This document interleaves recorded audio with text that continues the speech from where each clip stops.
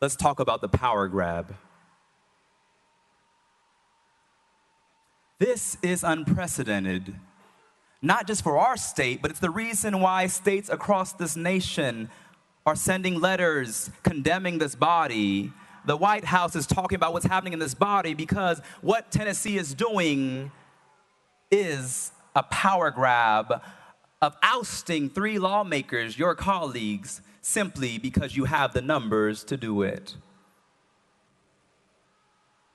If I didn't know this was happening to us, and I read the news, 3 opposition legislators expelled from the legislature, I would think that this was another nation. But no, it is Tennessee showing to the world that democracy is no more. That simply because of gerrymandered districts and voter suppression, you have stolen the people's house and think that you are ultimate authority.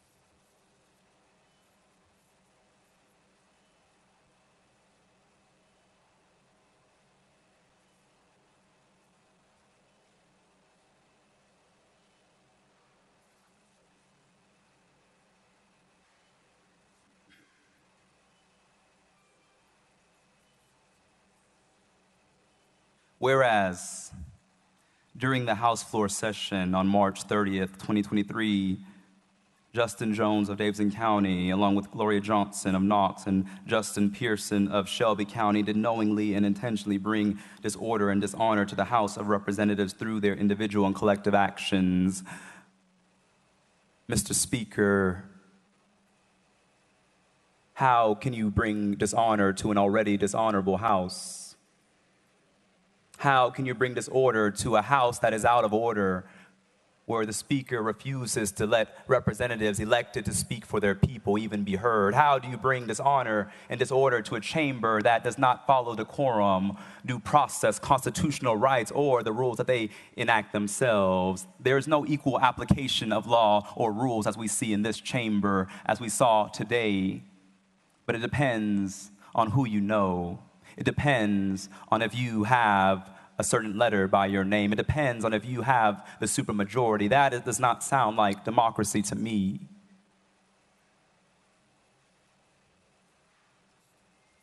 Many members counseled and said, perhaps you should come here and plead mercy. Perhaps you should come here and say, we throw ourselves at your mercy.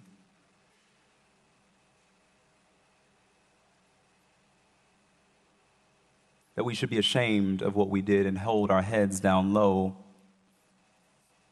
But what we did was the only logical thing to do after a session defined by extreme silencing of representatives of this body, a session defined by multiple moments in which the attempt to even bring up gun violence was immediately out of order. That was your 20 minutes. Representative Garrett, you are recognized. Thank you, Mr. Speaker. Thank you for your comments, Representative Jones. I've got several questions. And first, I'd like to know that the questions I'm going to ask today, will you be able to answer them specifically? Representative Jones. Yes. Representative Garrett.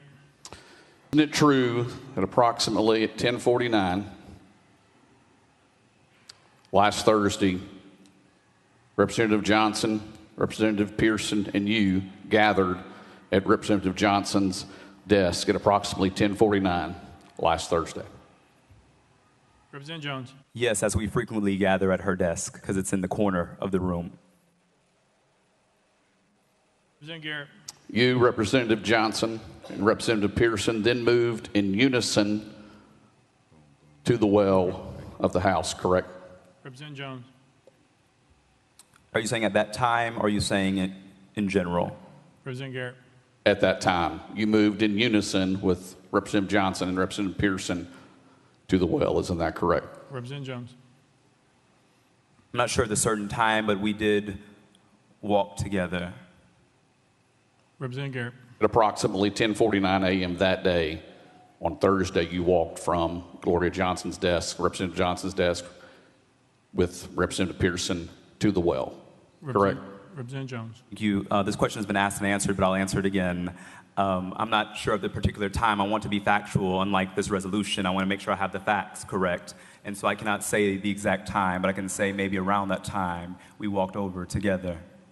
Representative Garrett. You, Representative Johnson, Representative Pearson, then began from the well shouting without recognition. Is that correct? Representative Jones. We began shouting after repeatedly being denied recognition. Representative Garrett. At that time that you approached the well, did you have recognition from the Speaker of the House to speak at the well? Representative Jones. And I also want to say that I just want to speak for myself. I don't want to speak for my other colleagues, and so I'll speak for myself that after repeatedly being denied, I did shout with the people in the chambers and offer solidarity to the people calling for an end to mass shootings and the proliferation of firearms in our community. Representative Garrett. So you and other members, the two members referenced before, gathered in the well, and the Speaker gavelled you out of order. Isn't that correct? Representative Jones. And I'm not going to speak for my colleagues, but I'll say that I entered this well and shouted with the young people pleading for their lives, calling for us to act on gun violence after repeatedly being denied recognition by Speaker Cameron Sexton. Representative Garrett. Then do you deny that you were in the well and Speaker Sexton gavelled you out of order? Representative Jones. From my recollection, the Speaker gavelled out of order, recess almost instantaneously when we approached this well. And as you said in that video, much of what occurred on that video that Justin Lafferty took was not while we were in session, but it was after the Speaker, within about 10 seconds, gavelled a recess. And so what we did in this well, the majority of the time we were in this well, was during a recess. Representative Garrett. But at the time you entered the well, we were in session. So my question specifically, which you said you would answer my question specifically, you approached the well, began to shout in the well, and the Speaker gavelled you out of order. Do you deny that the Speaker gavelled you out of order? Representative Jones. Thank you, Representative Garrett. I can't recall the number of times the Speaker has gavelled me out of order for simply doing my job as a representative, but on that day, the Speaker, in his normal fashion, chose to silence members as he had done throughout that day.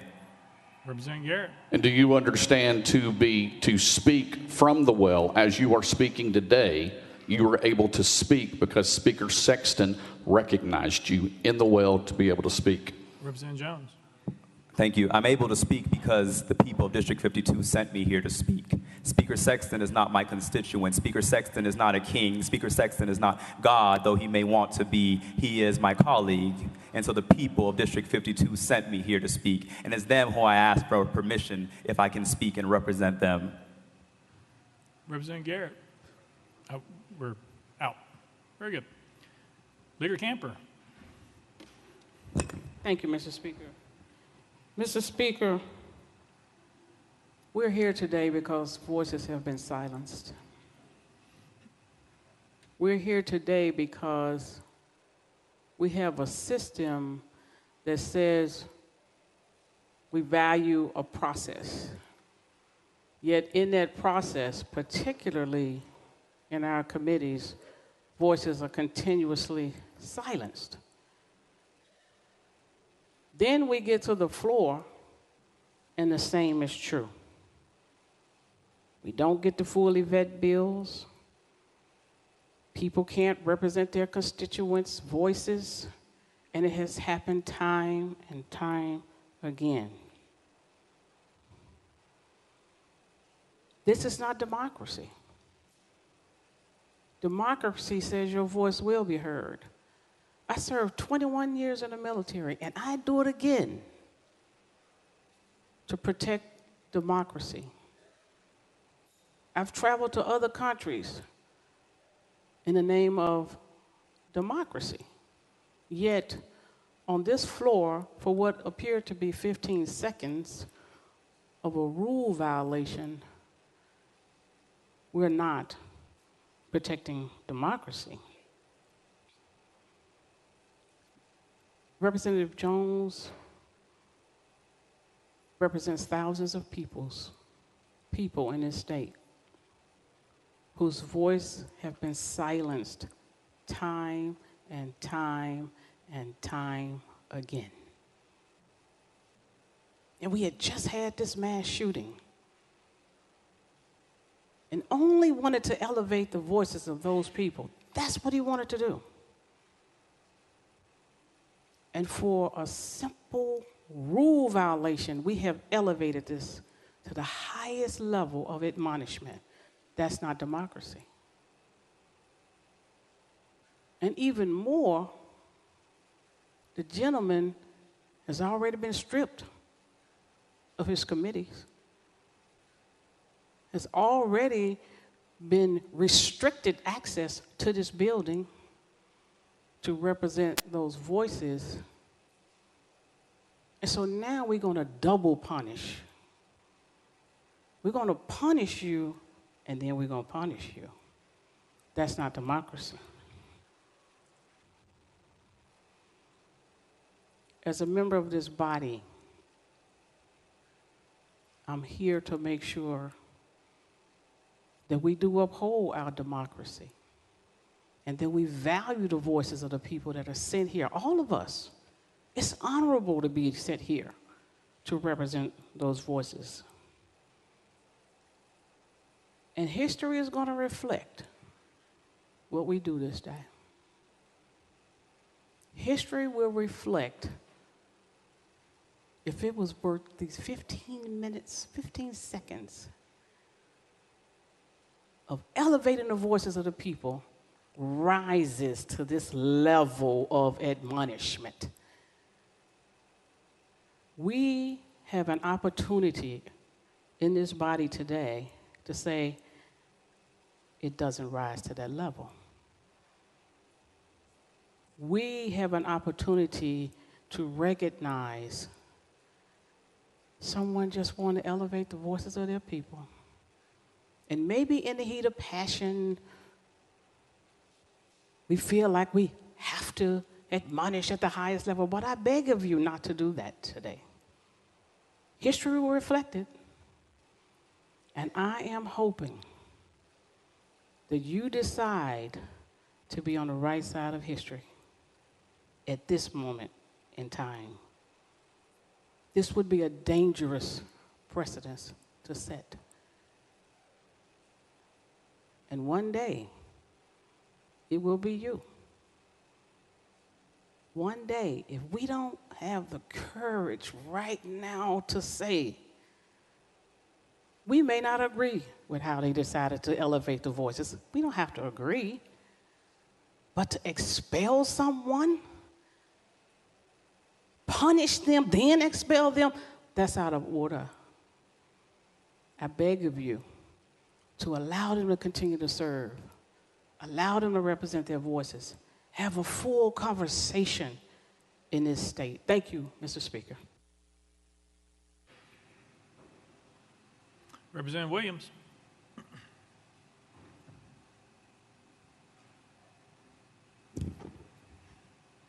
Thank you, Speaker Sexton. I just had a few questions before I get started about a couple of them. Prior to 1049, when you and your colleagues met over at the representative from Knoxville's desk, I believe there was a parliamentary inquiry regarding a button that you were wearing. Could you tell me a little bit about your parliamentary inquiry and the purpose of it? Representative Jones. Yes, thank you, Mr. Speaker. There actually were multiple parliamentary inquiries levied. The first parliamentary inquiry was when the Speaker shut off my voting machine when I walked out to stand with those protesting. And I came back, and it said I could not vote on that machine. I'd never seen that happen in this body, a member who stepped outside coming back in and their voting machine being shut off. The second parliamentary inquiry is when the House clerk said that the Speaker had filed a complaint against a pin that I was wearing that stated, that had a picture of an AR-15 and said, "We must stop the assault." I raised the parliamentary inquiry because a few days prior, Senator Joey Hensley entered to this well with a Confederate flag tie on and was allowed to stand here. But I was threatened with a complaint for wearing a pin that expressed the demands of my district and of my constituents that we take action to end the proliferation of assault weapons in our community. Representative Williams. Thank you. Appreciate your answer to the question. The reason for the parliamentary inquiry was because after the rules say that we can't have props or buttons or things of that nature, and the fact that we do have, even today, we welcome our senators into the well, of which we have 4 in here today. The interesting part about it is the button was on your lapel. You were asked about the parliamentary inquiry. You were told by the clerk that no, it was not proper. It was against the rules in order to do so. And as soon as that was happening, I sat here at my desk, I looked over there, and then immediately you put the button back on your lapel and said, "The rules don't apply to me." And so I recognized that when I saw it, and that button was on your lapel when you overtook the well. I guess the question for me too is when you took the bullhorn where you stand today, how did that bullhorn get into this chamber? Did you sneak it in the dark overcoat that you had when you went in and out of the House that day, or did you put it in your desk drawer? Tell me how you came to acquire that bullhorn. Representative Jones. Thank you, Mr. Speaker. There was multiple questions there, and so let's take them one by one. Representative Williams, with all due respect, I answered, and you tried to tell me what my answer should have been, but which it was not. And so just because you want it to be an answer does not mean that it is the answer. When I raised my parliamentary inquiry, the Speaker once again shut off my microphone as I was addressing the issue. Can we roll the tapes? The Speaker once again shut off my microphone because he has a button up there that he loves to use to silence members. And so I was not able to complete my parliamentary inquiry. And if you notice in the video, the megaphone, which was in my jacket, the miniature megaphone, was not brought out until the Speaker said, "Recess." And after he said recess, that's when I pulled it from my jacket. So every complaint you have with the megaphone was for actions that happened during recess. And the only reason that I had to use a megaphone is because House Speaker Cameron Sexton cut my voice and the voice of the 78,000 people I represent from the microphone. That's the only reason I had to bring a megaphone, is because the Speaker cut off the microphone. Representative Williams. Thank you, Mr. Speaker. I appreciate the representative's honesty about being the one who brought the bullhorn into the well, because I did not know where it had come from. And out of limited time, obviously, there's one question that, as I thought about this over the weekend, and we wanted to make sure you had an opportunity to defend your actions, one of the questions that keeps coming back to my mind that I hope maybe you can answer is when you say no action, no peace, what do you mean? What does Representative Jones mean by no peace? Thank you. Representative Jones. Thank you. I would invite my colleague from Putnam County to join any protest where that is a very familiar chant that usually goes, "No justice, no peace." And I believe the roots of it lie in something that Martin Luther King stated, that true peace is not merely the absence of tension, but it is the presence of justice. That's what I was saying. is that until we act, there will be no peace in our communities. In addition, I would like to read some context about that chant that comes from Jeremiah 6:14. I'll read the New Living Translation. It says, they offer superficial treatments for my people's mortal wound. They give assurances of peace where there is no peace. I'll go to the New International Version. They dress the wound of my people as though it was not serious. Peace, peace, peace, they say, where there is no peace. That's what the chant means, is that we have no peace. And that until we act, there will be no peace for the thousands of children who came here demanding that we act, who are afraid that if they're in school, they will be gunned down because you have passed laws to make it easier to get a gun than it is to get health care in this state. You've passed laws that make it easier to get a gun than it is to vote in this state. And so that there will be no peace in Tennessee until we act on this proliferation of weapons of war in our community. That is the peace I was talking about. That is what I was saying. Representative Williams, thank you for your question. Representative Freeman. Thank you, Mr. Speaker. And members, I rise today to implore you not to do this. We have votes on this floor all the time that I disagree with, but this one sets a very dangerous precedent. There are 78,000 people that Representative Jones represents. He was elected in a competitive primary. This is who that district wants to represent them.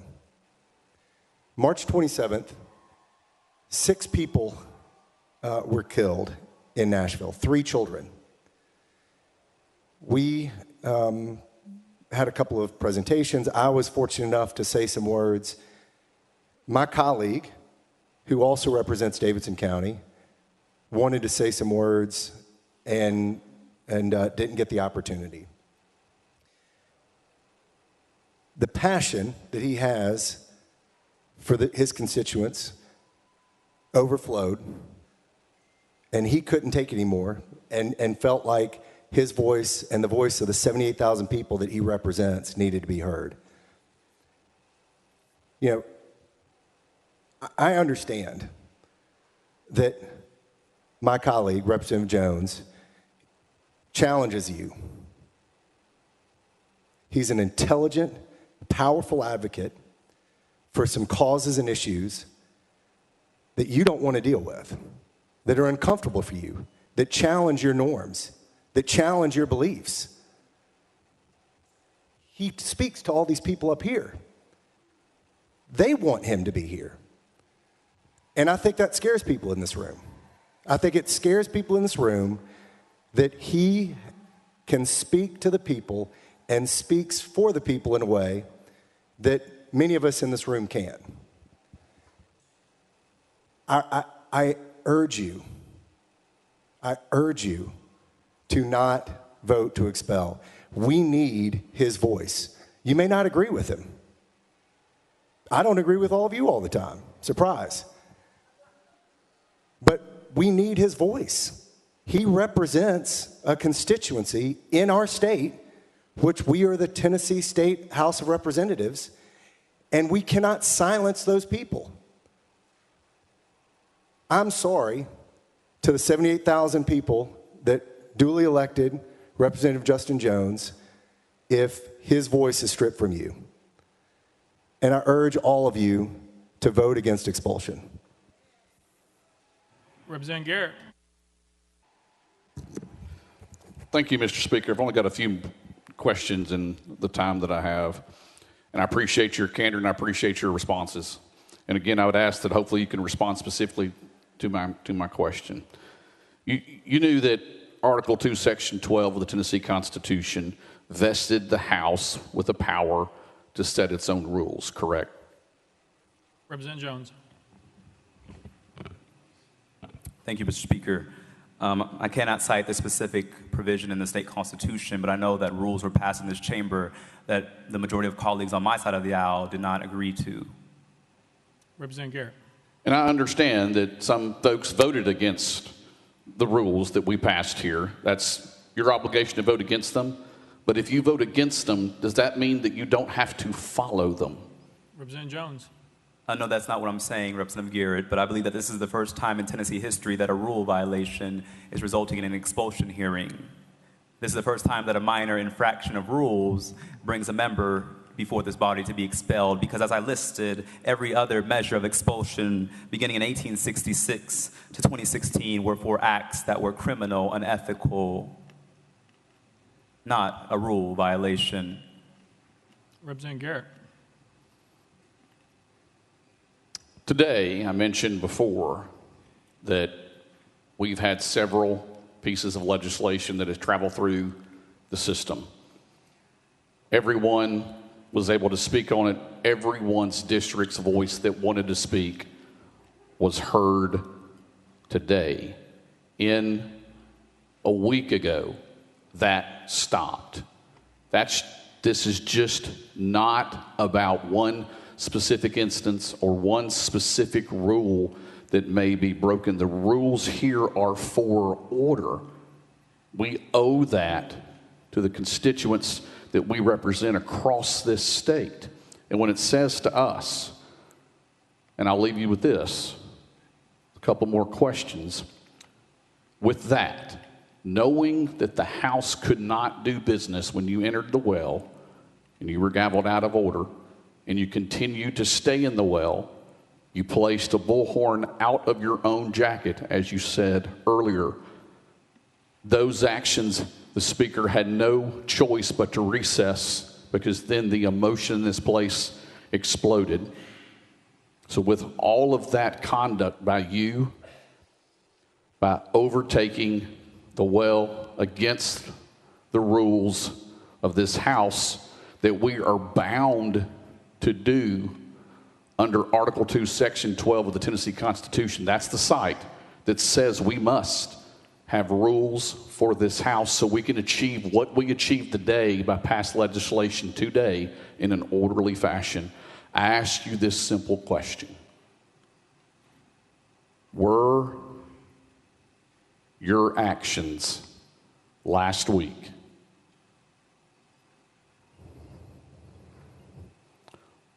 as you define them, were they disorderly and disruptive to this House chamber? Representative Jones.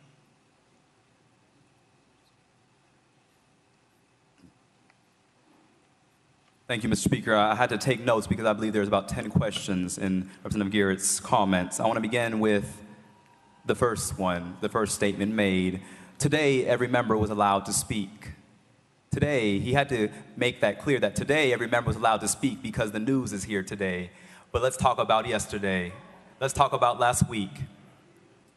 He said that stopped last week. No, it stopped when Speaker Cameron Sexton was sworn in as House Speaker, that every voice was allowed to be heard. This happened when Cassida was here. And so for many years in this body, every member has been stopped from speaking by a supermajority that is drunk with power. He stated, you overtook the well trying to use language that harkens violence. No, we walked into the well. We walked together. Children, don't you get weary. We walked to the well. We didn't overtake anything. We did not use violence. We did not act in ways that were unlawful. We walked together peacefully and orderly to the well that many of us had been not afforded the opportunity to speak from. You said, was your actions disorderly and disruptive? I think the honest answer is that I believe that my presence here as one of the youngest black lawmakers who speaks for my district is disruptive to the status quo. I believe that's what is disruptive, that when I'm in committee and you seek to pass agendas that harm my community, I say objection, point of order, I don't agree, my constituents deserve a voice. That is disruptive and to the status quo, because you would have us bow down. But Meshach, Shadrach, and Abednego said, we shall not bow. And that is what I say to you, Representative Garrett, that we shall not bow. That is what I say to the House Speaker, that we shall not bow. Because what is disorderly is a body that has used voter suppression and rigged maps to take control of our state. What is disorderly is a body that silenced the voices of Nashville at the congressional level, at the city council level, now trying to remove us at the legislative level. That is disorderly to democracy. That is disruptive to what we have an obligation to uphold. And so that is my response. Yeah, Representative Love, yep, all right. Thank you, Mr. Speaker. Members, a few years ago, we made the Bible the state book. And there is this common thread in there about grace. Grace. It's not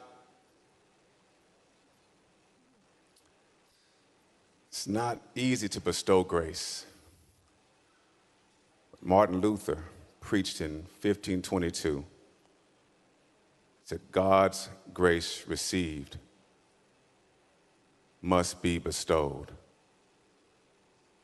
So I'm asking you, just consider. I know it's difficult, I know it's hard, I know there are a lot of hurt feelings, but I'm asking you to consider the grand scheme of things, the future of our body, and not take this particular vote. And consider what my colleagues have said about representation and about those members who will not be able to have their voices heard in this chamber. Thank you for hearing me and considering what I've suggested. Thank you. Representative Also.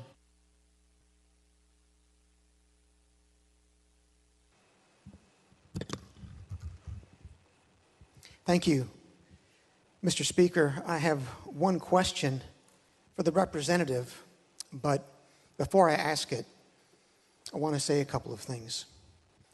First, the representative's address was a compelling, eloquent statement of why he needs to be expelled. In fact, when you listen to it carefully and closely, it's clear that he wants to be expelled. That's why he refers to all of you as a dishonorable house. We all saw the video of what he did. He and two other representatives effectively conducted a mutiny on March the 30th of 2023 in this very chamber. Recall that in his opening statement, he called his actions honorable. What that means, ladies and gentlemen, is that the gentleman shows no remorse. He does not even recognize that what he did was wrong. So not to expel him would simply invite him and his colleagues to continue to engage in mutiny on the House floor, a mutiny which to this body and to this state has been unknown in its 227-year history since we adopted our Constitution in 1796. In passing for the moment the fact that he does not even consider what he did on March 30 wrong, look at the disrespect with which he has conducted himself today. He called our speaker a liar. He pointed derisively at our speaker. He insulted each and every one of you, effectively convicting you of being beholden to interest groups rather than voting your conscience.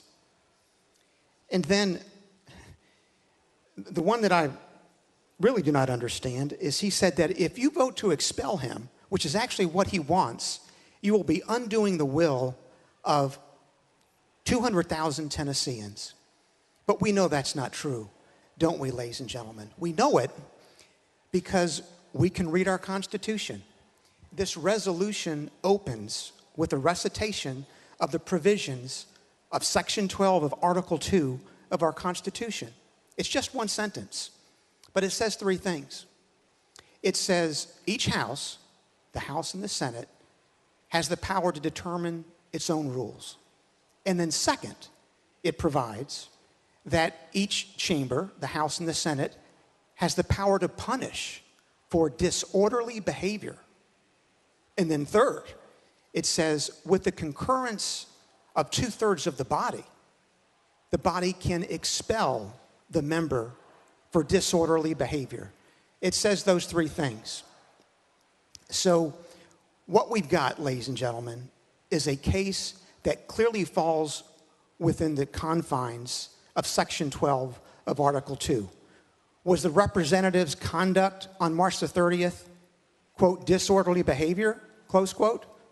You bet it was. It's as severe a violation of our Constitution and our rules that a member can be guilty of on the House floor. There is a basis, a strong factual basis, to vote for expulsion. But what does expulsion mean? Does it mean a death penalty, as we've heard? No, not at all, because Section 12 goes on and says that a representative cannot be expelled a second time for the same offense. So this is not a death penalty. If, in fact, this body votes to expel the representative, which is what he wants, apparently, he cannot be expelled a second time. In other words, whether or not he comes back is going to be determined locally by the authorities in Davidson County and the voters in Davidson County. This is not a death penalty. Section 12 explicitly recognizes that he might come back.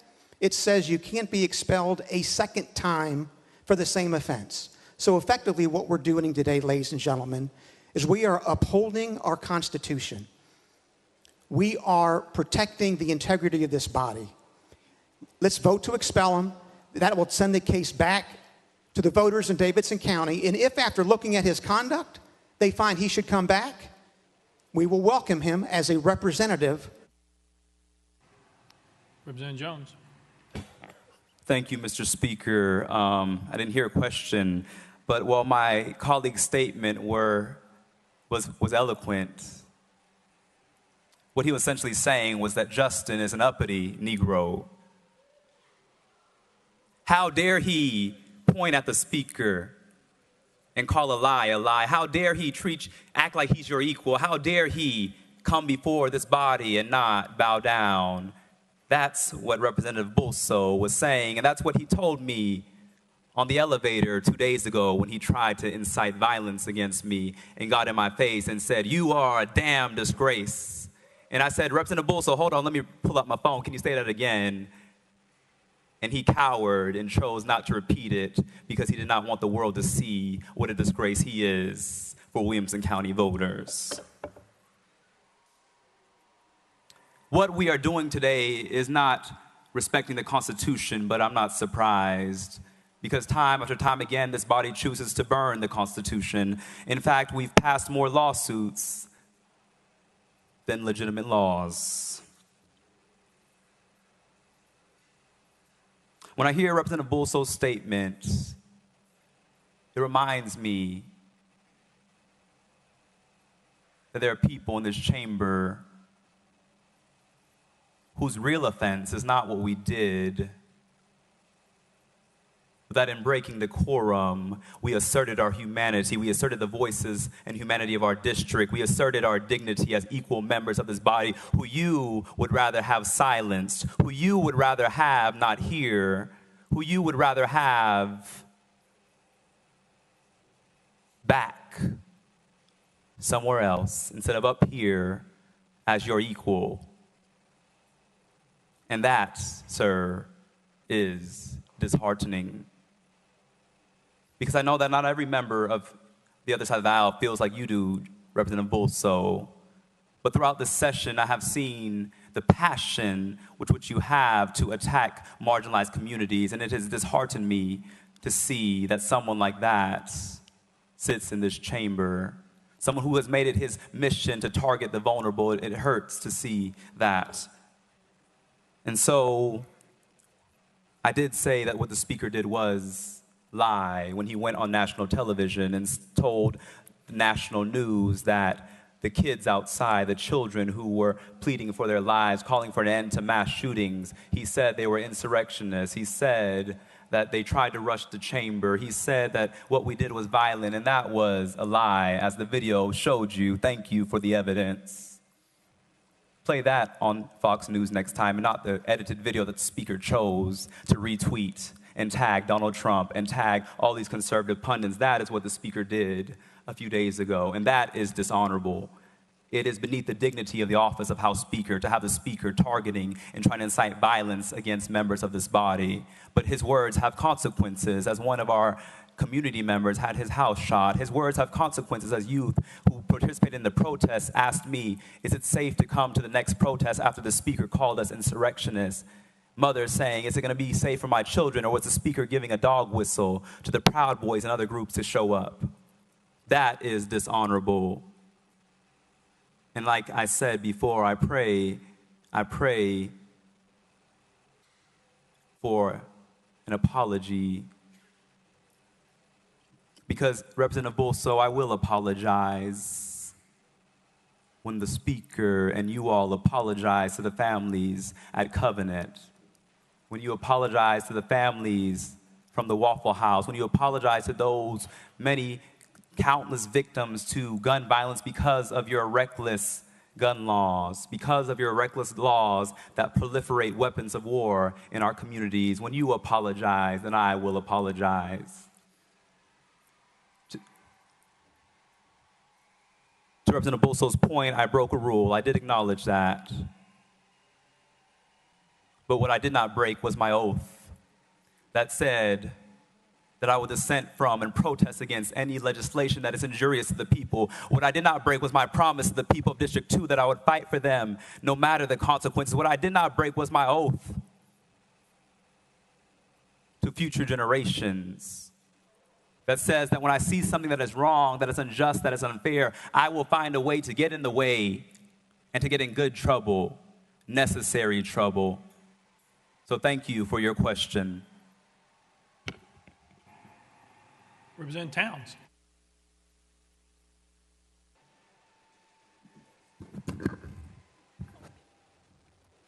Thank you, Mr. Speaker.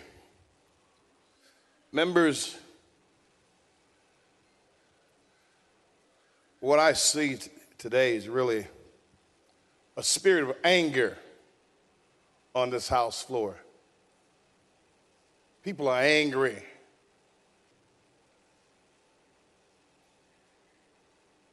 Either justified or unjustified. There's a spirit of anger walking among the members, the brotherhood, the fraternity, the sorority in this Tennessee chamber. There should not be a spirit of anger. There's an old saying that goes that to whom the gods will destroy, they must first make angry. When they're about us, we lose our heads. We're fighting in a war, or we're fighting for something. When we lose our heads and become angry, we do dangerous things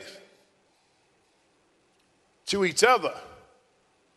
And the body of politics, the body of the Tennessee Chamber, we're doing dangerous things, attempting to do dangerous things, dastardly things, unwilling things, bad things to each other.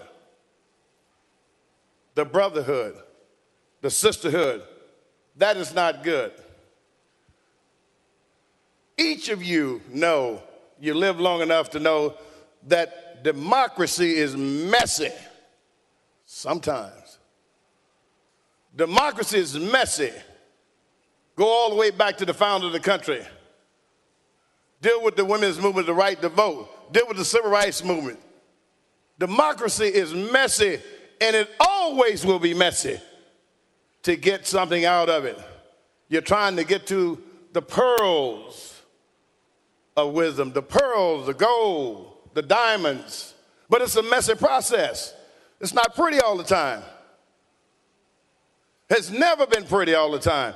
Any of you all that understand and know history, it's always a little messy. But we perfected some things in this country that allow us to make change and evolve and do good. Right now, we're not doing good because under these circumstances that happen to our fellow members, we're trying to crucify them when there were other measures that could be taken. There are other measures that could be taken that could have driven the point home as it relates to what we want to see, decorum and order. Other things could have been taken. But we opted out because we're angry to seek the nuclear option. When you drop a nuclear bomb, you destroy everything. You never use a sledgehammer to kill a gnat with. We are dropping the nuclear option on one of our fellow members. Now, ladies and gentlemen, that dog bites twice. Comes back to bite you in your butt too. We should not go to the extreme of expelling our members for fighting for what many of the citizens want to happen, whether you agree with it or not. Is there the right way to do things? Of course there is. Many of y'all probably secretly admire the courage of our young members and glory. You probably admire the courage. How many of y'all can remember how you acted when you were 20 years old, 25 years old? If there's a video camera around, I bet you don't want to see that. Our conduct. Some of us are older and we did not have everything that we did on tape today. So you make allowances for our young people to grow and to become, because regardless, at some point, they're going to have to run this country. I'm encouraging some compassion. Don't vote for this expulsion of any of our members. I didn't vote for the Jeremy Dermer expulsion. I thought it was wrong. It was wrong then, and it's wrong today. They should not be expelled for fighting for something that many of the citizens of the state of Tennessee want. Let's think deeply, let's think caringly, and let's show we have the ability to lead with a good heart. Mr. Speaker, thank you.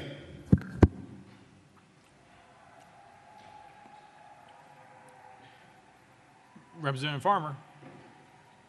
Pass. Representative Hardaway.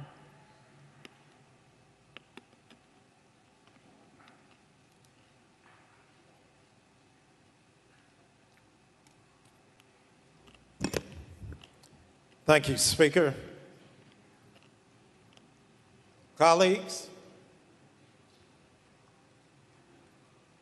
I've thought long and hard what I needed to say to y'all. It's simple. We all need more black Jesus. That guy with the woolly hair and the bronze feet. Now that truth is what we base our lives on.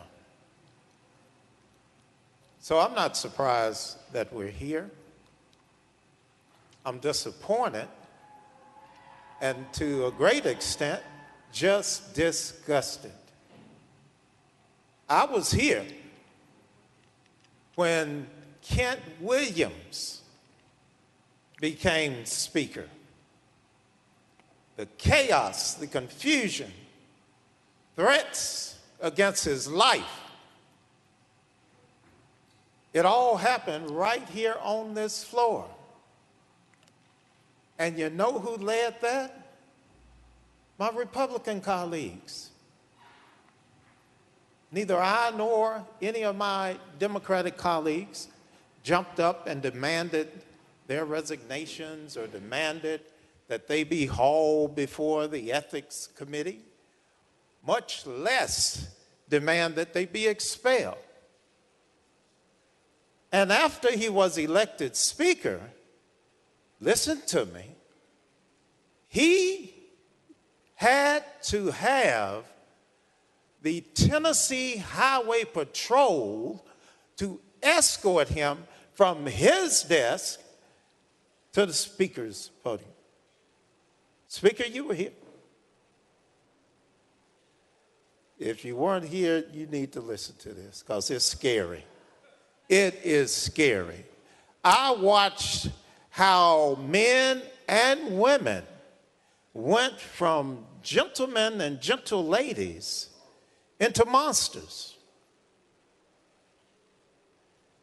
It was the worst possible scene that I have ever seen and that you could ever imagine on the floor of the House. But let's talk about why we're here.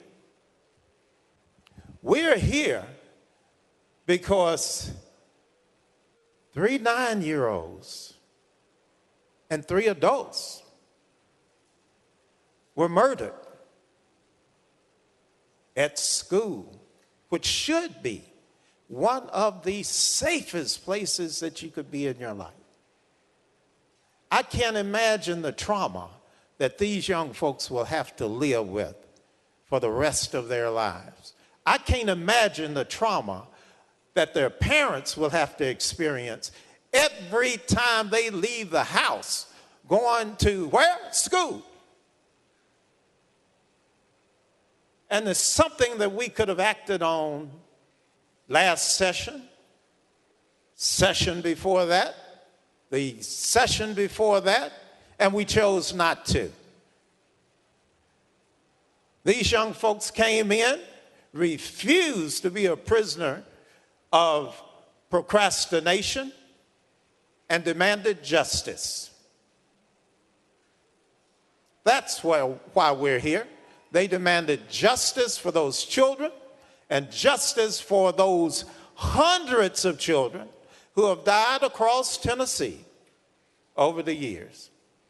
I'm happy that we've started to move on legislation that will help to mitigate the problem so that our classrooms and our playgrounds don't become killing fields in Tennessee.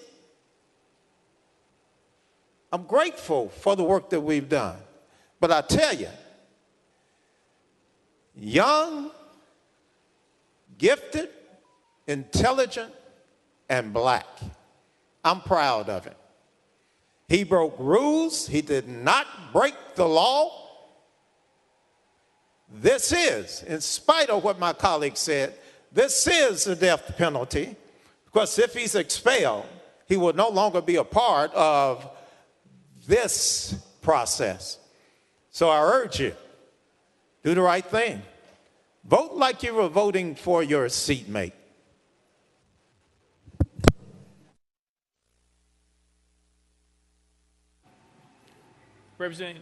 Thank you. Representative Gant, you pass. All right. Representative Mitchell. Thank you, Mr. Speaker.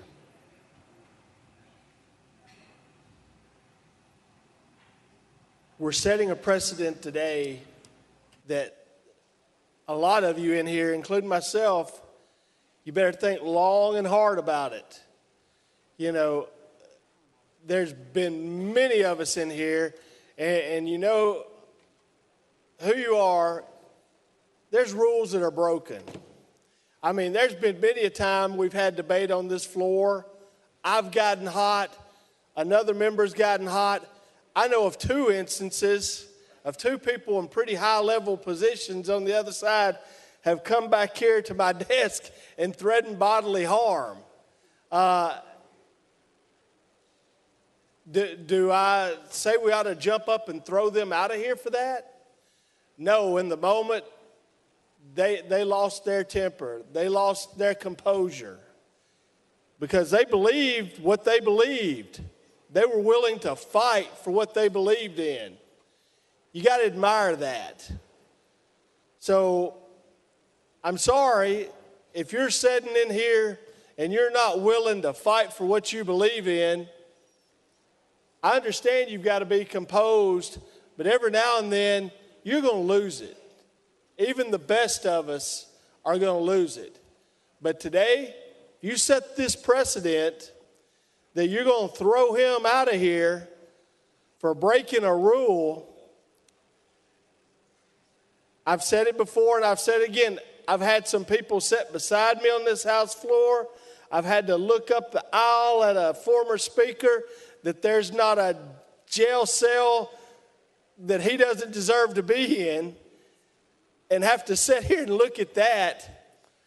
And I didn't hear a peep out of anybody saying we ought to toss him out of here. And everybody knew it wasn't a rule he broke. There wasn't a felony he didn't see he didn't want to break. But not a soul said a thing about it. We all just, we'll let the process work itself out. You know, I had somebody sit beside me, multiple teenage girls say things that should make us all cringe about that member. No one wanted to do anything about that. But we're going to throw a young man out today who had the audacity to fight for what he believes in. I hope you have the audacity to fight for what you believe in. If not, there's the door. You shouldn't be here. If you're not willing to do what it takes to make change, to make this state better, to make your community better, you're probably in the wrong place. But do people lose their composure sometimes? Yes, they do. Guilty as charged right here. I'll be the last one to throw that rock. But if you're going to set this precedent, you better think long and hard about it. And you better hold up to that standard. You better not look at beside the name and see if it's a D or an R beside the name. You better look and say, they broke a rule. You know, somebody may have been videotaping on the House floor. You can hear the speaker say recess in the video, you know. So, I mean, if you're going to set that precedent, you know, you may want to go watch that video. So, don't look if a D or an R is beside their name. You're going to set the precedent. Let's live by it. Just think about that, folks. Have a little grace. And look in yourself and say, will I fight for what I believe in? Thank you.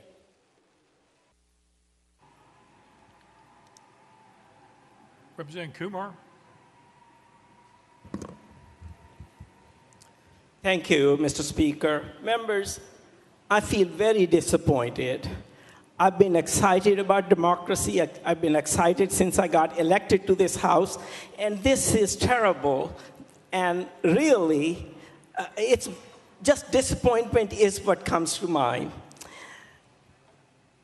Representative Jones, you've had a difficult time. You look at everything through the lens of race. Those are your experiences, and that's perfectly understandable. But sincerely, after becoming elected, you should be celebrating. You really should be. You should join the House, become one of us, make the transformation from being a person who, yes, we've known you demonstrating a lot, mobilizing the community, but make the transformation to be a representative who represents. You claim that you have 78,000 people to represent. You claim that you have 78,000 people to represent. But, sir, you have not done that. You have mainly interrupted the proceedings. You have attacked fellow representatives. You have attacked the chairman almost in all committees. That is not representing your people. That is not going to bring credit to the people that you claim to represent.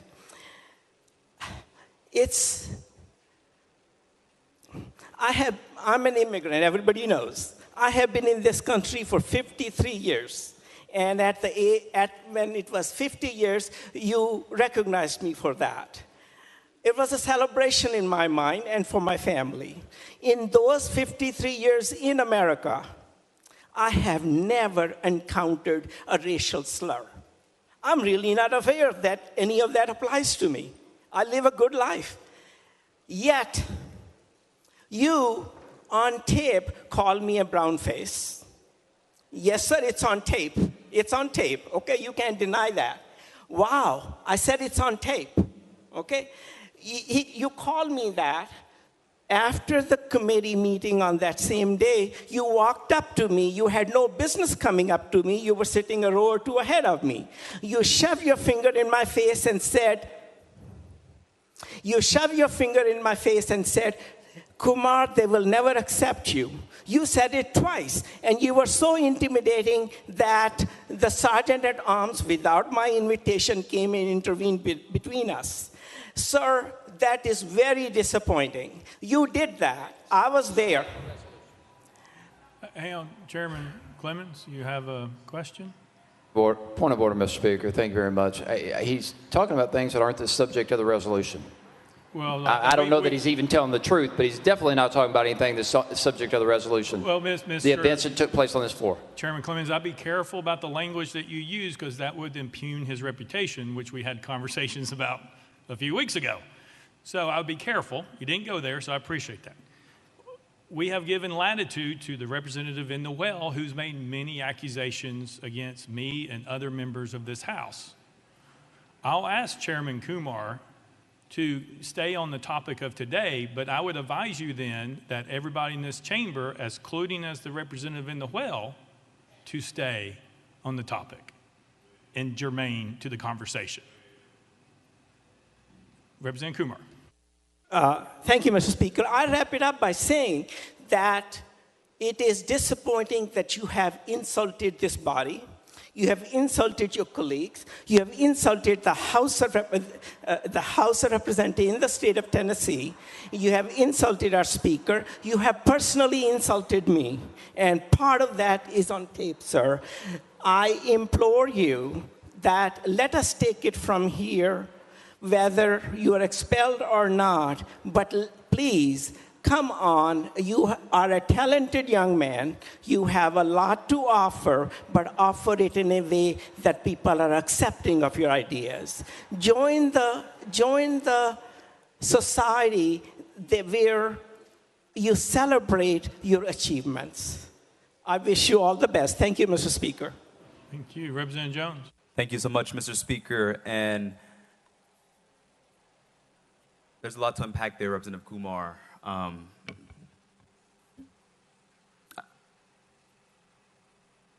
don't even know where to start, to be honest. I mean, it's sad what you just stated to me, and that's what this is really about. He said, you see everything under the lens of race. When you join this body, you should just become one of us. Just assimilate. That's very disappointing to hear, my friend. And what I told you was what you just exhibited. As the only member of their caucus who is not of the Caucasian persuasion, I said that you put a brown face on white supremacy. That's what I stated. All right, Representative Jones, Chairman Clemens, you know that that's out of line if you're moving down Chairman Kumar. We've asked people to stay on germane. I asked to stay on germane. He made his he made a statement right there. I got it. We're not going down there. You got your response. You have it. Chairman Clemens.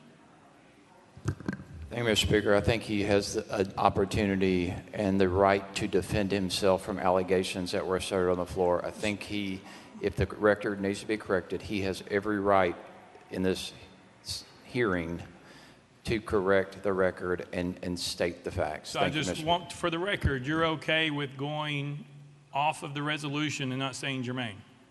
Because I ruled him out of order and made him go to a different direction based on your point of order.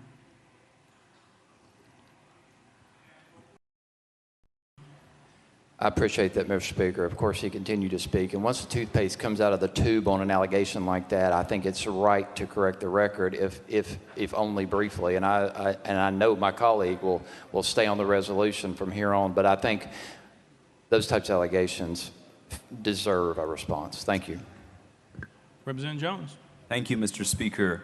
And continuing in response to Representative Kumar's egregious statements, he stated that he has never heard a racial slur I heard one in this body not too long ago when Representative Sherrill recommended that we should bring back lynching in this body. And so I'll move on. The statement and recommendation of Representative Kumar was that I would not be up for expulsion if I just assimilated, if I just conformed, if I just confined myself, as he has done, to be accepted by this body.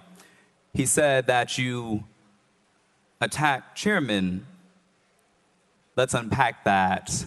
Me asserting the voice of my district is what he is referring to. Me ensuring that the rules are followed in committee and raising points of order and points of parliamentary inquiry when the chairman acts against the rules is what he is talking about. Me asserting the voice of the 78,000 people of District 52 to him is an attack. To me is upholding my responsibility as a legislator. And so no, I did not come in this body expecting to be accepted by this side of the aisle. I came here to serve the people of District 52 and to do good work and to force conversations that we have to have in this body. Because so many times I sit in these committees and the bill he's talking about, we try to censor conversations. He was talking about a bill where we were censoring conversations on race. Censoring what kids can learn in school because it makes people uncomfortable to talk about Black history. And he expected me to be censored as a equally elected representative to not talk about the history of racism in America when he made those egregious statements in Government Operations Committee. He expected me to sit there and conform and accept things because that is the only reason that he's been accepted by these members here. But I don't want acceptance from you. I want acceptance from the people of my district. I don't want approval from you. I want approval from the people of my district because I'm not here to make friends. I'm here to make a change for my community. Representative Powell. Thank you, Mr. Speaker. Colleagues, Representative Jones represents the 52nd district, and I represent the 53rd district. So our districts touch. We represent a lot of the same communities. We represent a lot of the same polling locations. And the voters of his district knew and know the type of person that Justin Jones is. Representative, you never hid the fact from the voters of your district that you're an activist, that you have been arrested. You never hid that. They knew that. Is that correct? Representative Jones. That's correct. In fact, Chairman Faison recently said, wasn't your slogan from the jailhouse to the State House when he introduced me to a member of Congress who was visiting a couple weeks ago? I never hid who I was and talked about the history and necessity for good trouble in this body. Representative Powell. Members, I was with Representative Jones the day he was elected. I was at the polling location with him. I helped him pick up signs, his signs, after the polls closed. I was there when the vote tally sheet was put up on the wall that showed that he had won his election.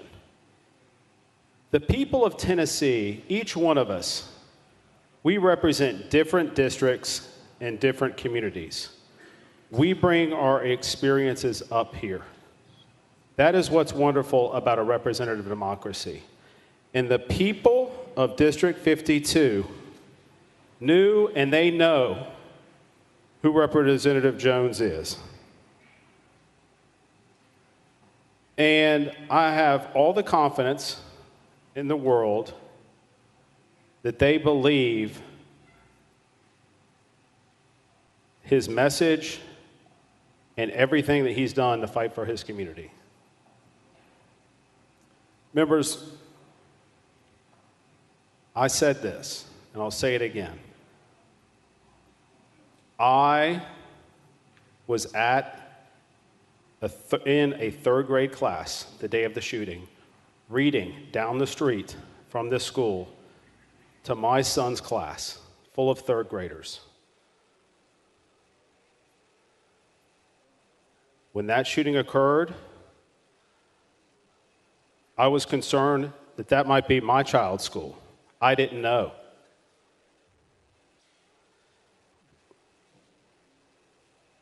I have spent every day, and I said, this is a very difficult time.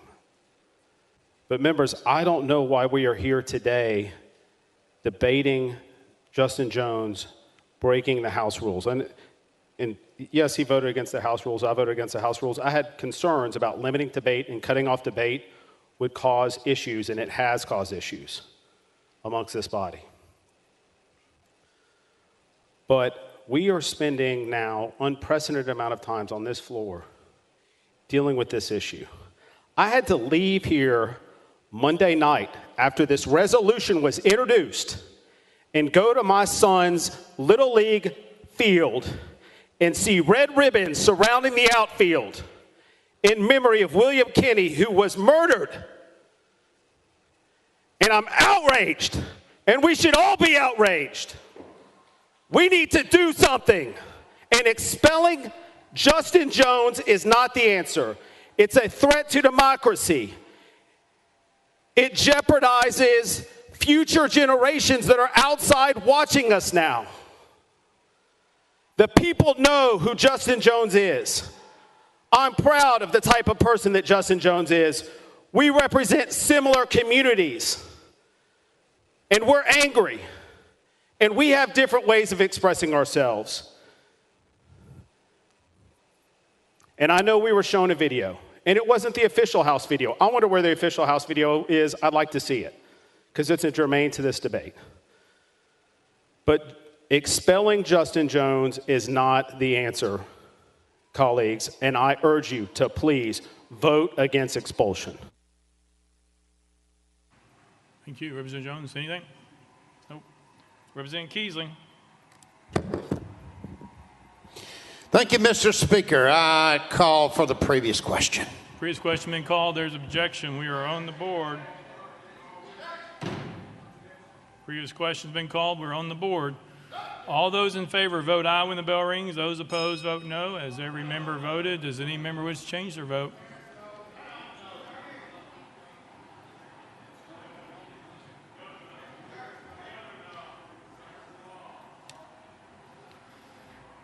Mr. Clerk, take the vote. Aye, 73, 24 nays. Previous question prevails. We are voting on House Resolution. Oh, I'm sorry, yeah. Representative Jones, I'm sorry, you get 5 minutes to close.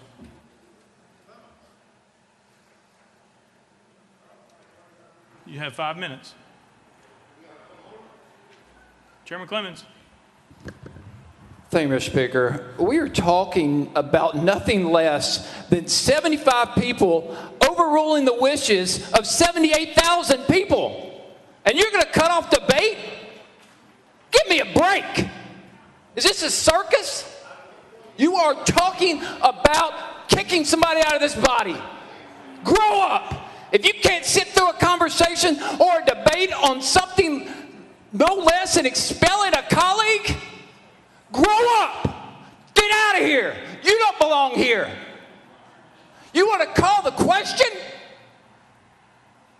I am humiliated. I'm embarrassed. Look at the rules of procedure, the ethic rules. The purpose of this is to hold the respect and confidence of the people. Representatives should avoid conduct that even appears to violate the trust the people have placed in them. What are we doing? Calling the question. Ladies and gentlemen, point of order is, if you don't want to sit here and have this discussion, withdraw the resolution. Let's move on to the people's business and actually address the issue that created what made you uncomfortable. The loss of life, not just those 6 losses of lives. People in every community across this state that continue to be killed by gun violence. Hey, Chairman Clemens, it's a point of order. I understand you're upset by the call of the question. If somebody have a point of order where we are, not a speech on the floor, but we're at a point of order if that's where you're wanting to go. The question's been called. It was put on the board as objection. The rule prevailed to take the vote. If there's a question about point of order, we'll be happy to take it. Anybody? Leader Camper? No? Representative Hakeem? Thank you, Mr. Speaker. There were a number of us who had their names on the list to speak. And I think it would be totally disrespectful not to allow us an opportunity to make necessary comments. One of the problems that we have is that the cutting off of debate. I mean, that's what we're here for.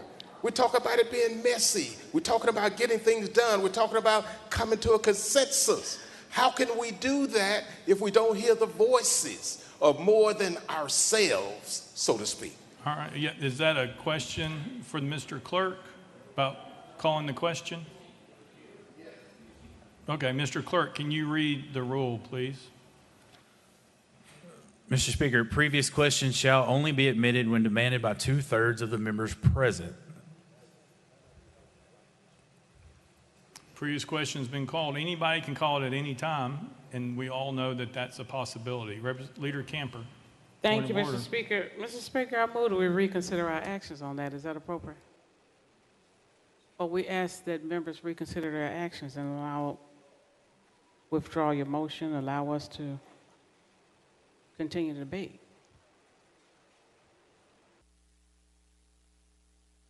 Hang on one second.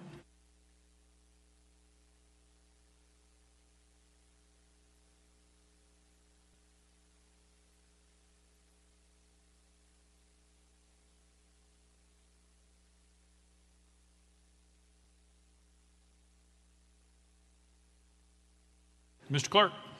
Mr. Speaker, this is from the rule. If the question prevails on the main motion, its effect shall be to preclude all future amendments and terminate all debate. So if previous question prevails, we're voting on the legislation.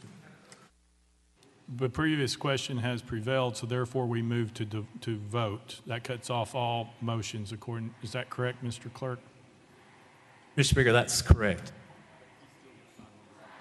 Yeah, Representative Jones still has his 5 minutes. Point of order, Representative Hardaway? Representative Hardaway. Thank you, Speaker. And would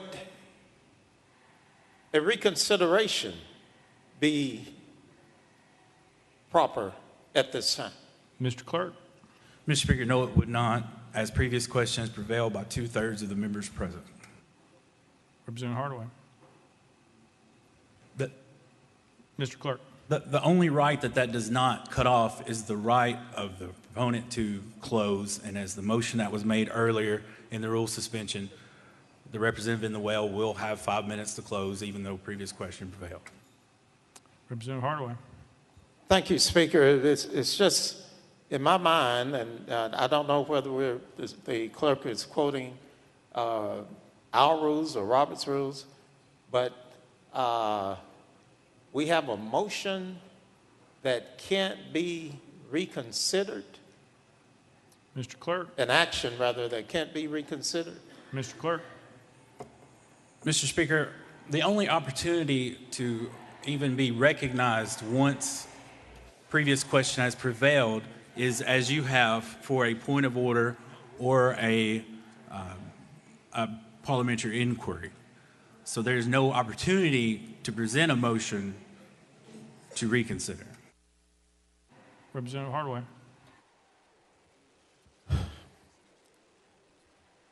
Speaker,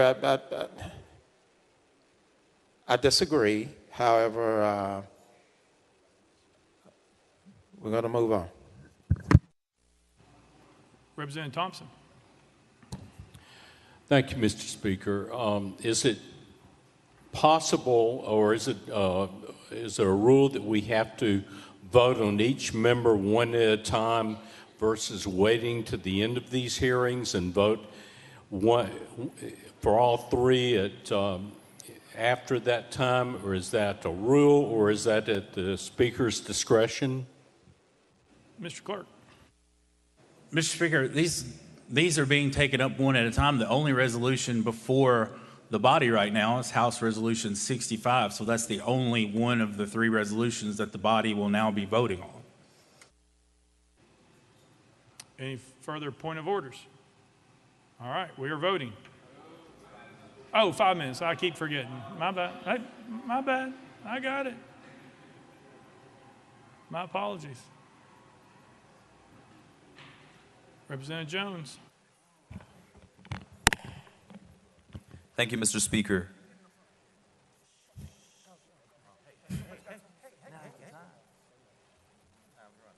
Thank you, Mr. Speaker. To my colleagues on the other side of the aisle, I want to say that you have the power, you have the votes to do what you're going to do today. But I want to let you know that when I came to this well, I was fighting for your children and grandchildren too.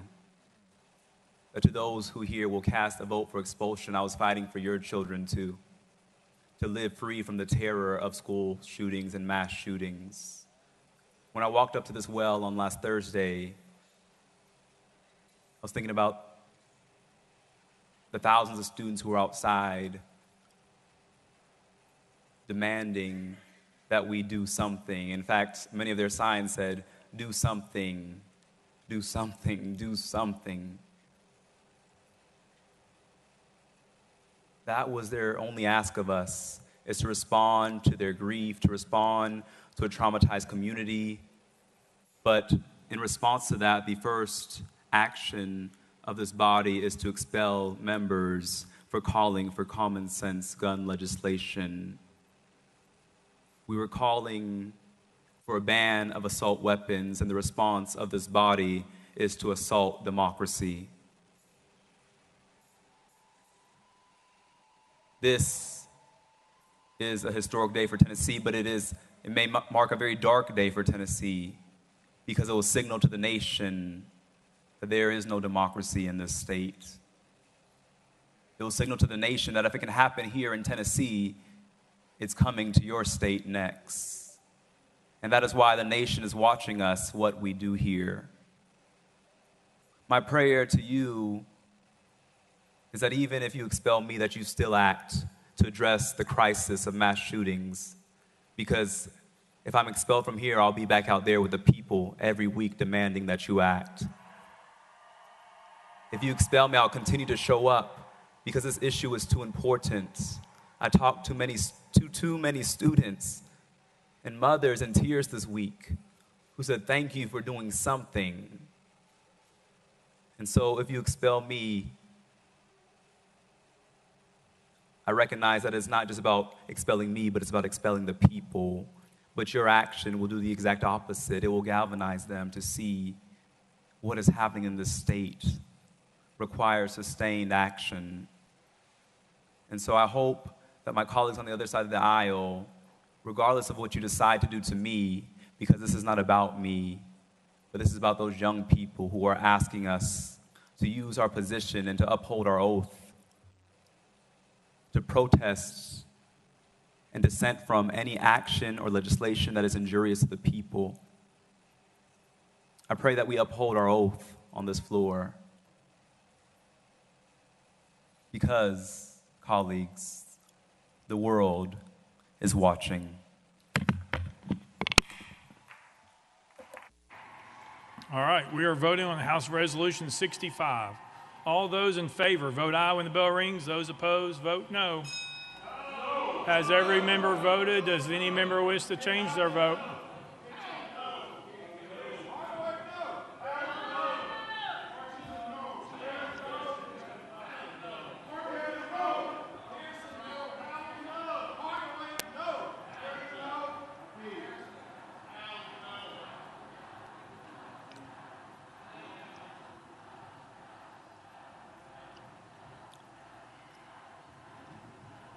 Mr. Clerk, take the vote.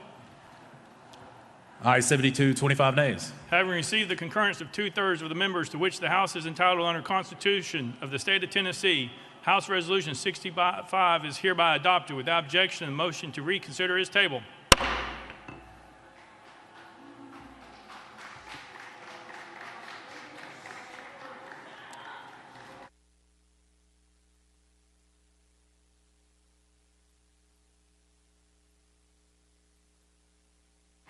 Pursuant to Article 2, Section 12 of the Constitution of the State of Tennessee, I hereby declare Representative Justin Jones of the 57th Representative District expelled from the House of Representatives of the 113th Assembly of the State of Tennessee.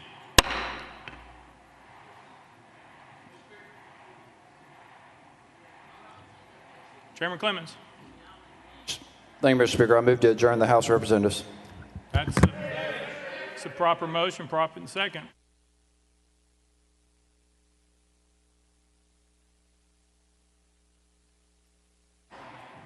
Would you like to us adjourn for 2 years, or would you like to have a date at some point in the future to come back?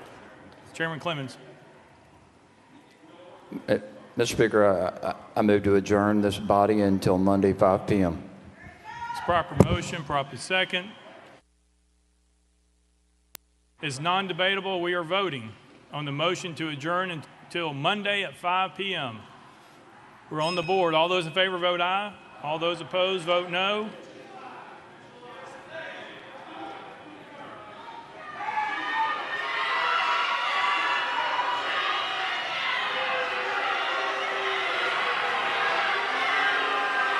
Mr. Clerk, take the vote.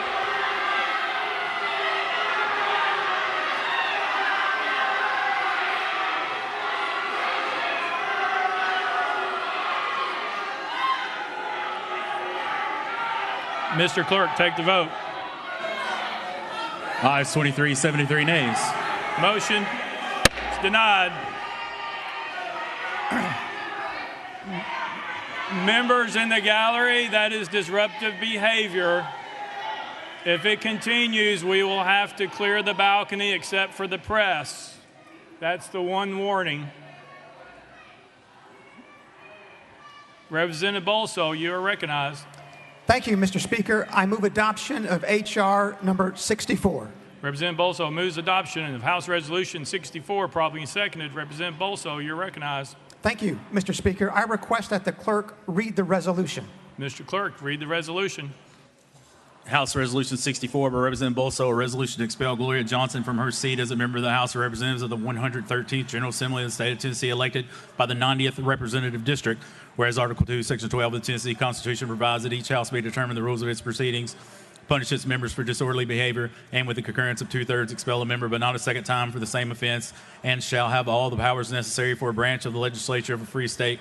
And whereas all members of the House of Representatives must comply with permanent rules of order of Tennessee House of Representatives for the 113th General Assembly, including preserving order, adhering to decorum, speaking only with recognition, not crowding around the clerk's desk, avoiding personalities, and not using props or displaying political messages. And whereas during the House floor session, 19th Legislative Day on March 30th, 2023, Gloria Johnson of Knox County, along with Justin J. Pearson of Shelby County and Justin Jones of Davidson County, did knowingly and intentionally bring disorder and dishonor to the House of Representatives through their individual and collective actions. And whereas at approximately 10:49 a.m., Representative Johnson and her colleagues, having gathered at her desk, moved in unison to the well and began shouting without recognition. And whereas once gathered in the well and called out of order, Representative Johnson and her colleagues proceeded to disrupt proceedings of the House of Representatives from approximately 10:50 a.m. until approximately 11:42 a.m. And whereas during this time, Representative Johnson and her colleagues shouted, pounded the podium, led chants with citizens in the gallery, and generally engaged in disorderly and disruptive conduct, including refusing to leave the well, sitting on the podium, and utilizing a sign displaying a political message. And whereas during this time, Representative Pearson and Representative Jones used the bullhorn to amplify their protestations, and whereas these actions were done in open session in the presence of and witnessed by the members and staff of the House of Representatives, and whereas it appears to be satisfaction of this body that Representative Johnson's conduct on March 30th, 2023 constitutes disorderly behavior and justifies expulsion, and whereas such disorderly behavior on the part of Representative Johnson reflects adversely upon the integrity and dignity of the House of Representatives of the State of Tennessee, places a cloud upon the action of this honorable body, and is inconsistent with the duty of a member of this body, and whereas it is deemed in the best interest of the people of the State of Tennessee and this body for Representative Johnson to relinquish her seat as a member of the House of Representatives, and whereas Representative Johnson has been given advance notice of the contents of this resolution and has been afforded the opportunity to debate the resolution on the floor of this House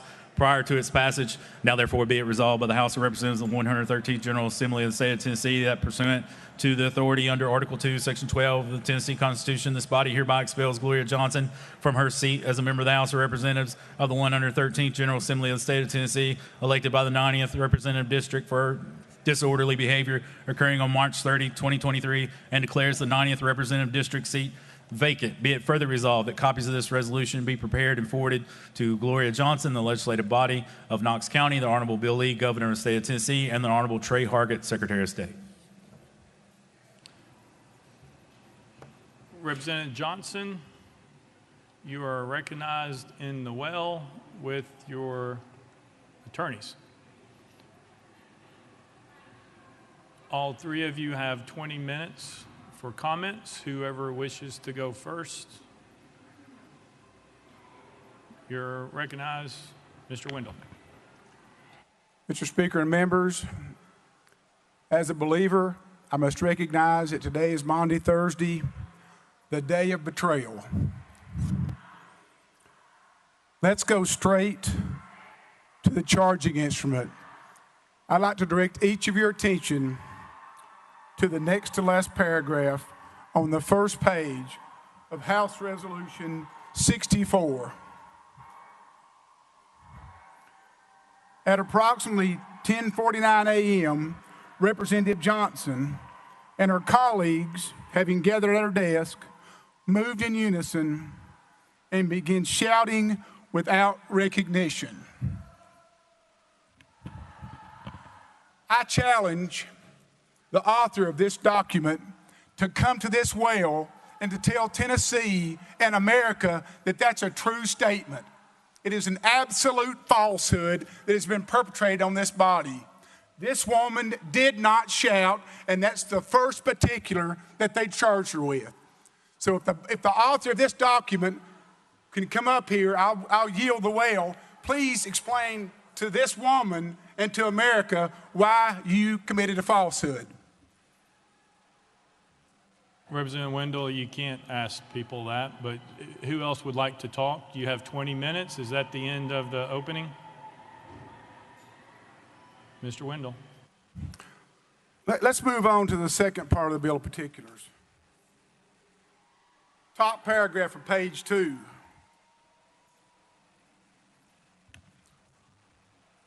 Whereas during this time, Representative Johnson and her colleagues shouted. Again, a false statement for the second time, the second allegation, and both are false.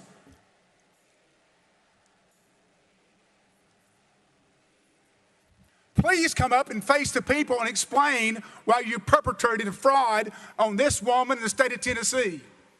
Where is the sponsor of this document? It's unconscionable. Whereas during this time, Representative Johnson pounded the podium. Show me where she pounded the podium. Another outright lie.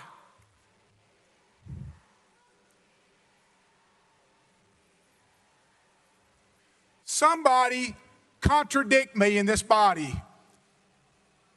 Please, somebody come up and set me straight that the first 3 comments about this woman are true, because it's an absolute falsehood. You just watched it on the video. Democracy is too precious for a supermajority to abuse it.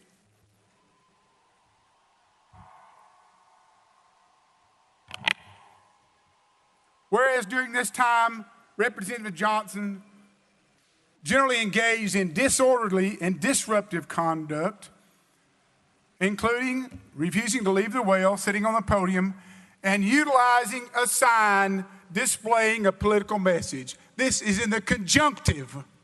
Again, an outright lie. She did not display a sign. Isn't it fitting these allegations are made during Holy Week? The author of this document should apologize not to her, but to the state of Tennessee. This is an outright fraud and an abomination in the United States of America. And not this is Tennessee's watching, America's watching.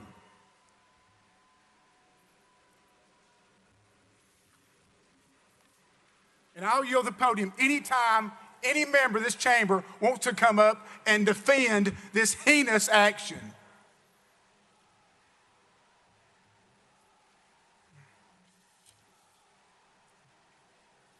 This document is not only inaccurate, it's an outright distortion of her conduct. Any sessions court in the state of Tennessee in all 95 counties would dismiss this on a simple motion, but this body is going to take it seriously and try to oust somebody and subvert the will of the voters of Knoxville, Tennessee. I mean, do you know who Gloria Johnson is? Does anybody know her? I mean, who is Gloria Johnson? Is she the boogeyman? I mean, Gloria Johnson's a school teacher, a public school teacher, a special education school teacher. She's a sister, she's a daughter, she's an American, she's a Tennessean, she's a Farragut graduate, she's a graduate of the University of Tennessee, and a Girl Scout. Let me tell you what this lady is not. She's not a felon. She's not a misdemeanor. She's not a sex offender. She's not a target of a federal grand jury investigation. She's never had a single ethics violation, not one time in her service to Tennessee. She's simply put, she's never broken the public trust. Never, not one time. Many of you in this room, including me, do not agree with her political stances. Many of you don't. Some of you do, many don't. However, she doesn't work for you. She works for the people who live on Broadway, Nadine, Washington Avenue, and West Hills. Those are the people that sent her here, and the author of this document wants to take falsehoods and subvert the will of 70,000 voters.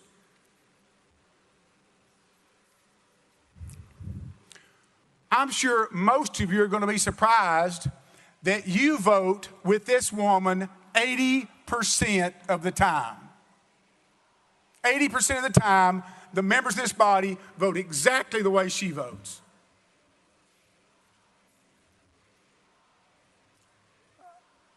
America was born to protest. Thank the good Lord it was. 1688, the Germantown Quaker protest. 1773, the Tea Party. 1791, the Whiskey Rebellion. 1863, the New York City draft riots. 1913, right here, women's suffrage. 1963, March on D.C. 1969, protest against the Vietnam War. 1970, Kent State. 1973, the March for Life. 2009, the Tea Party protest. And 2011, Occupy Wall Street. I submit to this body that this document is absolute fraud. And whoever votes for it is going to perpetrate a fraud on America. This is democracy at stake. Please be aware. Thank you.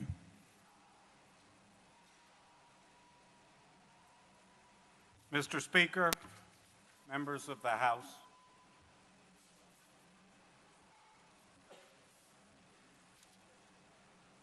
the proposal before you represents a dangerous turn entirely without precedent in the history of our great state. You just heard the charging document against Representative Johnson contains statements that are just not true. I would respectfully urge you to step back from this brink. President Reagan called democracy the most deeply honorable government ever devised by man. Each of you is here because you convinced your people, voter by voter, that you are best suited to be the guardians of their hopes and dreams. The same is true for the people who elected Representative Johnson and the other representatives for whom expulsion motions have been filed. You each know personally how hard it is to get elected, how seriously our best citizens take that process, how important it is that the people's will expressed in lawful elections be carried out. If anything, you know that our Tennessee Constitution protects the people's will, enforces democracy even more than its national counterpart. What has been proposed today is nothing less than the cancellation of the studied decisions of thousands of Tennessee voters. The charge today, the only charge, is that Representative Johnson and the other members violated the House rules. I, like you, have lived by those rules. Now, today I've heard what happened called a mutiny.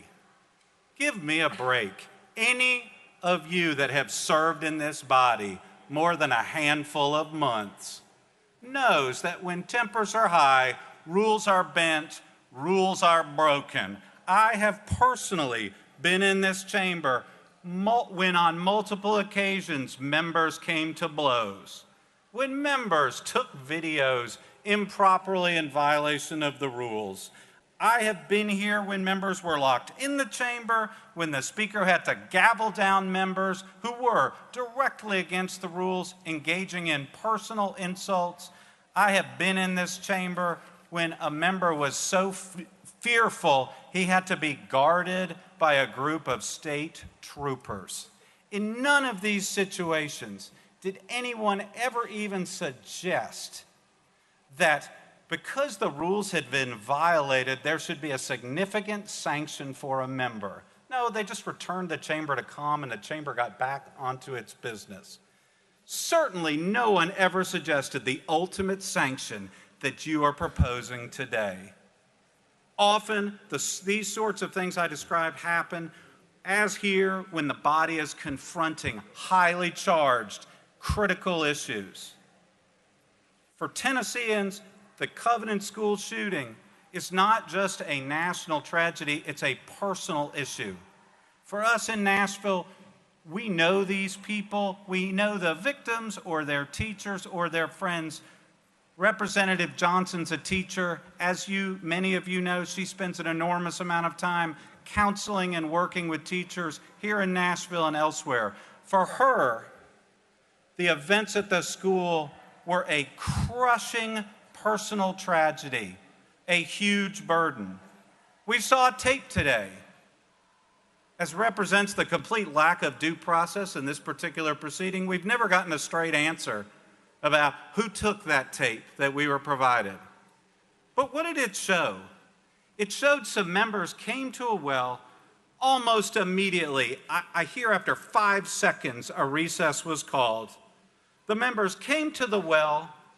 Representative Johnson stood here, did not shout, as is stated, did not pound at the table, and after a short period of time engaged in a discussion with leadership and then peaceably left the chamber.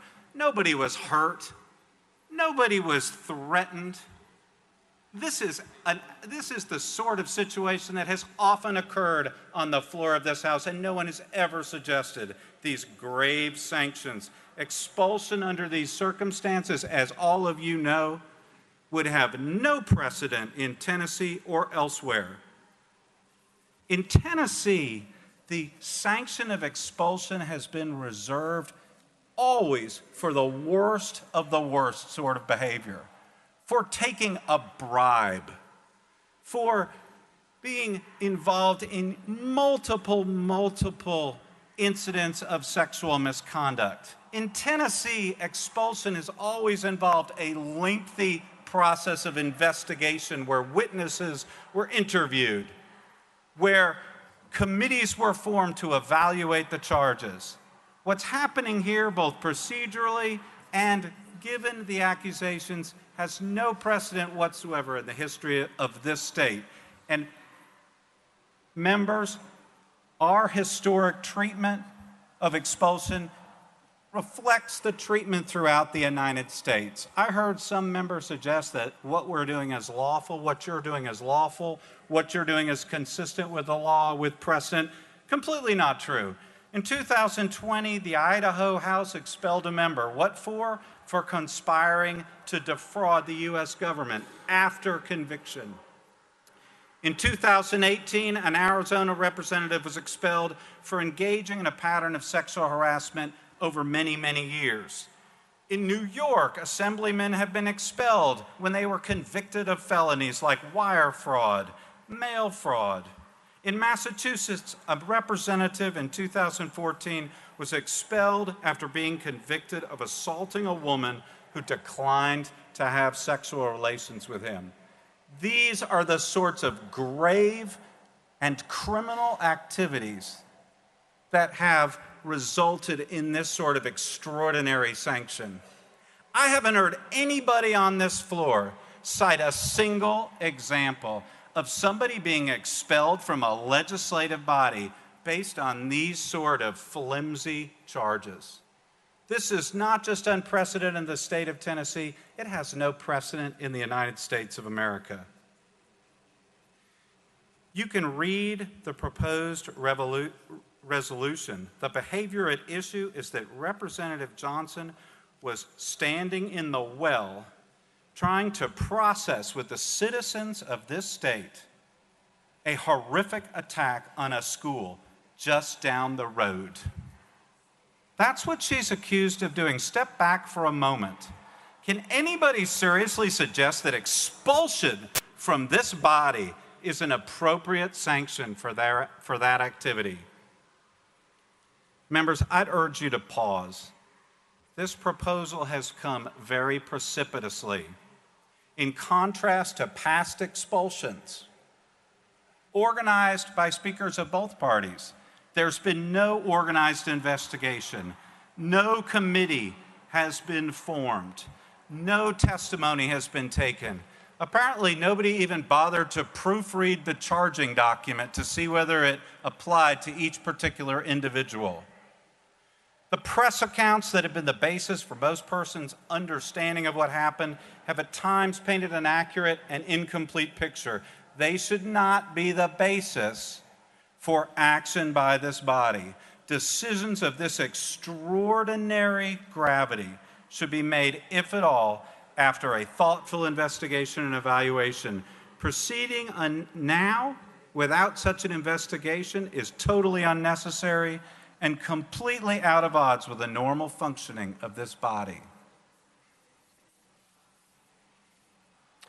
Tennesseans from Cordell Hull to Fred Thompson to Diane Nash have so often led the fight to protect the rule of law and enforce and protect our freedoms. Make no mistake, expulsion under these circumstances for each individual proposed to be expelled is a grave departure from this tradition. It will damage this body. It will damage the reputation of the Tennessee legislature. Many of you are fully aware that citizens of both parties are shocked at what is occurring today. These accused members have committed no crime, no act of moral turpitude. Their actions bear no relationship to the sort of actions for which expulsion has traditionally been used. You all took a pledge this morning. You pledged to uphold our form of government. You have pledged when you joined this body to uphold the law. That means exercising the power granted to you by the people in a manner that makes sense, that's informed by the facts before you, and that doesn't just entirely depart from the law as it has always been applied. Voting to cancel 3 lawful elections, doing so without any meaningful investigation, is the opposite of upholding the law. This is the ultimate dangerous precedent, and it puts every member's seat at risk. A vote for expulsion under the present circumstances is a vote against due process, It's a vote against the longstanding traditions of this body, against the rule of law, against freedom of expression, and most importantly, entirely against the will of the people. These votes will make our state the opposite of a city on the hill. Step back, reconsider. Don't add your support for this lawless, arbitrary, completely unprecedented action. I, Representative Wendell, and Representative Johnson will be available to answer any questions you may have. Thank you. Thank you, Mr. Stewart. Mr. Wendell, the rule to suspend was only Representative Johnson would be able to take questions. Your role was limited to just comments under when we suspended the rules. Representative Bolso, you're recognized. Thank you, Mr. Speaker. Representative, your attorneys have challenged the accuracy of the factual allegations in the resolution. So I'm going to spend my 5 minutes just walking through those allegations with you. Representative Wendell, But Representative Wendell, the rule, hang on. Hey, stop Mr. Clerk, please stop the clock. Mr. Wendell, please, that is not appropriate. The suspension of the rules request, Mr. Clerk, can we just go back over what that was? Hang on. Just 1 second. 1 second.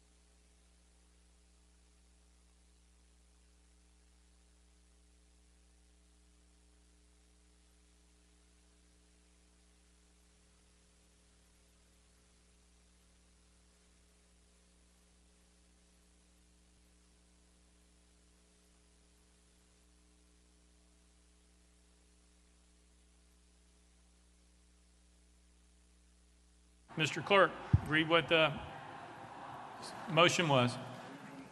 Mr. Speaker, this was the motion that was made and carried without objection by the body.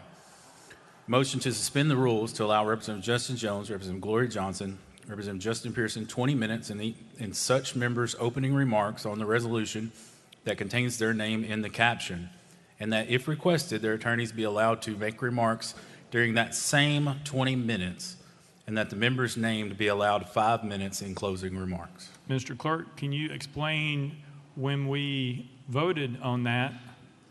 Can you tell us what the vote was? Mr. Speaker, that motion was carried without objection from the body. All right. Representative Parkinson. Thank you, Mr. Speaker. And I have a point of order here. In regards to whatever some of the line of questions are, is it possible under the rules that the attorney can answer some of these questions? Because some of these questions are being pointed at the attorney's presentation, not the representative's presentation. Mr. Clerk. Mr. Speaker, pursuant to the motion that was carried and just made, the only thing that was suspended for the attorneys was for them to make remarks during the opening 20 minutes. That is not to say that the attorneys could not be in the well with Representative Johnson to advise her along the way. Representative Parkinson. Thank you, Mr. Speaker. But for clarity purposes, can the attorneys answer questions from the members? Mr. Clerk. Mr. Speaker, absent a further suspension of the rules, no, they cannot. Representative Parkinson. Thank you, Mr. Speaker. Representative Towns. Mr. Speaker, what I don't understand is that how do you have attorneys in the well or in the court as it's become today, that cannot respond for their client. Now, to me, that makes no sense anywhere you go. They're legal technicians, tacticians, and that's what she needs, or what any member who brought or felt the need to have an attorney need to have happen, is for that legal counsel to be able to articulate to whatever that particular issue is of the day. Now, had that been explained earlier, no one would vote for you to have an attorney here and your attorney not be able to say something in your behalf. That's insanity. That further looks like my hands are tied behind my back. I have legal counsel, but my legal counsel can't talk for me.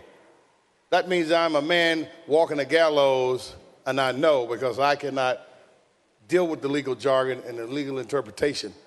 So there should be something that we can do at this point, Mr. Speaker.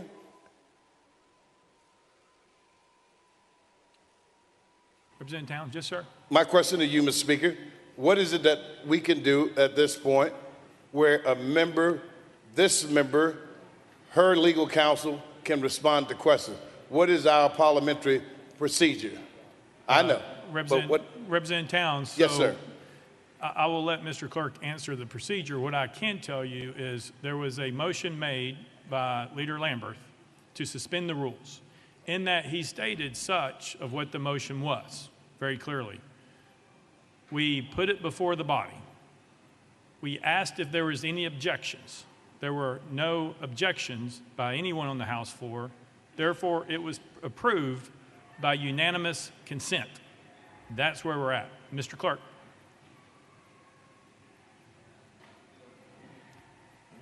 Mr. Speaker, this was done via a suspension of the rules because, as you know, members, those who are not members are not allowed to talk on the floor during those proceedings.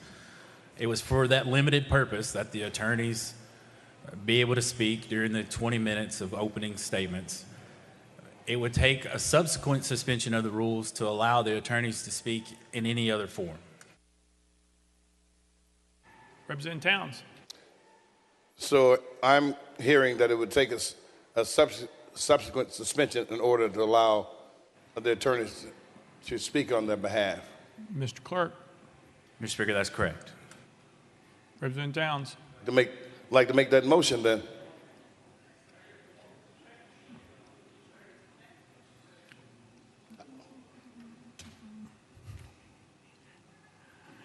That would be a motion to suspend the rules to allow the attorneys to answer questions for Representative Johnson.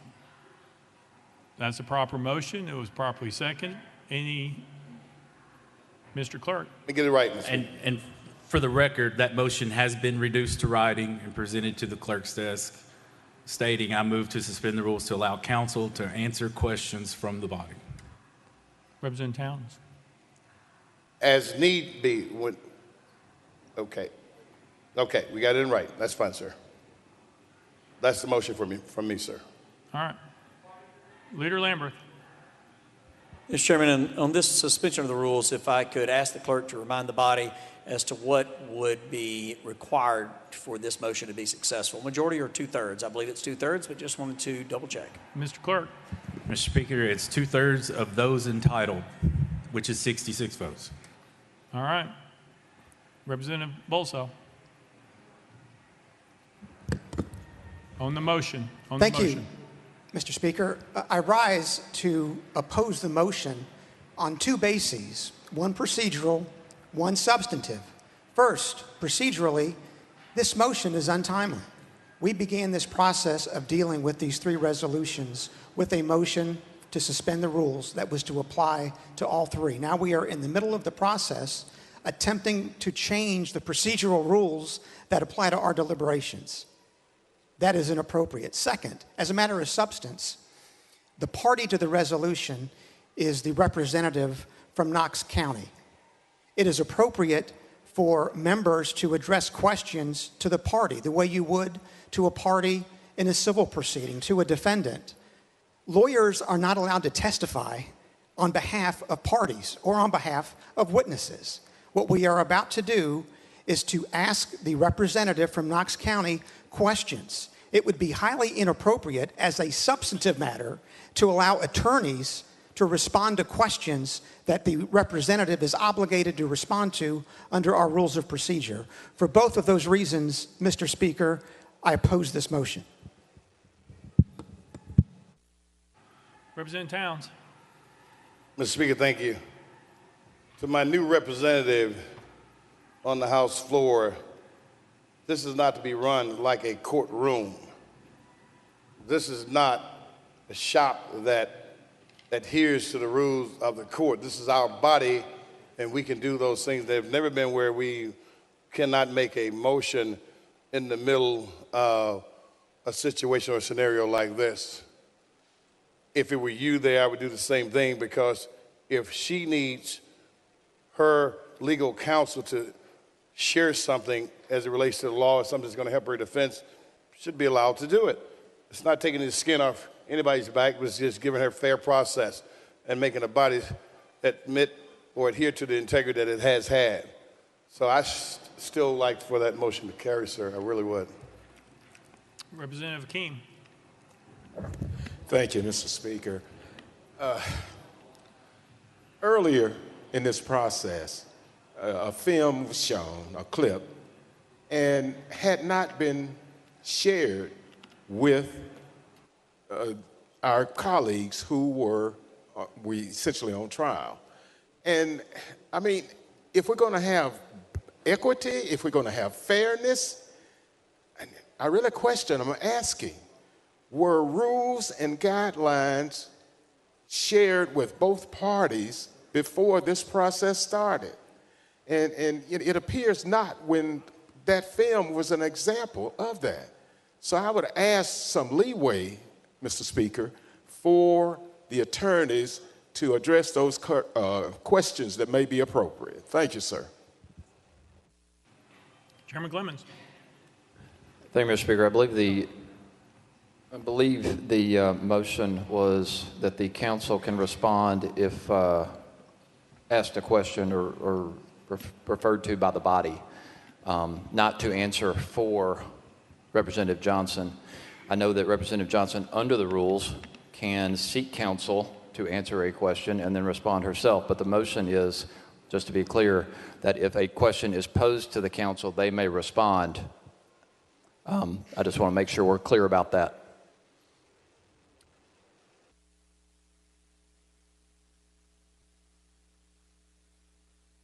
Chairman Clemens, I understand.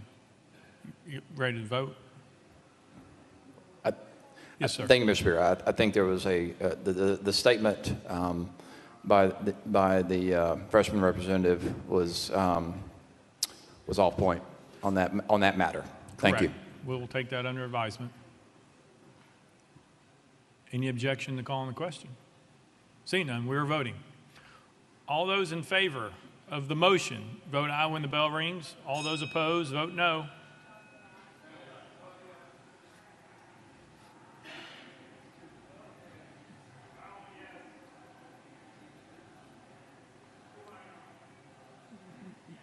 Mr. Clerk, take the vote. Ayes 21, 67 nays. Motion fails. Representative Bolso. Thank you, Mr. Speaker. Representative, the resolution states that at approximately 10:49 a.m., you and your colleagues gathered at your desk. That is a true statement, correct? Representative Johnson. I'm not certain on the time, but that's probably right. They're very close. Representative Bolso. Thank you, Mr. Speaker. The resolution goes on that you and your colleagues moved in unison to the well. That also is a true statement, correct? Representative Johnson. Yes, we did walk to the well together. Representative Bolso. Thank you, Mr. Speaker. The resolution goes on that you and your colleagues began shouting without recognition. That is true, correct? Representative Johnson. No, sir, that is not true. This resolution is my understanding, it's about me. I went to the well and I did not speak, and as a matter of fact, I will say that when my colleagues spoke, they were not yelling because this microphone was on. And as long as this microphone was on, and I don't even remember which colleague it was, I stood with them. But as long as this microphone was on, they spoke to the microphone and did not yell. When the microphone was cut and the speaker called recess, I think that's when the megaphone came out. But I absolutely never yelled. This is about me as I understand it with this resolution. Representative Bolso. Thank you, Mr. Speaker. Well, let's just walk through it slowly. You will agree that your two colleagues, one from Shelby County, one from Davidson County, used a bullhorn to address the gallery, correct? Representative Johnson. It is correct that a small megaphone was used, and yes, I stood with my colleagues, but the video showed what I was doing. Representative Bolso. Thank you, Mr. Speaker. And the video shows that you were chanting with your colleagues, correct? Representative Johnson. I believe that the charges were that I was yelling and I was not yelling. Representative Bolso. Thank you, Mr. Speaker. But my question, Representative, was this. Do you agree that you were in the well chanting? Representative Johnson. I agree that I was in the well, but I can tell you that my voice was no louder than the members having conversations all around this room during the recess. Representative Bolso. Thank you, Mr. Speaker. Well, let's put volume to one side. We saw on the videotape, did we not, that you were chanting, quote, "Enough is enough," close quote. Representative Johnson. That's probably true, yes, but it was not yelling, and my voice was no louder than the conversations going on in this room, even occasionally some yelling a little bit across the floor to each other. That was also going on. I stood with my colleagues. I stand with my colleagues. And we may have broken a House rule coming to the well, but much of this document is false. Representative Bolso. Thank you, Mr. Speaker. You will agree that you also were chanting from the well, quote, "Power to the people," close quote, and, quote, "No action, no peace," close quote. You chanted both of those slogans from the well, correct? Representative Johnson. What I'm going to say to you is I did not speak in a voice louder than any other member on this floor. You may make of it what you will.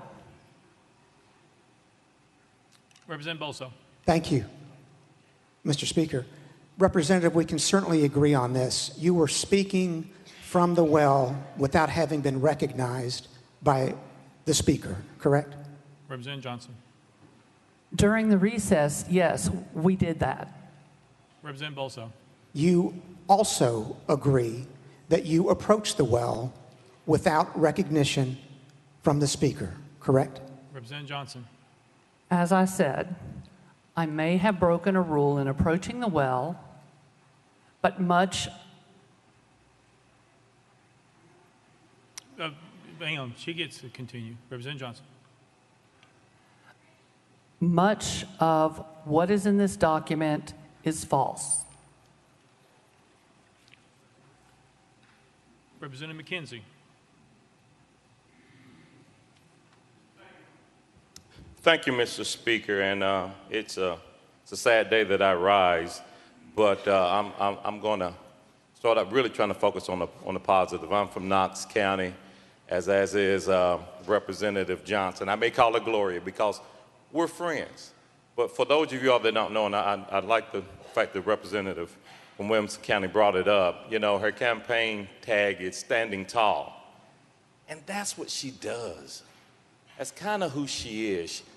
She's not loud, she's not long, but she stands. And so, you know, she stood through keeping her hands up for 45 minutes and not getting recognized prior to me coming on. She stood through not having an office literally in a closet, to having the smallest office known to man for a lady that is of significant height. She stood through that, and she continued to serve, because that's where her heart is. Her heart is about, service, and that's what she does. We've had a lot go on here. And folks are holding this meeting today, or the actual calendar, up as this is the way we should do business. And you're right. This ain't what we've been doing all year. I want the folks listening, if you saw today's regular session, this is not how we're treated. Our biggest problem that we've had is just shutting our voice off. We've been begging you all, don't shut our voice off. When you take clothes and you put them in a washing machine, hot or cold water, it's not the water that cleans the clothes. And that's what we've been saying. We've been sitting in water. It's the agitation that gets the results. I don't condone what happened, but it is not worth expelling a member that represents 70,000 people. It's not worth that.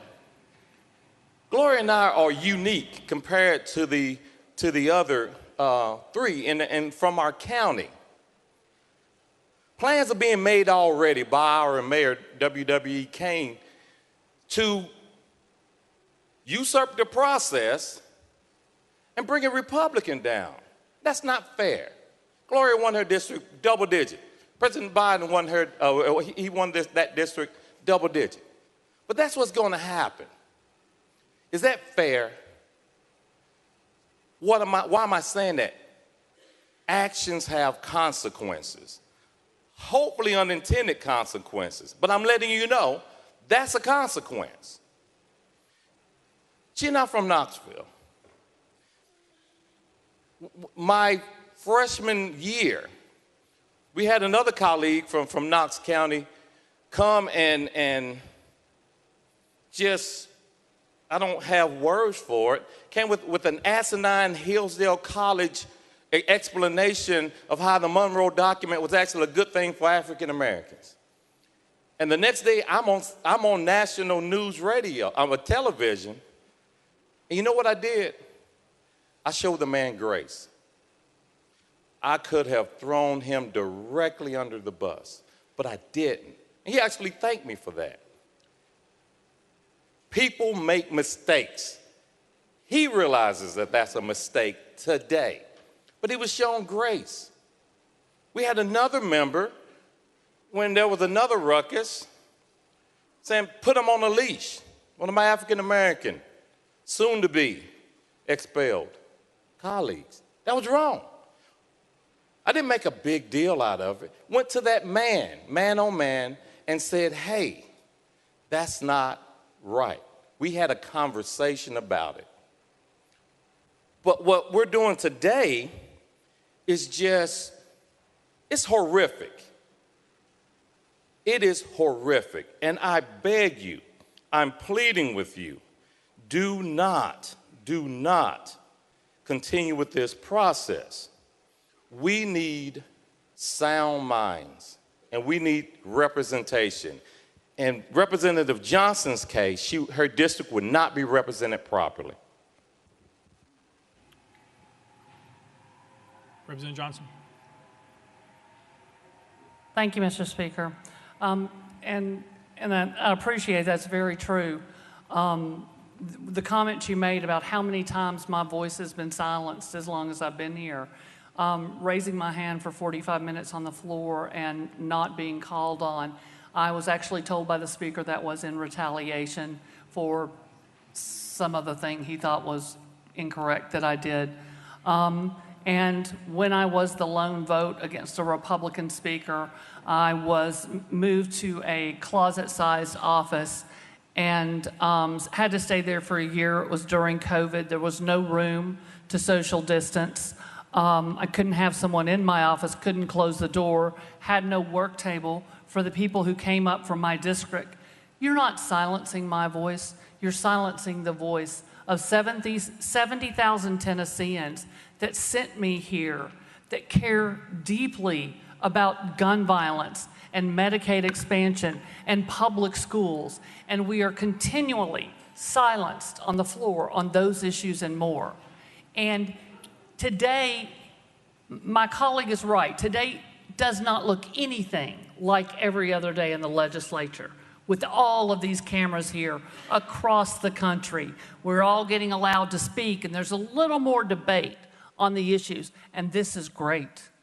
If this is how we behaved every day, maybe my colleagues could have spoken from our desks on an issue that is so incredibly important. You all, I'm just going to bet none of you have been in a classroom waiting for your class to come in, preparing your classroom, when you see a door open up at the cafeteria, children running down the hall, running down the hill.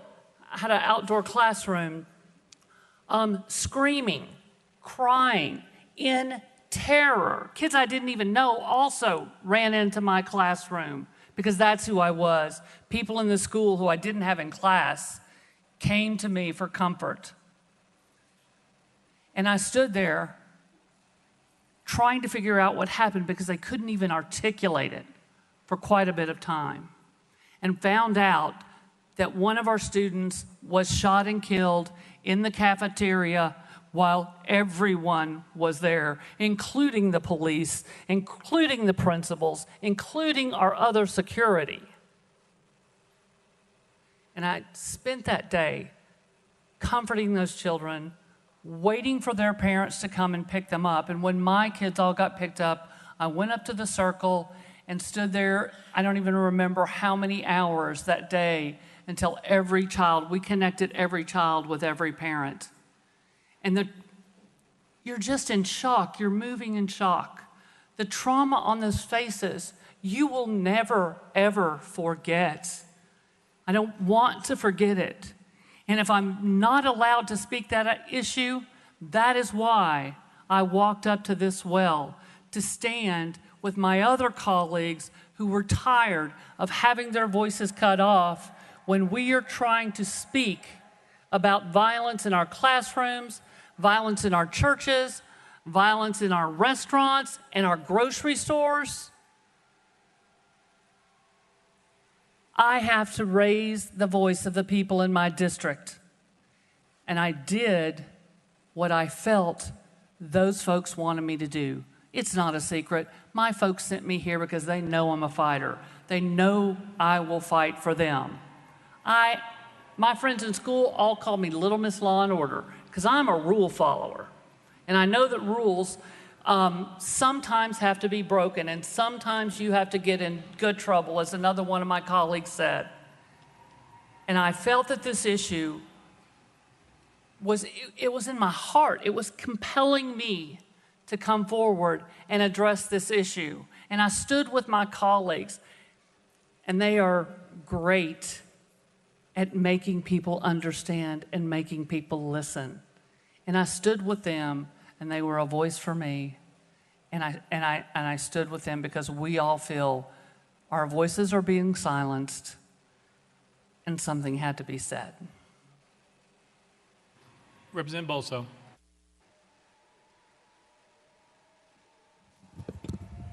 Thank you, Mr. Speaker. You stated just a few minutes ago, Representative, that the facts set out in the resolution were false. Let me just explore that with you a little more, if I could. The resolution goes on and says that once you and your colleagues gathered in the well, that you were called out of order. That is a true statement, correct? Representative Johnson. I remember, I guess they gavelled out of order. I don't remember. I remember the mic being cut. That's the thing that I remember most. Representative Bolso. Thank you, Mr. Speaker.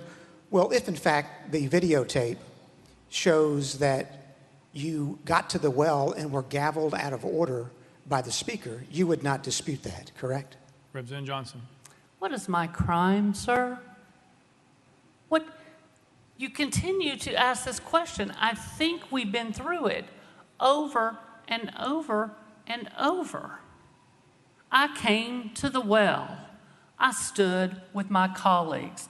I fought for my constituents in a quiet, non-desk pounding, whatever it said about holding up signs or whatever. But I came here and I stood because I did it for the kids in my district, for the kids in the state, for the kids in this community. And you are continually asking the same question. You're going to get the same answer. Representative Bolso. Thank you, Mr. Speaker. Representative, I'm simply exploring a claim you made here that the facts in this resolution are false. And my last question was simply whether, in fact, it was true that once you got to the well, the videotape shows that you were gavelled out of order. Now, if the videotape shows that, you do not dispute that, correct? Representative Johnson. I think I've answered that question. I've explained it over and over. You are beating a dead horse. What is my crime? Representative Bolso. Thank you, Mr. Speaker. And the resolution continues that after you were gavelled out of order, that you proceeded to disrupt the proceedings of the House of Representatives. That is a true statement, correct? Representative Johnson. Thank you, Mr. Speaker. No, it is not. We were in recess, and we stood up here for a few more minutes after recess, and then we went and left the floor. So during recess, we were standing up here. You are correct. But it was recess, and we weren't in session. Representative Bolso. Thank you, Mr. Speaker. Let me approach it this way. Representative, you agree that your conduct violated House rules, correct? Representative Johnson. I may have gone to the well without permission, but the charges in this statement are false. Representative Bolso. Thank you, Mr. Speaker. Isn't it simply a fact, Representative, that you did violate the House rules? Representative Johnson. Isn't it simply a fact that I answered that? I may have broken the rule when I went to the House floor, but most of the facts in this are not true. Representative Bolso. Thank you, Mr. Speaker. When you went to the well and spoke without recognition in violation of House rules, you expected to be disciplined. Isn't that true? Representative Johnson. Thank you, Mr. Speaker. I didn't speak when I went to the well. I'm not really sure what you're referring to. Representative Bolso. Thank you, Mr. Speaker. Isn't it true, Representative, that you expected to be disciplined for your conduct on March the 30th? Representative Johnson. I don't know. I knew that it was possible because I did understand the rule. However, I have seen far, far worse in this body. I have talked to colleagues. I actually saw former Representative McCormick the other day. And I also I remember a conversation with Representative Ryan Haynes where he told me when he was getting sworn in and his mom and family were sitting beside him and someone started coming and banging on the desk and everything was jumping and going crazy, it scared his mom to death.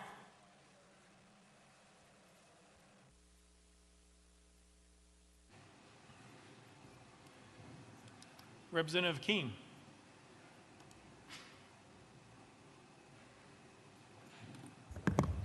Thank you, Mr. Speaker. I guess I want to pose a question to my colleagues. Is it worth it? is it worth it to have representatives come in here not knowing all of the information that is being proposed against them, and to have this procedure where we, in a sense, making it on the fly as to what is appropriate and what is inappropriate? Now, I'm asking, I keep hearing violating rules. I don't remember them hitting anybody or anything of that nature. But if we think about it, I believe at one time or another, we all have violated rules within this body. And asking my colleagues once again, what are we getting out of it? I mean, if we don't have our way, you're wrong. Think about it. We have to not just think about it, but look at it from the viewpoint of the perspective of a person who is not in agreement with you. If we're going to be fair and equitable, we need to see it from the eyes of the other person. My colleagues, 3 of them, were responding to the changes that many citizens feel that we need to consider, gun laws.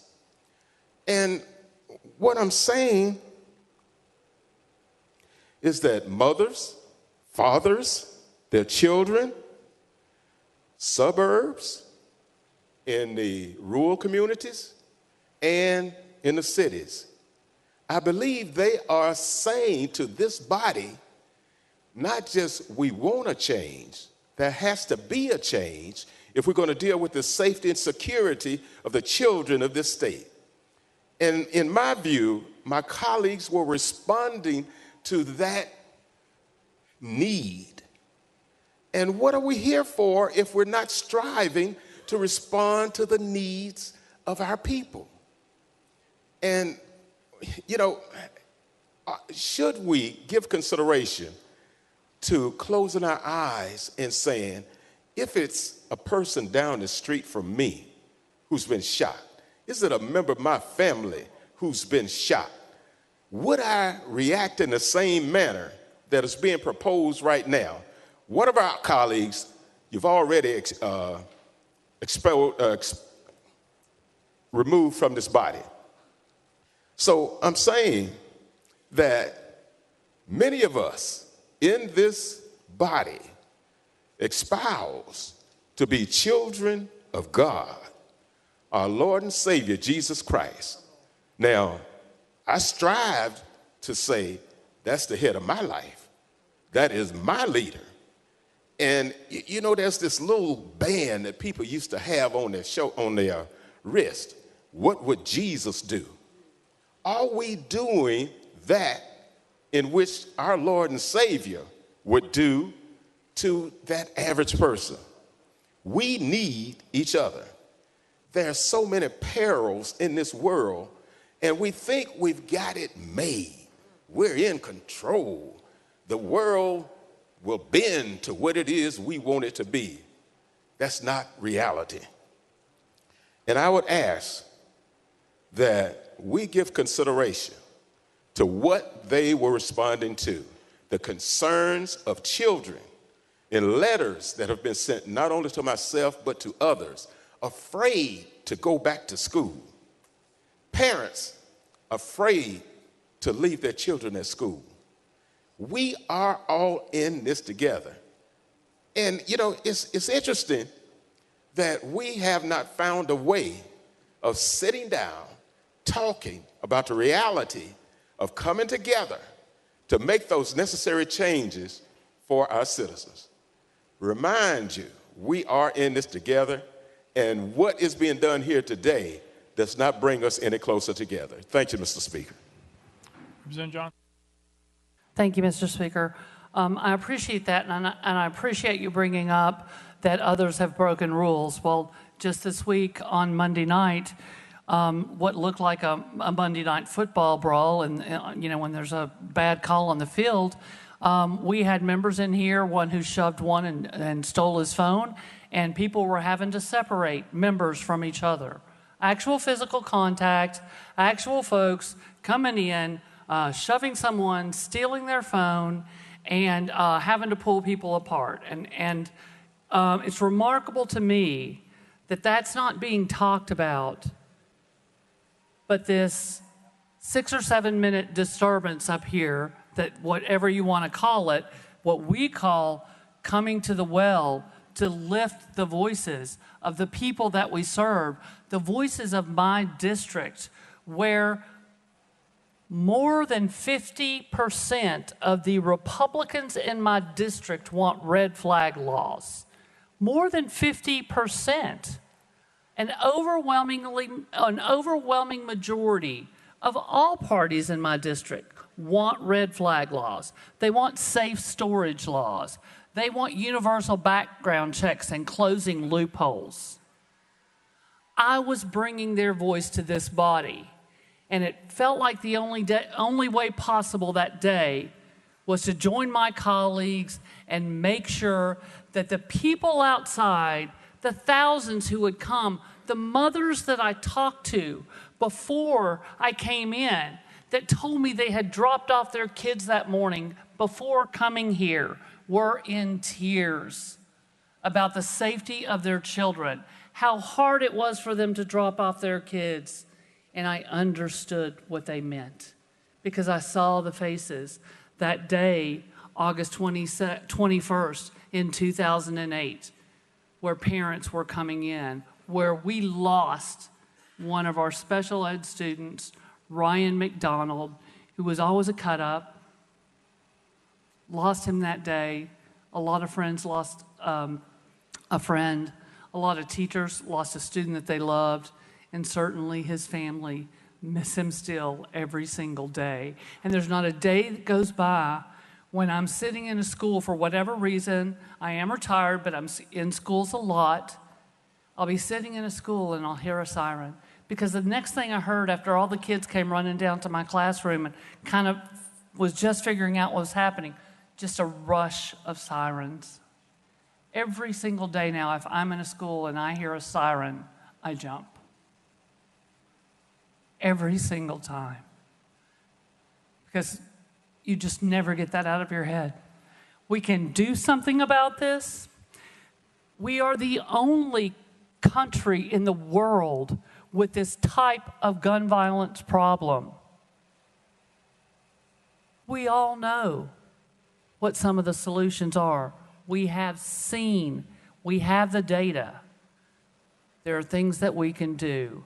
And my voters sent me here to speak specifically to that issue because that was one of the things that I heard on thousands of doorsteps for a year. Representative Bolso. Thank you, Mr. Speaker. Representative, will you agree that your conduct on March 30th was wrongful? Representative Johnson.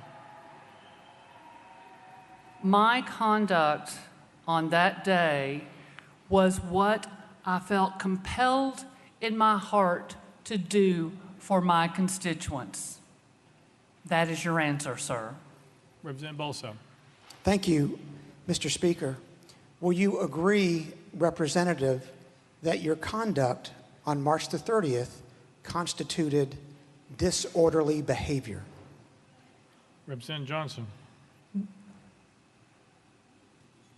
I don't think I'm going to agree with you on anything, quite frankly. I mean, we've voted the same a lot of time in this body, but what I'm going to agree to is that I may have broken a rule, but the words in this document are false, and I did what I was compelled to do based on speaking for the voters in my district who were begging me to bring this issue forward.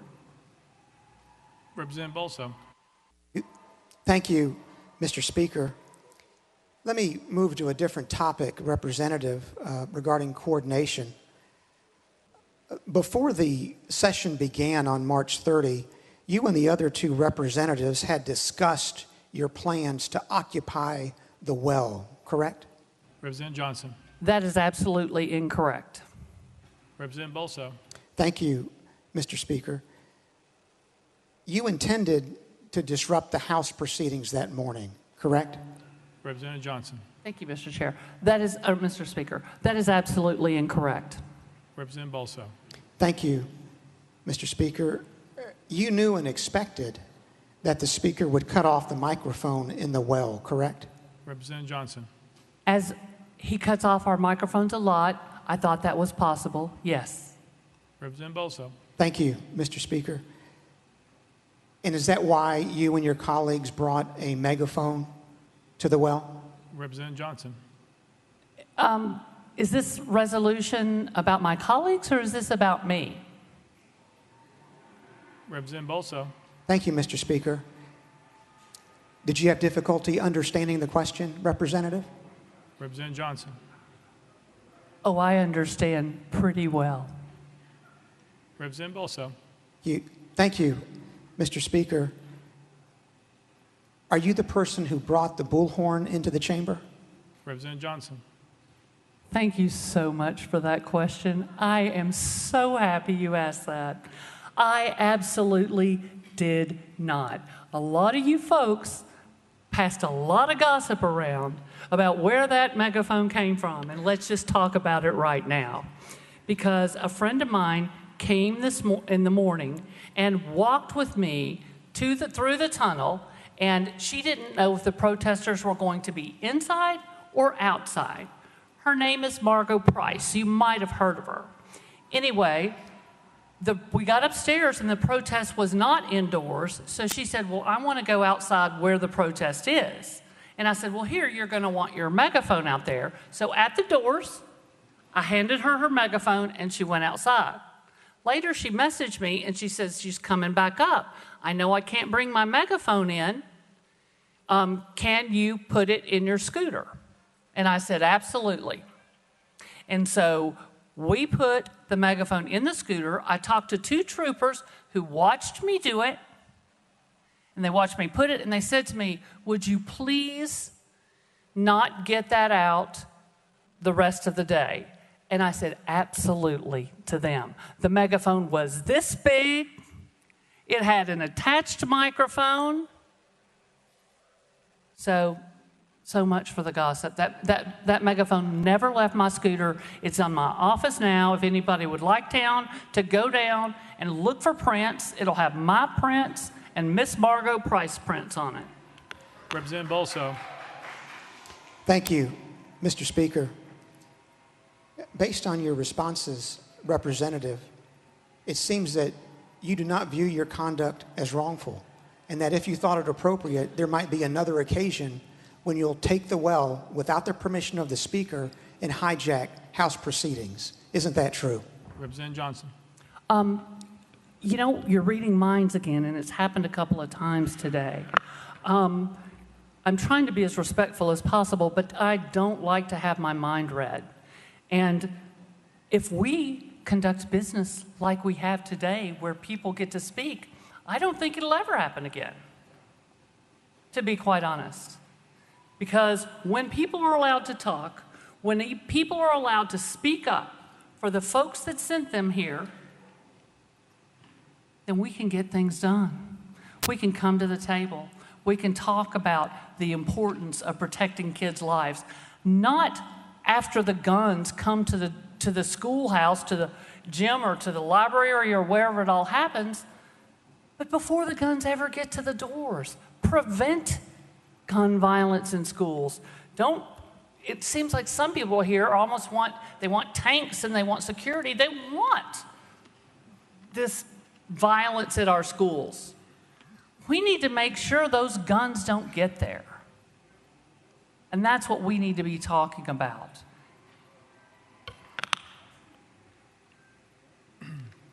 Representative Shaw. Thank you, Mr. Speaker. Thank you. I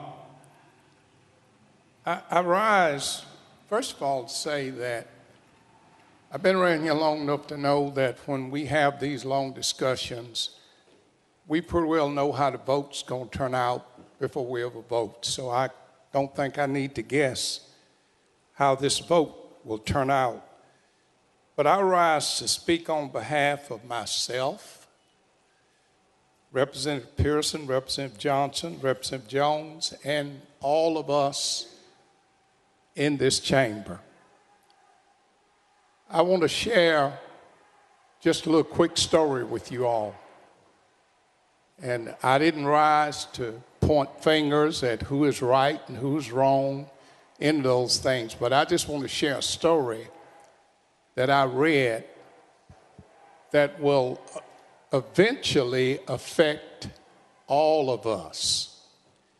You may get it by the time you get home. It may be tomorrow, it may be next week, it might even be next year, next 2 years. But there's a story in the Bible about Jesus coming down from the mountain early in the morning. And when he arrives at the temple, and I'm sure many of you read this, these men said to him, "Master, we caught this woman in adultery in the very act. And we know what the law of Moses says. The law of Moses says, stone her, kill her. But what do you say?" The Bible says Jesus wrote something on the ground. And when he wrote that on the ground, the oldest, including all the youngest of those men, start walking out the room. And Jesus asked that woman who was caught in the very act of adultery, "Where is thine accusers?" And she said, "I have none." And he said, "Neither do I. Go and sin no more." Thank you.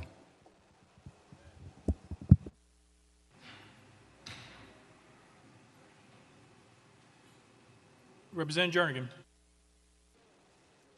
Thank you, Speaker. Representative Johnson, did you hold up a sign? Representative Johnson. No, I did not. Representative Jernigan. Did you pound the table? Representative Johnson. No, I did not. Representative Jernigan. Did you yell? Representative Johnson. No, sir. Representative Jernigan. Members, during the opening remarks, Colonel Wendell went through a couple of falsehoods, and he challenged every member on this body to dispute it. And there was silence, crickets, including from the sponsors of the resolution, who did not dispute it. But when it came time, when opening statements were over with, the sponsor, the first thing he did was get rid of the lawyers. Now, I don't know. I wouldn't want to be up against Colonel Wendell or Captain Stewart either. But I've yet to hear anyone challenge those falsehoods that are in this resolution. We can't vote on a resolution that's poorly written. So I would ask you and urge you to vote no on expelling her, because this resolution is poorly written. It cannot be defended, and there is just too many falsehoods within it. Thank you.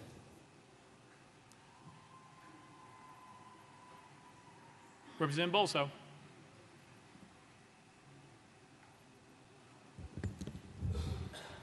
Thank you, Mr. Speaker. Members, you've heard several references to the Bible this morning, primarily from the New Testament. And one thing that is significant is that forgiveness always follows contrition. It always follows penance. It follows someone taking responsibility for conduct. What you've heard here this afternoon from the representative from Knox County is not contrition. She's not even willing to agree with me on anything, that her conduct was disorderly or that she disrupted the proceedings. She wouldn't even agree not to do it again. That's why this issue of forgiveness does not factor into the equation this afternoon at all. What you've heard from these representatives who are the subject of the resolutions is that they believe what they did was right, and we have no guarantee whatsoever that they're not going to do it again. We have an obligation to protect the integrity of this body. What we saw on March the 30th had not happened, so far as anyone can remember, at any time in the prior 227 years of our state's history. That's point number one. Forgiveness follows contrition. It follows penance. We have neither. And then secondly, with regard to the facts, we've heard these broad statements that the facts contained in the resolution are inaccurate. And I think we've demonstrated that's not true. Because I walked through with the representative the first 5 or 6 facts in the resolution, and she agreed that they were all true. And then we got to a point that she wouldn't answer the questions anymore. Because as we continue to walk through the resolution, what we see is exactly what was evidenced by the videotape. We see that they proceeded to disrupt the proceedings. We see that collectively, this representative and the other 2 pounded on the podium, led chants with citizens in the gallery, and generally engaged in disorderly and disruptive conduct. That's exactly what they did. They are all 3 in this together. They acted in unison. They acted in concert. One is just as responsible for the parts of the disruption as the other. That is what is in the nature of coordinated conduct or a conspiracy. Each member is responsible for the conduct of the conspiracy as a whole. They approached the well in unison. They disrupted the proceedings in unison. They are responsible together.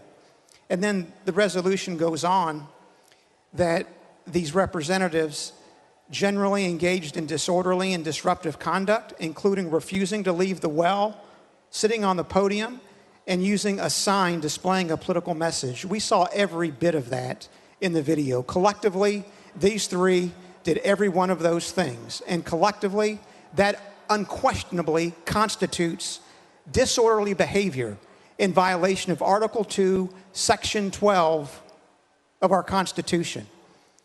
And so the question, members, whether these representatives remain in the House or whether we put them outside the House, they have already answered for us. They, by their conduct, voluntarily put themselves outside of the Constitution. They put themselves outside of the rule. They are unrepentant about it. They're willing, apparently, to do it again. They tried to shred our Constitution with a bullhorn, but it did not work. We had a speaker and a Constitution that was too strong. It's been here since 1796, and I urge every member to uphold the Constitution and vote in favor of the resolution. Thank you. Representative Johnson. Thank you, Mr. Speaker. Again, my colleague I'm not sure how many times, was reading my mind again, put words in my mouth and said things that I never said. That might be what he extrapolated from my words, from something, but that is absolutely not something I said. I'm not going to agree with a lot of his terminology because it's not factually based. If you wanted to collectively address us, then you should have put us all in the same resolution. But instead, you chose to separate out the members. So if a resolution was written well, it would have addressed my behavior, because according to this is a resolution about my consequences.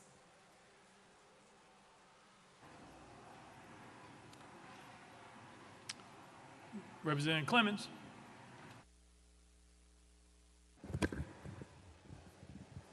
Thank you, Mr. Speaker.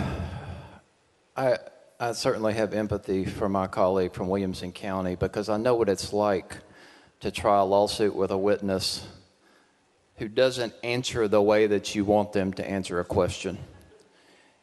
It's easy in a lawsuit because an objection is available, because asked and answered is an objection.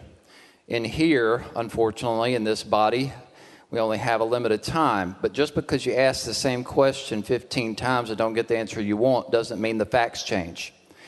Every member of this body, or every member who's a subject of a resolution today for expulsion, must be judged on their own merits. Every single resolution. She can't be held responsible. Representative can't be held responsible for the conduct of another member. You can only vote based on what she did. The record thus far simply proves that Representative Johnson walked from there to there.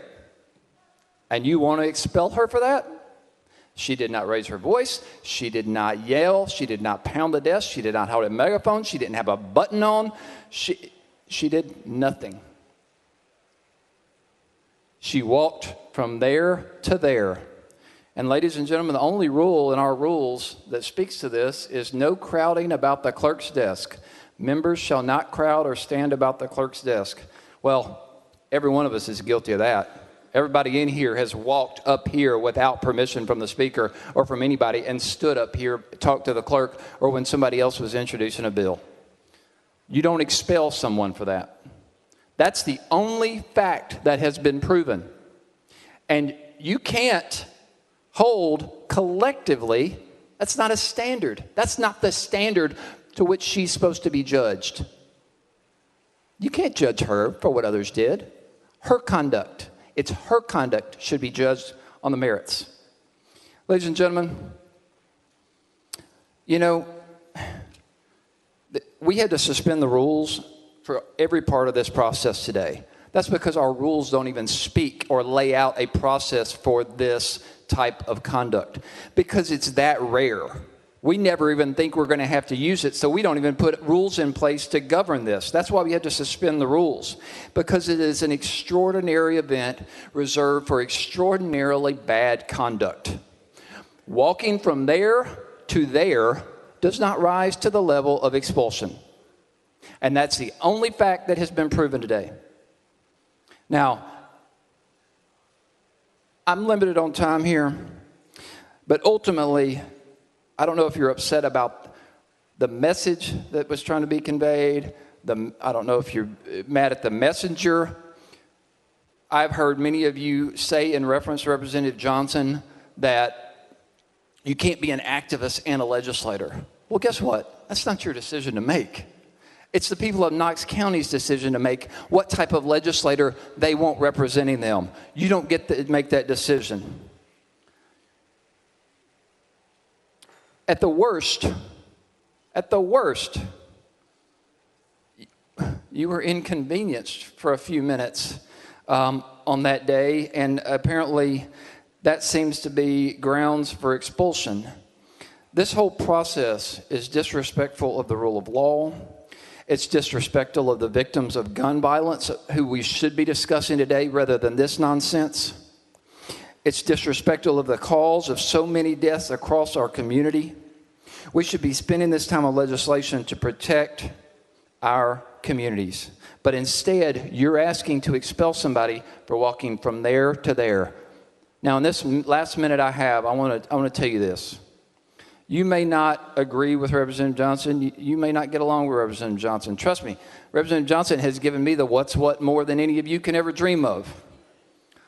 And rightfully so. But let me tell you, I have 24 members, 23 now, and you were looking to expel one more, one of only 2 women in my caucus,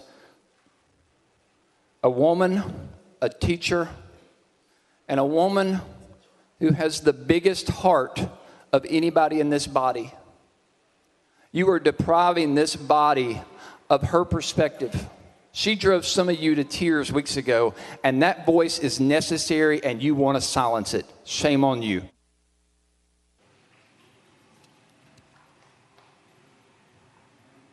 Representative Johnson. Thank you, Mr. Speaker. You know, I think that one thing that we have to look at, I'm 60 years old, and my colleagues are much younger. The younger generation, I am so proud of. I love them, I love working with them, and I trust that they are going to make a change. And we're starting to see that change in this body, and I stand with them. We may not do things exactly the same. The younger generation is not going to do things the same way that all of us do, of 1 and 2 generations down the road.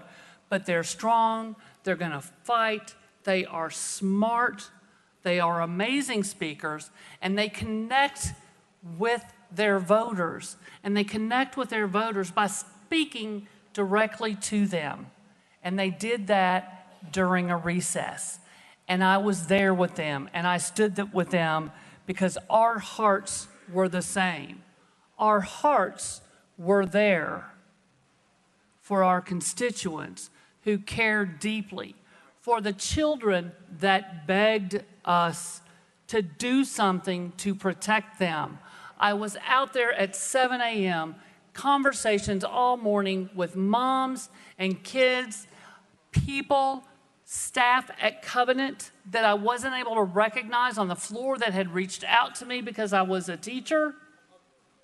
And we just have to do something. And as long as we are not allowed the voice to represent our districts on an issue so critically important that has impacted my life. I went to Denver, Colorado in 2001, the year after Columbine, to take a job at Dakota Ridge High School, which was about 2 miles away from Columbine. And some of the kids from Columbine who could not go back into that school went to Dakota Ridge. Some went to Chatfield, which was about 2 miles in another direction. I was at Dakota Ridge. When I got there, I saw the trauma that these kids had been through. I wrote a program. I wrote a grant for a program very similar to a program we had in Knoxville that addressed mental health. It did wonders. We had a counselor, we had a psychologist, and we were able to help those kids.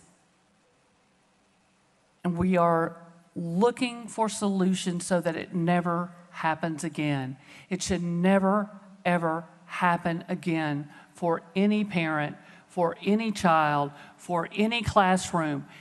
And many of my colleagues walk past those folks without ever making eye contact with them. I cried with them that morning. I told them that I understood. I told them we would lift their voices and try to get something of substance done, something that would keep the guns from never getting to the schoolhouse doors. And that is why I walked to the front with my colleagues who felt the same, because their generation is a generation that has come up in this gun violence. I'm going to stand with them. I've seen it. I've heard them. I've tried to work with them. We can do better. We are better than this, Tennessee. We are. We can acknowledge that there are things that we can do to get guns out of the hands of people who shouldn't have them. There's plenty of research out there. We can do that by having those discussions. But folks weren't even willing to recognize those folks, who they were, why they were here, and tell them, we see you, we hear you, and we care about making your communities and your schools safer.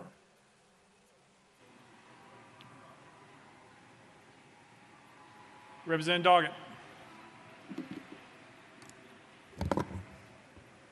Thank you, Mr. Speaker. I move previous question. Previous question been called. Is there objection? There's objection. We're on the board. We're voting on previous question. All those in favor of previous question, vote aye. When the bell rings, those opposed, vote no. Has every member voted? Does any member wish to change their vote?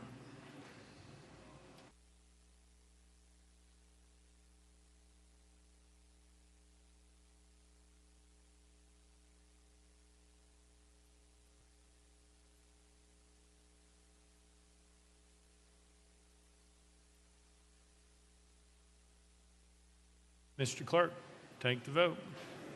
Ayes 71, 23 nays. Previous question prevails.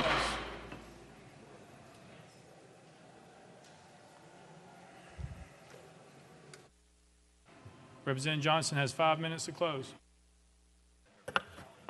Thank you, Mr. Speaker.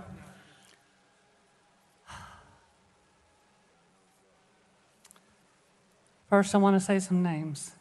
Evelyn, Hallie, William, Cynthia, Catherine, Mike, Ryan McDonald.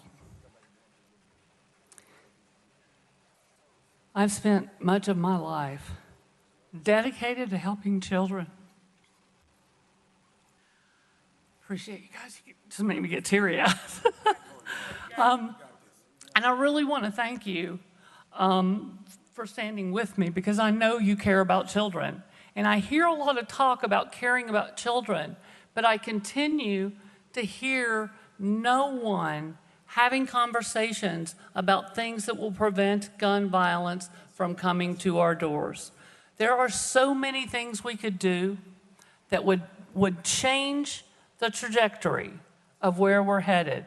More school shootings, more church shootings, more Waffle House shootings, all of these, theater shootings. It's happening everywhere, folks. There's one common denominator. It's the guns. It's the people that have the guns, because we are not doing anything to make sure that people who are not safe don't have guns. I'm a gun owner. I have a gun. I took a class so that I would know how to use that gun. I trained with my nephews, a Marine and an Air Force member. I shoot regularly because I think you have to be responsible. It's responsibly stored. It was my father's service revolver. It laid on his dresser every night when he came home, and we didn't touch it. And we knew not to touch it. But we grew up with that.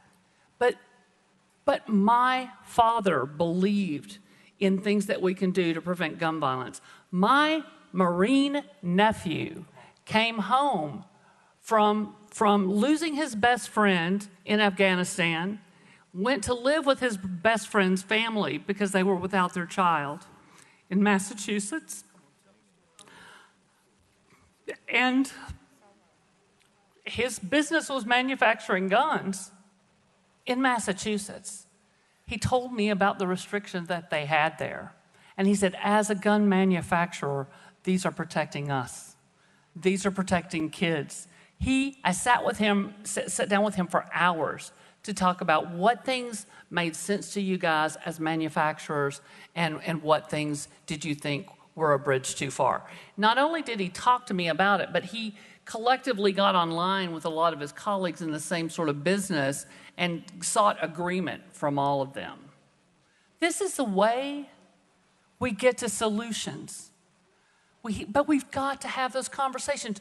We have got to be allowed to stand up and speak for our constituents. And we have to welcome this younger generation who might do it a little bit differently, but they are fighting like hell for their constituents. And that's what they sent them here for. That's what they're doing. It's going to look different, you guys. The next generation always does.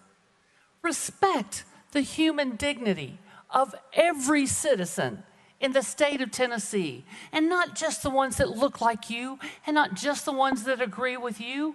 We've done so much damage up here to vulnerable communities this year. And now we're doing damage by not addressing the concerns of the families and the children. I cannot tell you how many phone calls I got from Republicans and Democrats and independents from my district saying thank you. And from outside of my district in Knox County, from many of my colleagues on the other side of the aisles districts, Republicans I heard from. We want action. Our hearts compelled us to come up here for action. We need to allow people to speak for the 70,000 folks that sent them here. And earlier when my colleague said 200,000, he was talking about the combined total of the three of us. That's what he was talking about. So be careful about putting words in people's mouth. I have words.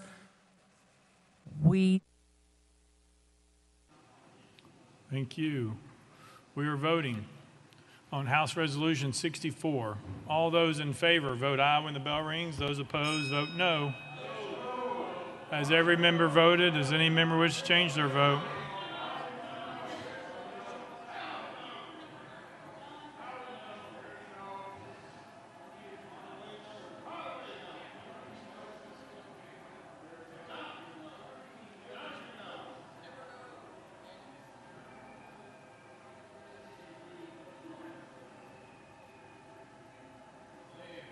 Has everybody voted? Does anybody wish to change their vote?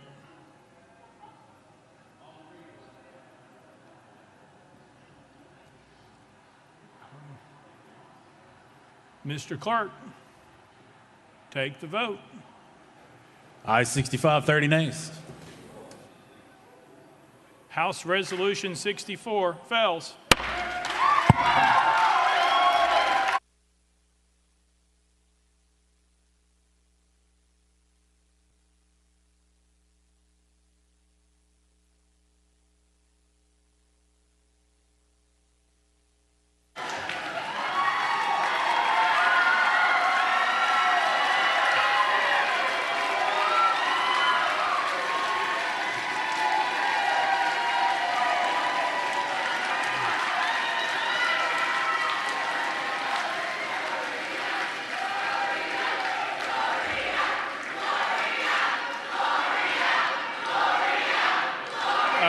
That's out of order. Out of order. Out of order. Representative Farmer, you are recognized in the well.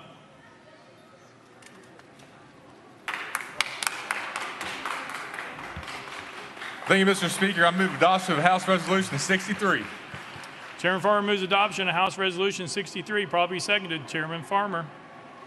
Thank you, Mr. Speaker. I request that the clerk read the resolution. Mr. Clerk, read the resolution. House Resolution 63 by Chairman Farmer, a resolution to expel Justin J. Pearson from his seat as a member of the House of Representatives in the 113th General Assembly of the state of Tennessee, elected by the 86th Representative District. Whereas Article 2, Section 12 of the Tennessee Constitution provides that each House may determine the rules of its proceedings, punish its members for disorderly behavior, and with concurrence of 2/3 expel a member, but not a second time for the same offense, and shall have all the powers necessary for a branch of the legislature of a free state. And whereas all members of the House of Representatives must comply with the permanent rules of order of the Tennessee House of Representatives for the 113th General Assembly, including preserving order, adhering to decorum, speaking only with recognition, not crowding around the clerk's desk, avoiding personalities, and not using props or displaying political messages. And whereas during the House floor 19th Legislative Day on March 30th, 2023, Justin J. Pearson of Shelby County, along with Gloria Johnson of Knox County and Justin Jones of Davidson County, did knowingly and intentionally bring disorder and dishonor to the House of Representatives through their individual and collective actions. And whereas at approximately 10:49 a.m., Representative Pearson and his colleagues, having gathered at Representative Johnson's desk, moved in unison to the well and began shouting without recognition. And whereas once gathered in the well and called out of order, Representative Pearson and his colleagues proceeded to disrupt the proceedings of the House of Representatives from approximately 10:50 a.m. until approximately 11:42 a.m. And whereas during this time, Representative Pearson and his colleagues shouted, pounded on the podium, led chants with citizens in the gallery, and generally engaged in disorderly and disruptive conduct, including refusing to leave the well, sitting on the podium, and utilizing a sign displaying a political message. And whereas during this time, Representative Pearson and Representative Jones used a bullhorn to amplify their protestations, And whereas these actions are done in open session in presence of and witnessed by the members and staff of the House of Representatives, and whereas it appears to the satisfaction of this body that Representative Pearson's conduct on March 30, 2023 constitutes disorderly behavior and justifies expulsion, and whereas such disorderly behavior on part of Representative Pearson reflects adversely upon the integrity and dignity of the House of Representatives of the state of Tennessee, place a cloud upon the action of this honorable body, and is inconsistent with the duty of a member of this body, and where it is deemed in the best interest of the people of the state of Tennessee and this body for Representative Pearson to relinquish his seat as a member of the House of Representatives, and whereas Representative Pearson has been given advance notice of the contents of this resolution and has been afforded the opportunity to debate the resolution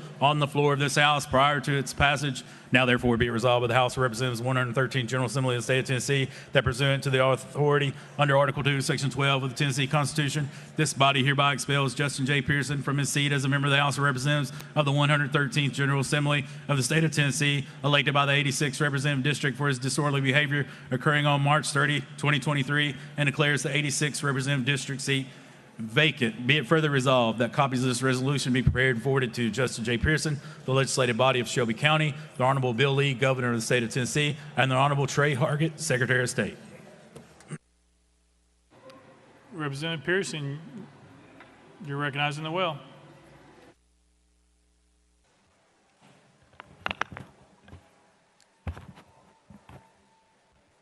To God be the glory for the things that God has done and the things that God's still doing. It is indeed a sad day for us in the state of Tennessee with the loss of Representative Justin Jones from this body. It is a victory of this movement that still says it matters to end gun violence in the state of Tennessee. This movement that still says it is time for just action and just reforms in our state, and to still have Representative Gloria Johnson serving in this House. That's the power of justice. There's been a refrain and a song going around in this movement. Power to the people. Power to the people, power to the people, power to the people, Hosanna. The Lord is my light and my salvation. Whom shall I fear? The Lord is the stronghold of my life. Of whom shall I be afraid? When the wicked advance against me to devour me, it is my enemies and foes who will stumble and fall. Though an army besiege me, my heart will not fear. Though war break out against me, even then will I be confident. One thing I ask of the Lord, this only that I seek after, that I may dwell in the house of the Lord all the days of my life, to gaze upon the beauty of the Lord and to seek God in God's temple. For in the day of trouble, God will keep me safe in God's dwelling. God will hide me in the shelter of God's sacred tent and set me high upon a rock. Then my head will be exalted. Above the enemies who surround me at his sacred tent I'll sacrifice. With shouts of joy and thanksgiving I'll sing and make music to the Lord. Hear my voice when I call, Lord. Be merciful to me and answer me. My heart says of you, seek God's face. Your face, Lord, I will seek. Do not hide your face from me.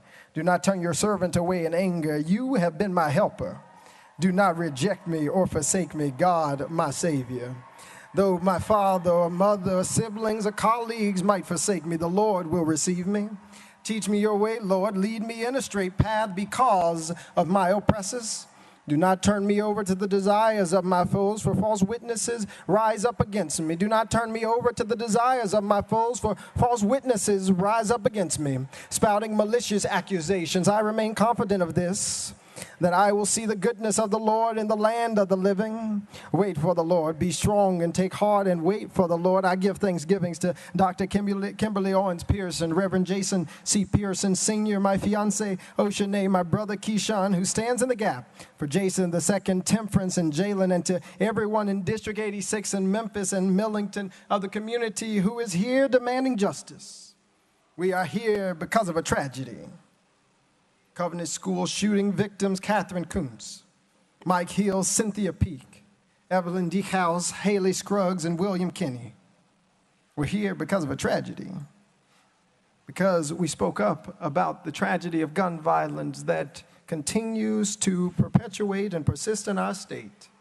We're here today witnessing injustice against the First Amendment. We spoke up for gun control and the end of gun violence. We're here today. We're being sought to be expelled from this, the People's House, for speaking up about the need for gun control because we broke some House rules. We're here today because of House Resolutions 63, 64, and 65 rules. I will tell you that I was never told about. I learned about more rules in this House and our state constitution in the last 5 days than in my entire tenure. And as you have seen, and as we unfortunately have seen, the rules can be wielded to bend to the desires of a few, and it is not sacrosanct for the protection of everybody. I do, before I continue, have a few parliamentarian inquiries. If you will indulge me. One, when is it that evidence can be presented into the record? Evidence for our expulsion. As a point of order, you can stop the time. I got a few parliamentary inquiries before we keep going. This is part of your time because you're asking the clerk questions during your opening. Mr. Clerk. Okay. I'll retract those questions and then we'll ask them after. Thank you. It is said that I broke the Constitution. Article 2, Section 12, saying that each house has its own proceedings and you can punish members and things like that. Again, never informed about even these proceedings, denied due process, didn't know anything about this. I was never given an overview of these rules or informed the speaker, the chief clerk. Nobody reached out saying, hey, this is what you can expect. I've been serving officially District 86 for 10 days since our swearing in. I was sworn in the day of the Covenant shooting. And now being brought up against charges, if you will, that we broke the Constitution. Told in paragraph 2 that members of this assembly have permanent rules of order. Now, when did we sit down and we talk about these rules? I think they were voted on before I got here and was appointed by the Shelby County Election Commission.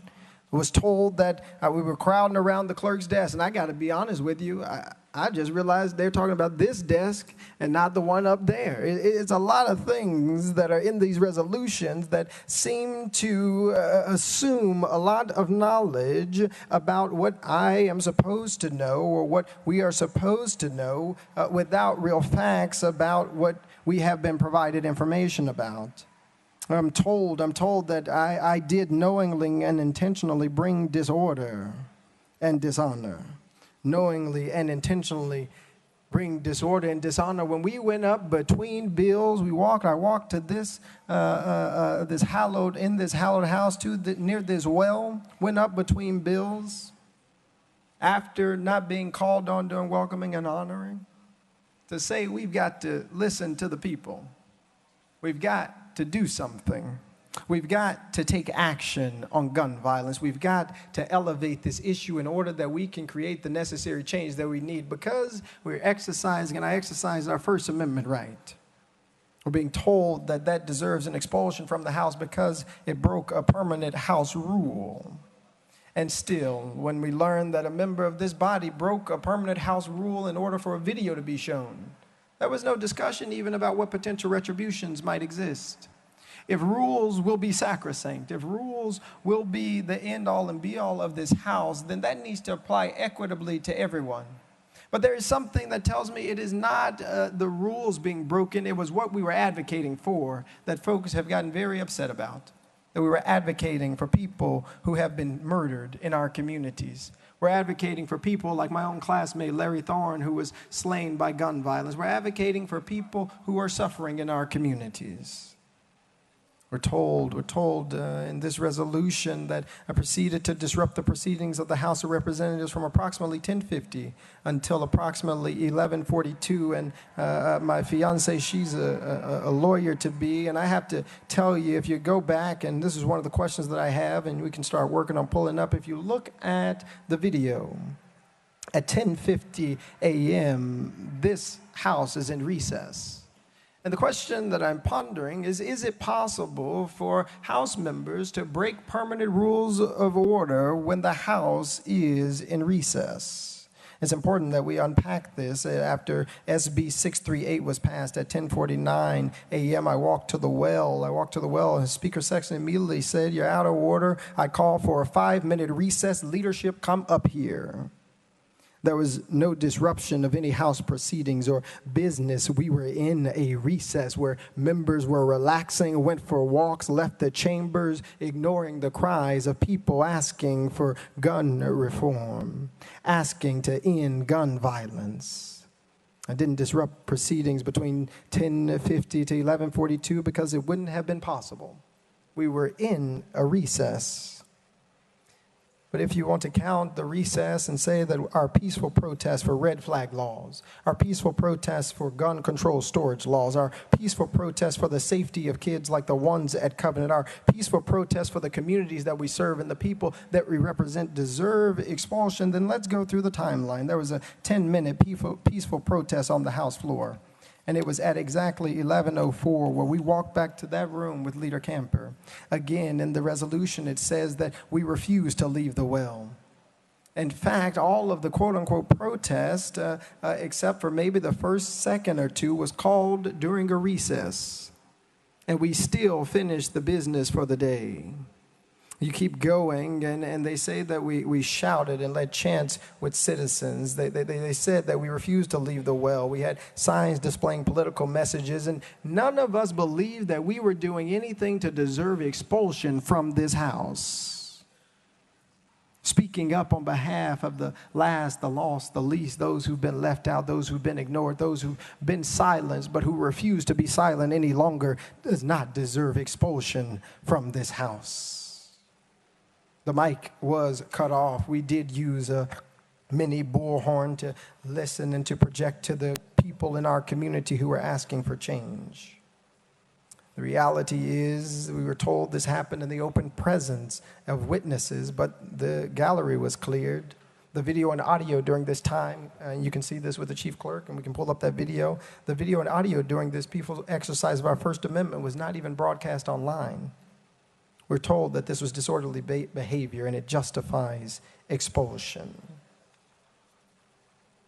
Well, I've been looking, colleagues, at our permanent rules of order. And if you read Rule 19 of the permanent House rules that this body has voted on and have been mentioned several times today, there is a blatant contradiction in these resolutions that are asking for our expulsion and the permanent House rules for the 113th General Assembly. If you go to section 19, transgression of rules by member. Transgression of rules by member. And it reads this, and I'll read it into the record. Any member who, in speaking or otherwise, transgresses the rules of the House, the Speaker shall, or any other member may, call such transgressing member to order, in which case the member so called to order shall immediately sit down, unless permitted to explain. And the House shall, if appealed to, decide the case without debate. If there be no appeal, the decision of the chair shall prevail. If the decision be in favor of the member called to order, such member shall be permitted to proceed without leave of the House. If otherwise, such member shall not be permitted to proceed. And here's the important thing, and which is really important for we who are being told we deserve to be expelled because of a breaking of these rules. In case any member objects and continues, stays at the well, you might say, for more than 30 seconds or something, without leave of the House. And if the case require it, such member shall be liable to the censure of the House, not expulsion. Those are the permanent House rules we voted on, or I've been told. It is not the fact that we walked up to the well. It was what we came up here talking about. That's what's at issue here. We're told that we have hurt the integrity and dignity of the house that our people elected us into. We've received letters from Evan and Johanna and Evabel, Lucy, Heron, Nuseba, Lily, Makada, June, Jana. We've had folks like the Robinson family, the Fitzgeralds and others who come and reached out to us and said, thank you for standing up for right. Thank you for speaking up for such a time as this. And the reality is each of us have a responsibility to do so, to speak up for such a time as this. There is something I take issue with in paragraph 9 of our resolution. It says that it's deemed in the best interest of the people of the state of Tennessee and the body for Representative Pearson to relinquish his seat as a member of the House of Representatives. I want to be clear. We are not relinquishing our seat. With this vote, you are taking it. You are disenfranchising the people of District 86. You are disenfranchising tens of thousands of people in our state. We are not giving anything away. A few of my colleagues have talked about the Tennessee State Constitution in Article 2. But I invite each of you to go to Article 1, Section 2 of the Tennessee State Constitution. And it reads this way, that government being instituted for the common benefit, the doctrine of non-resistance against arbitrary power and oppression is absurd, slavish, and destructive of the good and happiness of mankind. That's what the forebearers of the state of Tennessee wrote.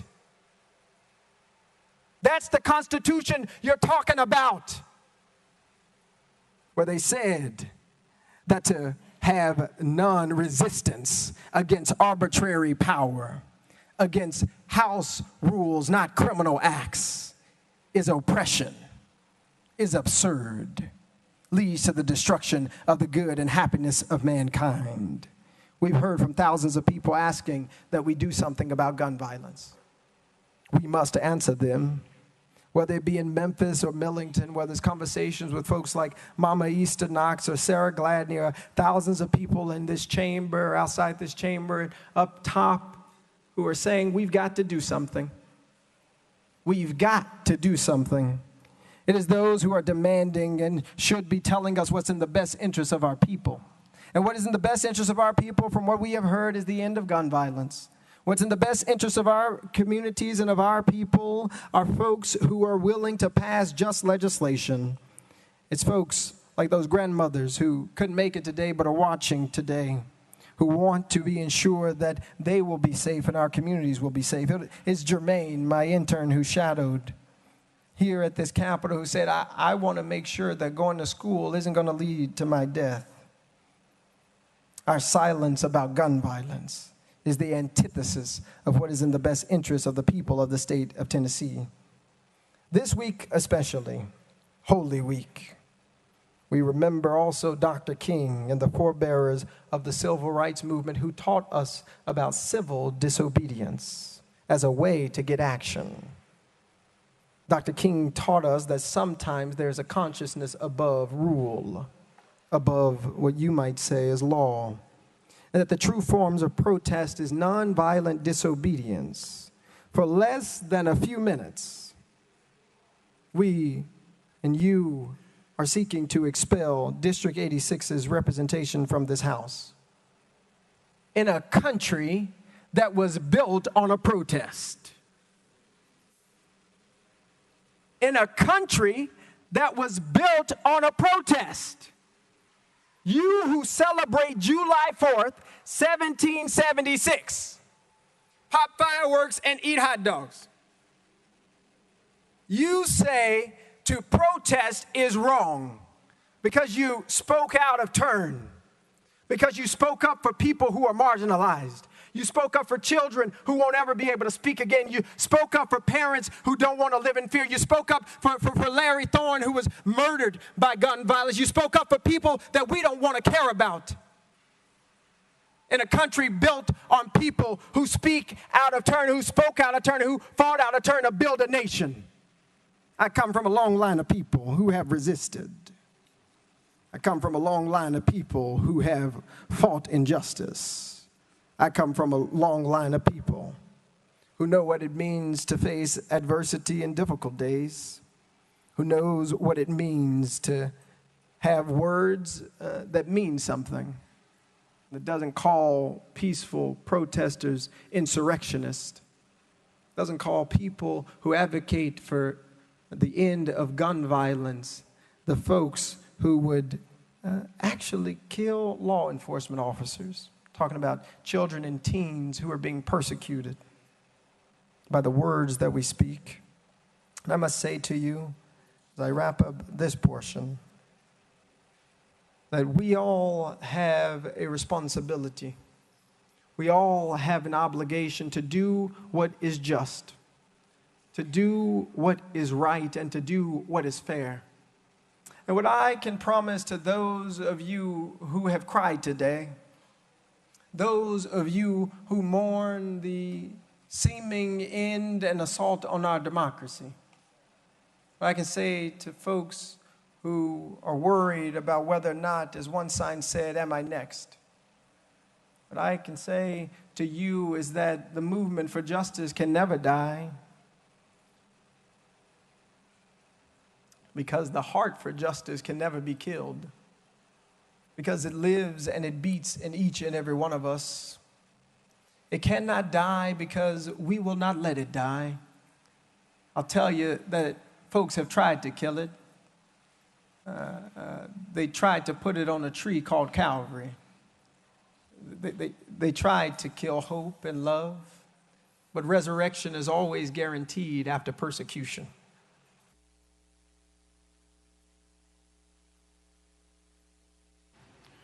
Representative Farmer, you're recognized. Yeah, thank you, Mr. Speaker. Representative Pearson. Representative Pearson, right here. Do you know why you're standing in the well today? Representative Pearson. Yes, hold on one second.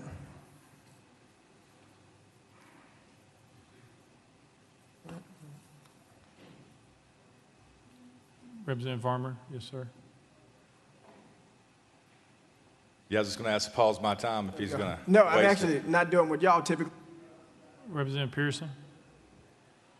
Yeah, I'm actually not trying to run out of your time like y'all do to us, or to me. I was actually just looking for a piece of paper. I'm here in the well right now because I came to this well using our First Amendment rights to speak up after the violent killing with assault rifles of beautiful human being Catherine Coons, Mike Hill, Cynthia Peake, Evelyn Decows, Haley Scruggs, and William Kinney. Representative Farmer. Thank you, Mr. Speaker. No, you're wrong. You're in the well today because you broke rules of decorum. Wouldn't you agree? Representative Pearson. I believe I'm in the well today because you have put forward a resolution that says that it's more important to expel voices of dissent than do the work of justice, which is fighting to end gun violence in the state of Tennessee. I believe that I'm in the well today because I, with the courage of ancestors and family and loved ones and communities, stood up and spoke up for folks like my classmate Larry Thorne, who can speak no more because of the proliferation of guns in Tennessee. I believe that I'm in the well today because you have decided that it is not right to have debate. It is not right to listen to the voices of the minority. I believe I'm in the well today because on the day that we wanted to honor the thousands of people who protested, we were denied that opportunity. I believe that I'm here because you feel in your heart that it is right to persecute someone who has committed no crime, who has only broken what you call the House decorum rule, which according to Section 19 of the House Permanent Rules of Order say that at worst the thing that should happen is censure. But instead you have brought forward a terrible resolution to deprive and disenfranchise thousands of people in Shelby County of a representative who will and can speak and advocate for them. And I believe, Representative Farmer, that that is wrong. Representative Farmer. Thank you, Mr. Speaker. And I want to just remind you of a letter you sent the members of this General Assembly on April 3rd. I recognized I did not follow decorum this past Thursday on the House floor, and I take full responsibility and accountability for my actions. What changed between the letter you sent the members and the account you just gave? Because either A, you were telling a lie here, or you were telling a lie right up there at that podium. So what's the truth? Representative Pearson. Thank you, Representative Farmer. I did write that letter, and I still stand by it. We broke, I later learned, rules of House decorum by coming up to the floor, and I do take full accountability and responsibility for my actions because I don't want the names of Catherine Kuntz and Mike Hill and Cynthia Peake and Evelyn Dehouse and Haley Scruggs and William Kinney and folks like Larry Thorne to go into an ether of silence. You're right that coming up to the House floor without the Speaker saying something broke a rule of House decorum, but it did not break a rule that deserves the expulsion of members of this body. We committed no crime. We did nothing but came to this floor to say we need to listen to the constituents who are asking for us to end gun violence. We need to listen to the constituents who are asking for us as they chanted to do something. And that is not a crime. In fact, that is our responsibility, our obligation, and I would even say it's our calling. Representative Farmer. Thank you, Mr. Speaker. And as you said earlier, you've admitted that you've engaged in disorderly and disruptive conduct, correct? Representative Pearson. That's not correct. I believe the rule of House decorum that we broke was walking up to the well without the Speaker's permission. But I think, and I'm going to ask that we do get the video of what happened on the House floor that day, because I believe you will see, as we saw in the video earlier, that most of the things that are in this resolution, which really make it challenging, I think most of the things that are in this resolution happened during recess. And what I'm being told now, or what it seems to be happening, is that you cannot be held to account to the permanent House rules of order during recess, or another member of this body would have had a resolution against them or will be having one pretty soon. And so I think there are a lot of contradictions and questions that are coming up, Representative Farmer. Representative Farmer. Thank you, Mr. Speaker. Representative Chisholm. Thank you, Mr. Speaker. Representative Pearson, what day were you officially sworn in?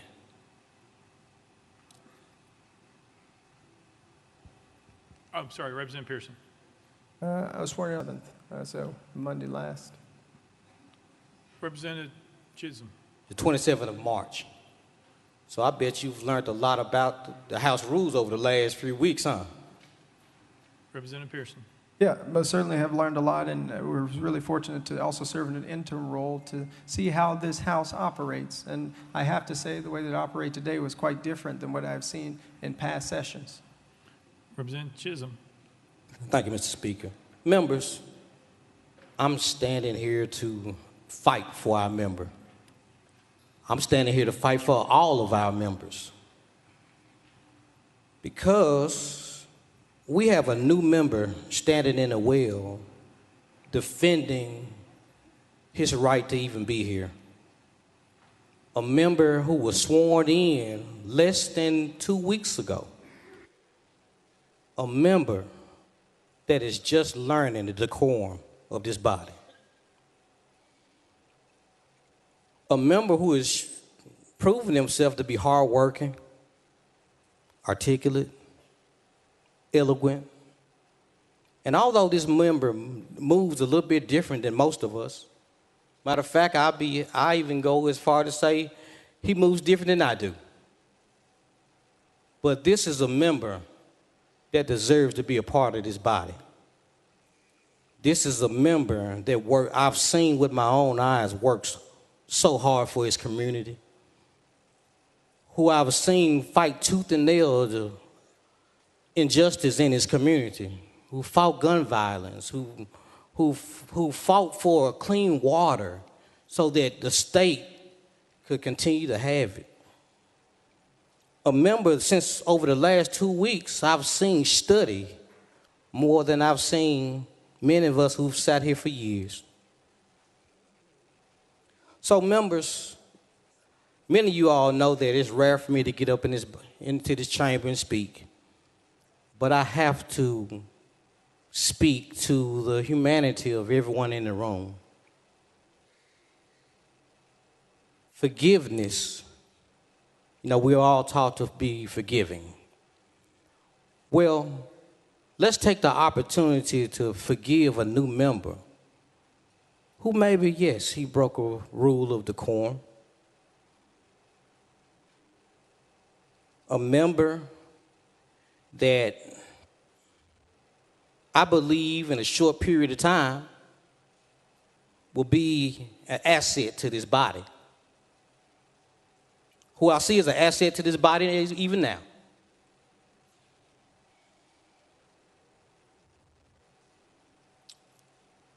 Members, it's been said many times that we've seen many members of this body violate rules and are still here, who violated decorum in a much severe manner than a member just standing in the podium, who are still here. And members, let's remember that as we talk about forgiveness and as we talk about the member in question right now, let's remember who's watching us right now. Let's remember who's in the hallway. And let's not forget about those children that lost their lives. Let's not forget about the reason he felt like he had to get in the well. Because when a generation is penalized for telling the truth, we teach them how to lie. So, members, let's be careful what we're teaching, not only the people who are here at the state capitol right now, not only the people of Tennessee, but remember, please remember, there are people all over the world who are trying to find examples of Tennessee that they can copy and use for themselves. And let's not give them something they'll end up being ashamed of from seeing us. Thank you for your ear, and I ask you for your consideration. Thank you. Representative Pearson. Thank you, Representative Chisholm. And I do take issue with some of these things, particularly some of these rules. And I think some of not necessarily the rules in and of themselves, I realize it was passed by this body before I got here. One of the things I do wonder is, as a part of being here, especially when you come in on a special election, how much effort is given to help educate members, right, who are new here? How much attention is given to actually support folks to be good members of this body, as you all see? But there's also a need when you get new folk, when you get people who are different than the status quo, when you get people who don't particularly think or see or speak the same ways that you do, how might you change too? Because this is not just about a young generation needing to conform to this body's principalities and the ways that it operates. It's about how this body has to change and transform to meet the needs of this society, how it needs to change and transform to meet the needs of this generation, how it needs to change and transform to meet the needs of people who deserve health care, who deserve adequate educational opportunities, who deserve safety. It's how this body has to transform. It is not just about how we need to think differently or operate differently. It's about how this body can operate differently. And I'll tell you what, today was the first day in about 2 months that I've been here that there has been actual debate on the House floor. This is the first day where the Speaker hasn't ignored hands of Democratic members.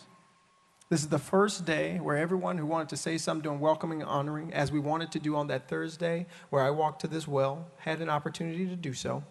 This is the first time where the question wasn't called by my colleagues in the Republican Party almost immediately after something was brought up. This was the first day that I've seen something that was a semblance of democracy, even on a day that seems to be so filled with anti-democratic operations.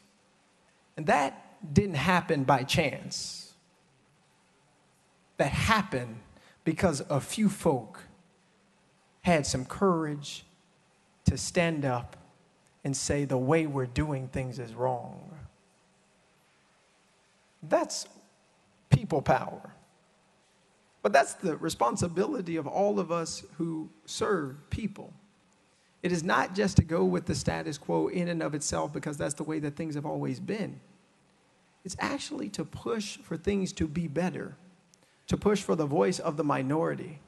And I mean that in a couple of ways, not only politically, but today, 2 African-American members, 1 woman, 1 of 2 Democratic members had resolutions for expulsion. It's an opportunity and a necessity that this body become more democratic in order that all voices all the time are heard.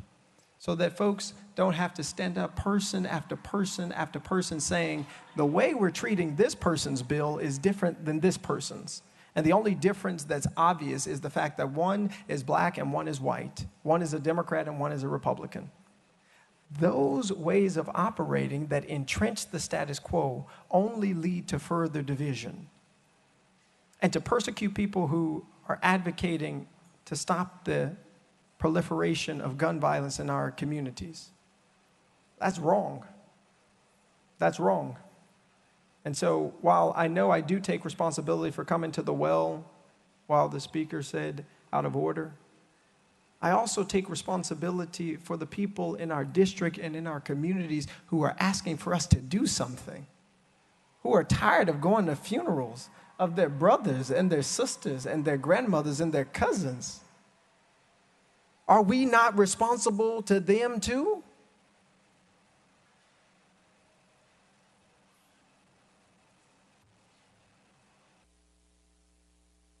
I'll take any other questions. Representative Farmer. Thank you, Mr. Speaker. You know, as I'm listening, I'm thinking to myself, you don't understand. You don't truly understand why you're standing there today. You don't truly understand why I authored that resolution. And it wasn't an easy thing for me to do. But I'm hearing you blame this on your youth. But just because you don't get your way and you grab a couple friends doesn't mean you can come to the well while we're conducting business in session. Other members are waiting to have their bills to be heard. They have constituents too, 60, 70,000 times another 80. Millions of people. Just because you don't get your way, you can't come to the well, bring your friends, and throw a temper tantrum with an adolescent bullhorn. It doesn't give you the right to enrage folks that are here to watch this body conduct business and talk about things you know good and well that we've worked very hard to protect our children here in the state of Tennessee. Very hard. You know what? And what you could do, you could file a piece of legislation that maybe you'd do that instead of sitting back and criticizing folks that's worked really hard for the past decade to do so. That might be a place to start. But certainly don't start by commandeering the well while we're conducting business here in this Tennessee General Assembly. That's why you're standing there, because of that temper tantrum that day, for that yearning to have attention. That's what you wanted. Well, you're getting it now. So I just advise you, if you want to conduct business in this house, file a bill. Be recognized, stand there and present it, and pass it. All you got to do is pass the bill. Representative Pearson. Now, you all heard that.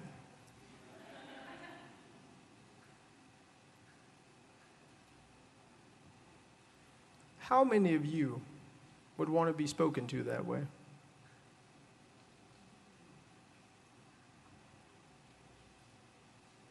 How many of you would want to be spoken to that way? We're not talking about politics. We're not talking about even gun violence. How many of you would want to be spoken to that way? The reason that I believe the sponsor of this legislation, of this resolution, spoke that way is because he's comfortable doing it. Because there's a decorum that allows it. There's a decorum that allows you to belittle people. We didn't belittle nobody. What we said was that we cannot be beholden to gun lobbyists, to the NRA, We can't be beholden to organizations that don't want to see us make progress on gun violence. We can't be beholden to folks who don't want to see us help save our communities and protect them. But there's something else I think that the sponsor of this resolution has alluded to, and there were a few things here that you said that I want to address. He called a peaceful protest a temper tantrum. Is what's happening outside these doors by Tennesseans who want to see change a temper tantrum? Is Sarah, whose son Noah was at the Covenant School. He survived. He's 5 years old. And she showed up here demanding that we do something about gun violence. Is that a temper tantrum? Is elevating our voices for justice or change a temper tantrum? But there's something in the decorum of this body that makes it okay to say that folks who are exercising their First Amendment rights to speak up for the hundreds of thousands of people collectively that we represent. There's something in the decorum of this body that says it's okay to call that a temper tantrum, to call people we disagree with on the issues, to say that all they want is attention. But I'll tell you what, I don't personally want attention. What I want is attention on the issue of gun violence. But instead, we're here with a resolution you put up talking about expelling me for advocating for ending gun violence in the state of Tennessee. I'd much rather be talking with you about legislation to protect Shelby County and to protect our communities than talking about why we don't deserve to have our representation lost because we came to the well of this house saying we've got to do something. That's what I would like to be doing. And so you brought attention or tried to bring attention to me, but I want to turn the attention to the people. The people who will never be able to throw a temper tantrum for gun violence. You know, the Larry Thorns, the Catherine Kuntzes, the Mike Hills, the Cynthia Peaks, the Evelyn Decaus, the Haley Scruggs, the William Kennedys, who will never have a chance to throw what you call a temper tantrum for justice, for gun reform, for the ending of gun violence. They'll never have a chance because we haven't taken our oath seriously. Because we don't take people who we disagree with seriously. We tell them, you just are throwing a temper tantrum. And again, these are the same folks who live in one of the greatest democracies, as we've been told, in the United States of America. A place, in an institution, in fact, I would argue, that was built on protest. An institution that was built on people throwing temper tantrums against injustice and what they viewed as injustice. It isn't a temper tantrum to say that kids should actually go to schools that are safe. Neighborhoods shouldn't have to have thousands of police officers to be safe. We shouldn't have to worry about going to the grocery store, as in some cases going to the movie theater, and someone coming with an assault rifle and killing us. That's not throwing a temper tantrum, sponsor. That's just asking for us to do right. You said something else. You said, you don't understand why you're here. I promise you, I fully understand why I am here. I am here because the people in District 86 brought me here. I'm here because the people in District 86 asked that we might fight for justice against the status quo here. I'm here because we are subversive to the status quo. One that is young, one that is diverse, one that calls into question the ways that we have been operating that are not working. Because if they were working, those kids would be alive. Larry would be alive. People in our communities and in our families, TJ would be alive. If the system was working the way it was supposed to, because my cousin would be alive. But that's not what's happening. And look, I wrote y'all a letter. I hand-delivered a letter to everybody. And I said, look, I take full accountability and responsibility for my actions on the House floor and that it broke decorum. I told y'all that. And I also told you that there was in no world or way that I thought that would lead to us being expelled from this house that we got elected into by our constituency.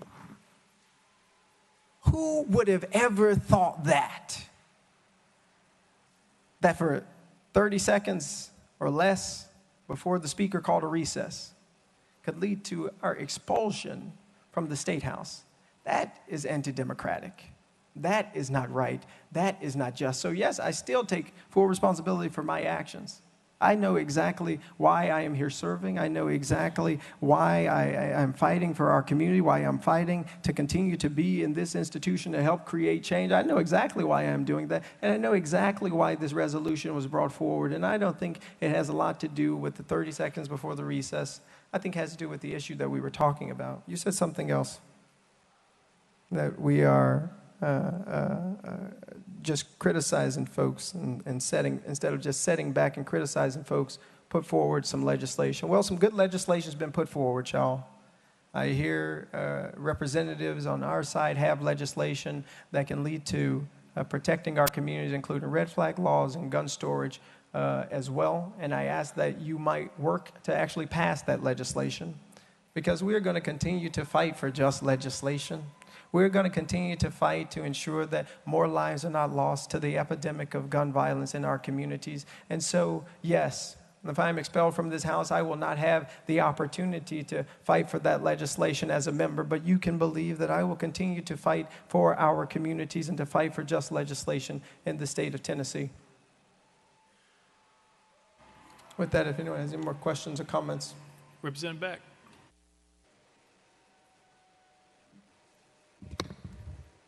Thank you, Mr. Speaker. I've been trying to get the podium all day, but I've been cut off, and I know that's part of our democracy.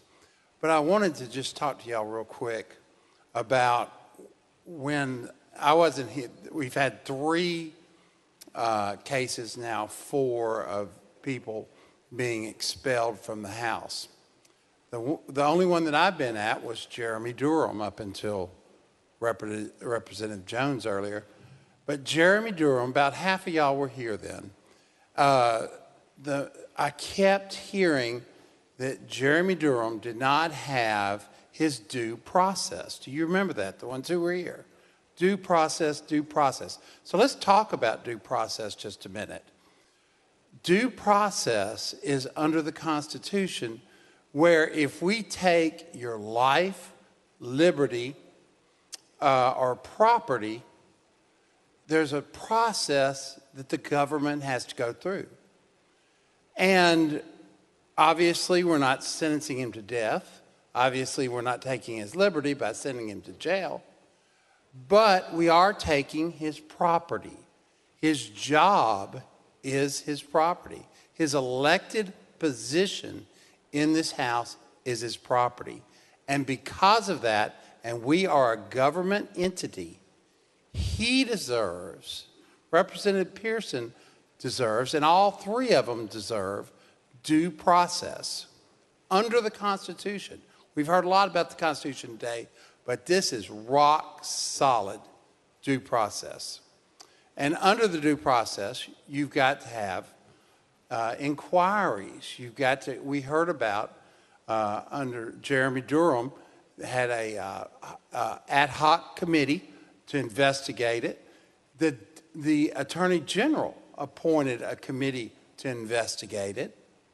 And yet we still get to, months later, not a week later, months later, we get to a position where we are in a special session to expel Jeremy Durham. That was months, years maybe, after the first accusations of the sexual harassment came out, and other accusations. But where I'm going with this, ladies and gentlemen, is that none of these 3 were given their due process. There was no investigation. If there was an investigation, if there was a time, then maybe these articles of expulsion would have been correct, would have been accurate. We keep hearing different things that different accused that are said that they have been done. Well, if we would have slowed this down, given them due process, like anyone that we're taking their property from, then yes, we would be in a lot better position to make a decision on young Representative Pearson. And a point of order, I've got a question for the clerk. Mr. Clerk. Mr. Clerk, is it against the House rules to approach the well without the Speaker's permission? Mr. Clerk. Mr. Speaker, that is not contained in the House rules. Representative Beck. So when young Representative Pearson admitted to breaking decorum because he went to the well without the permission of the Speaker, in fact, he was not breaking House rules or House decorum. He didn't know that he wasn't breaking House rules or House decorum. So when he says that he did, he was actually in error. Mr. Clerk. Mr. Speaker, I believe part of the issue was that the members weren't recognized, which is part of the rules. Representative Beck. But the representative said earlier he thought he broke the rules because he came to the well without permission, which that was not a violation of our House rules. And with proper due process, all this could have been vetted, and we would have been in a process where we would have seen the video that was spliced from 4 different angles, 4 different people who took it, and been able to authenticate it and given you true due process. Representative Pearson. Yeah, Bill, I appreciate that, and I'm still learning a lot about these rules, as you see, and appreciate you sharing that. And what I agree with is that this has not been a very fair process. We were told Monday that we'd be expelled Thursday. We're never given any idea of how this process would work, whether or not we would even have, how much time we would have to be here before you, to talk to you all about the reason that we needed to remain here. We weren't given due process, but this wasn't and isn't fair. And I think what ultimately has happened, and this is the tragedy of this moment, is this very undemocratic process has already led to the expulsion of one member from the State House General Assembly, Representative Justin Jones. And operating in this way means that it doesn't have anything to do with the rules. The rules that are being broken, which seem to become more finite, could have been addressed by Section 19, which would have led to censure, which you all passed in the Permanent House Rules of Order for the 113th General Assembly, could have led to censure. But to expel members from this body that we were duly elected into doesn't have to do with a breaking of a rule or something like that even. I think it has to do with working to silence the voices of people calling for action and change, particularly as it relates to gun violence. I don't want us to forget that. Right? We're here because we were not recognized when it came the time to talk about gun violence, and it was time for us, and it is time for us to do something. That is ultimately what has led to the use of our First Amendment rights and the protesting against injustice on the State House floor, in order that we might elevate the issues of our community and our constituents who are in need and asking for us to do something. And so it's very helpful to know that the rule I even thought I broke wasn't even a rule in the first place. But to be able to bend the rules or skip the rules for certain folks, or to use the rules against duly elected members of this body for either politically motivated reasons or ideologically motivated reasons, are wrong. And not only is it about setting a bad precedent for generations and generations to come, it's bad today, right? For people who still believe and have faith in what Tennessee can be, for the young people who still are marching and still are speaking out, saying that this is still an institution, a place where change can happen. But if we hang on to those principalities and that wickedness that is too often before us, instead of continuously working to improve and continuously working to grow and working to actually create just legislation and not call people who are advocating for it, folks who are calling for temper tantrums. If we don't get beyond that, we will not be able to build this institution or our state into what we know it can and should be, which is a place where we don't have the issues of poverty that we have, where we've expanded medical care for everybody. We want to build a place where everybody in this state can become who God has called for them to be. And at this point, in this place, instead of working on those things, we're working to expel people whose voices we disagree with and whose ideologies and perspectives about the liberation of everybody we view as wrong. Lear Lambert. Representative Pearson. You know, I've sat here today and I haven't said much. This is a difficult day, I think, for all of us and for all of Tennessee. Like many others that have spoken on both sides of the aisle, Republican and Democrat, and all of the people that are here today, because they have families, they have jobs, they have homes, we are all on this House floor because this is important. And you would agree with that, I hope, correct? Representative Pearson. Of course. Leader Lambert.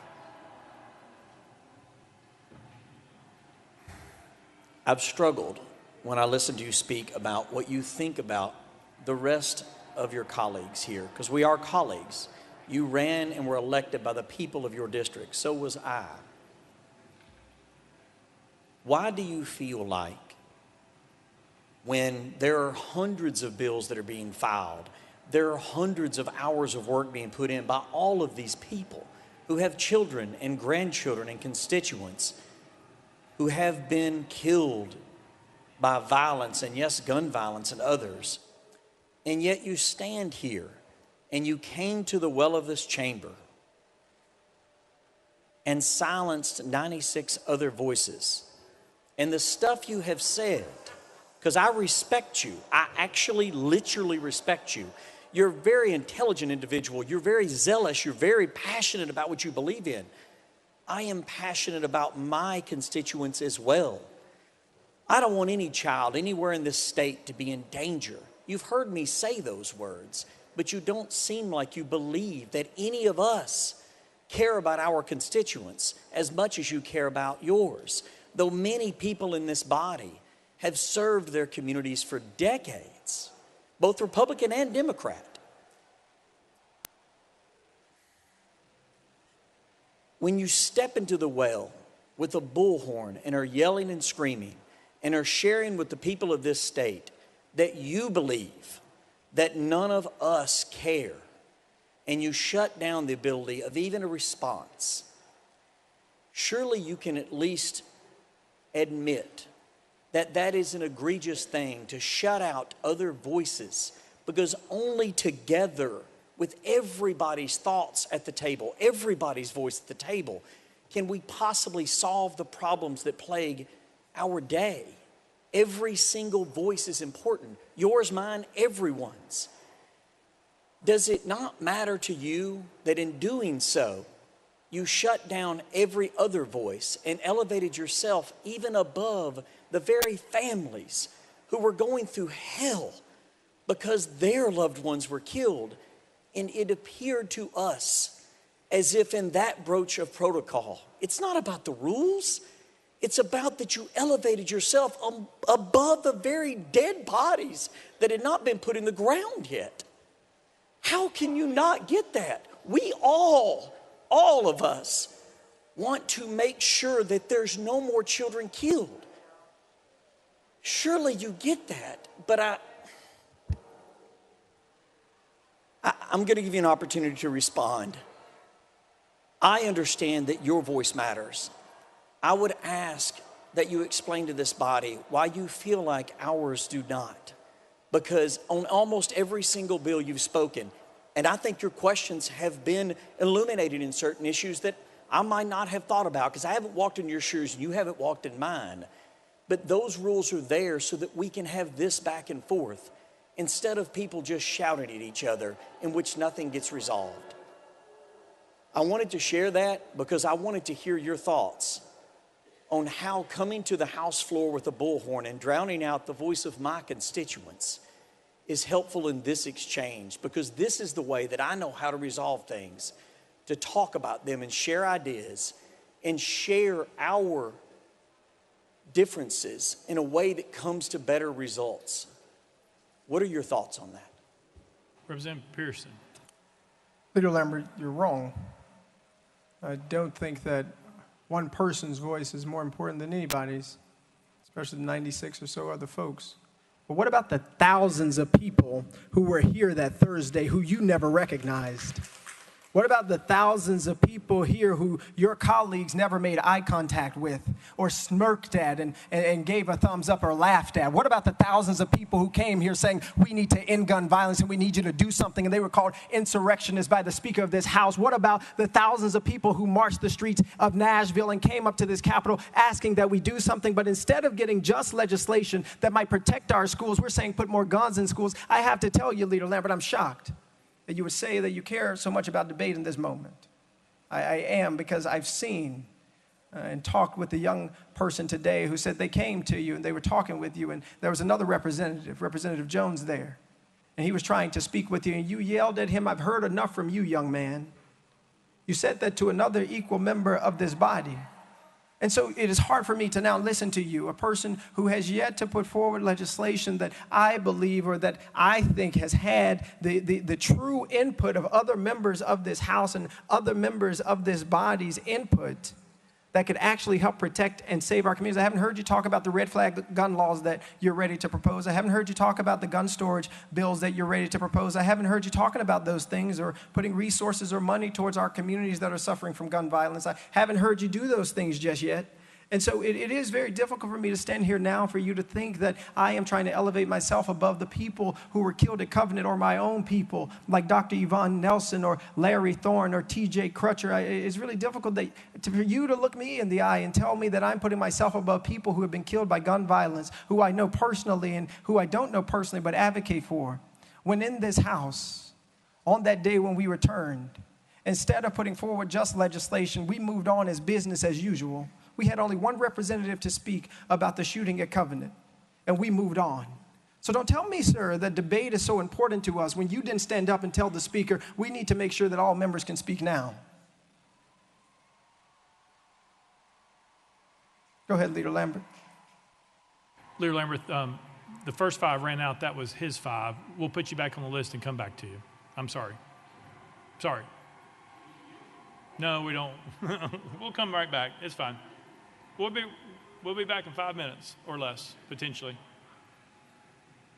Representative Harris.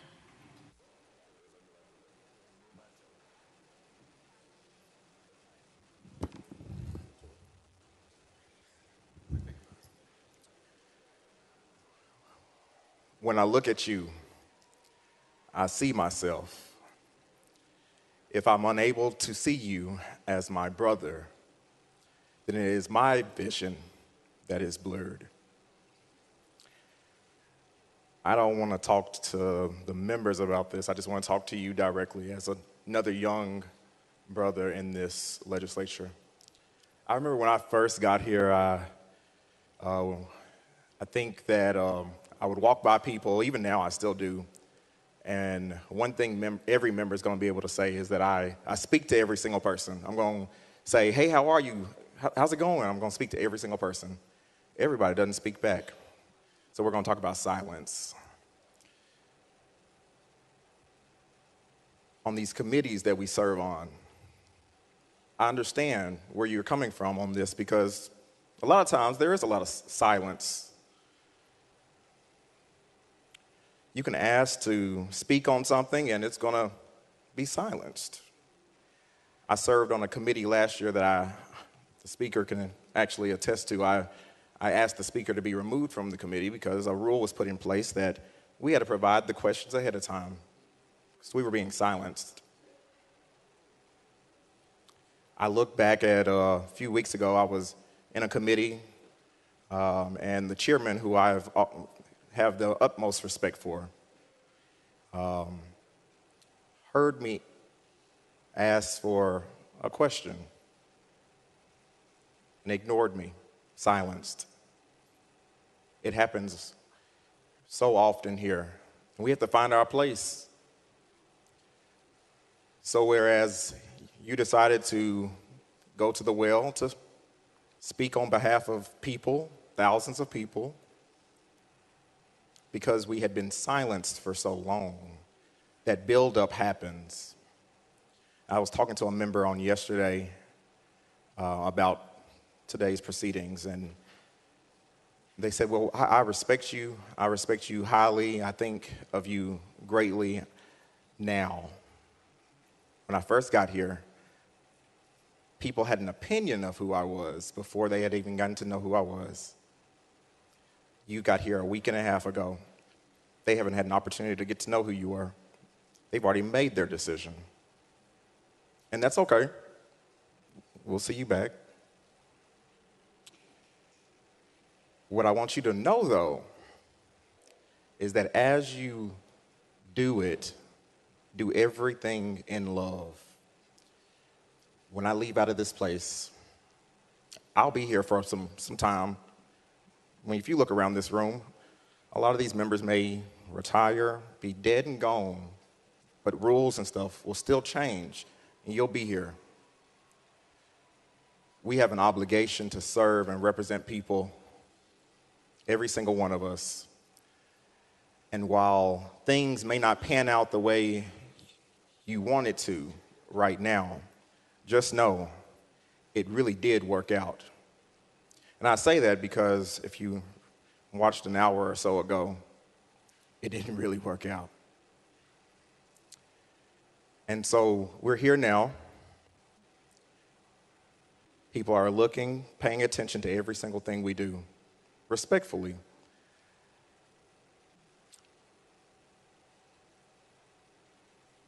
We had a member from our community that was murdered, Tyree Nichols. Murdered. We talked about him for 1 week. We had 6 individuals killed recently, 3 children, 3 adults. And we would have talked about them for 1 week had you not done what you did last Thursday. You allowed for more voices to be heard. Now, while I may have done things a little different, you made a difference that everybody's going to remember. And I promise you, those young people, the people that's going to pass away in the future, things that may happen in the future, they're going to get heard. And when you go back home, just know you did a great job.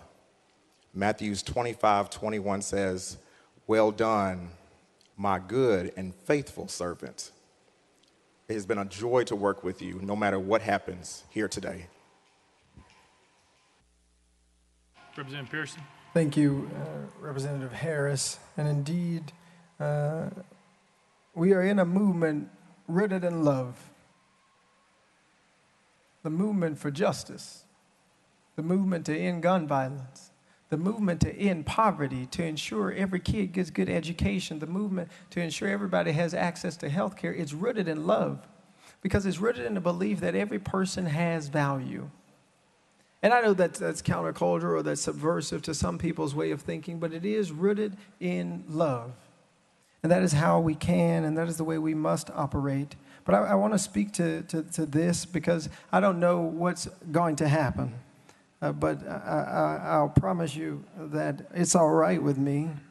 What I will say is that those silences that my colleague is talking about, it's an institutional problem. And I see a lot of chairmen here talking and a lot of other leaders here of the party that's in positions of power right now. And I'm really speaking to the chair folk. Y'all have a responsibility to make sure your committees still are democratic.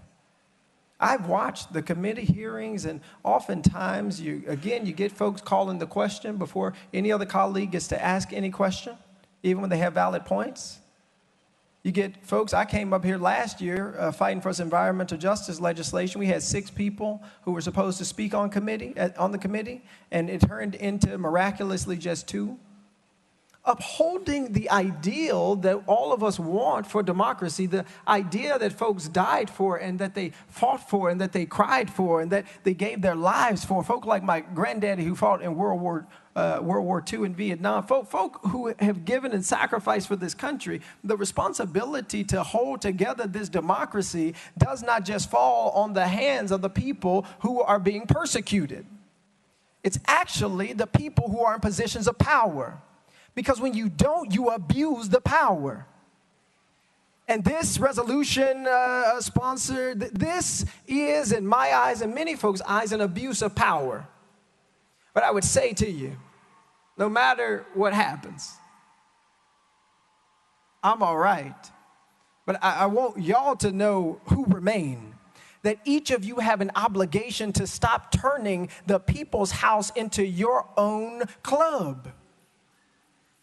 That the folks who sit in committees with you, who got elected just like you, who swore the same oath that you swore, they deserve a voice in these committee rooms, and we deserve a voice on this House floor.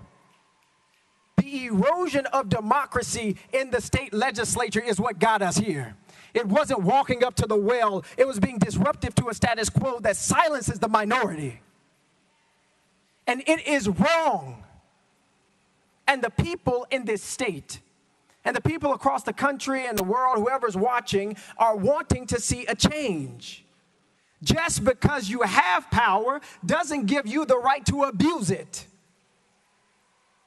Because even if I disagree with your constituents on political issues, I do agree on the principle for which my ancestors fought and died, which is that they would have a democracy.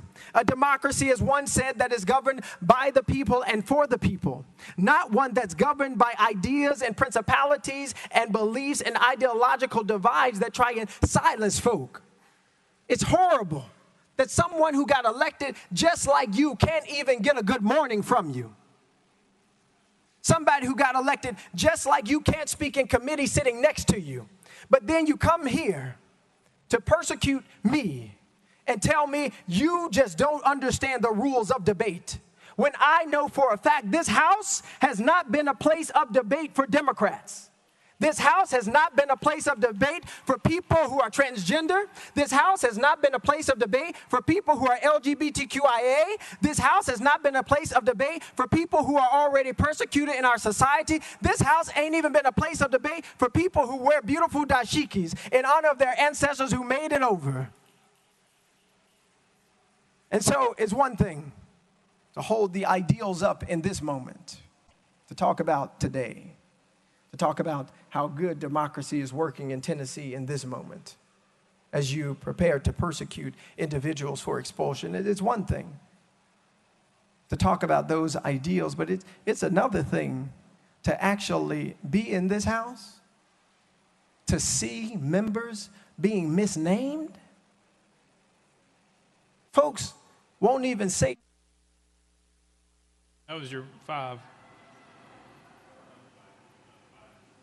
No, that was the new 5. That was the second 5. Sorry.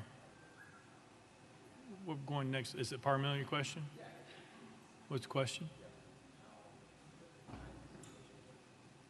Mr. Clerk.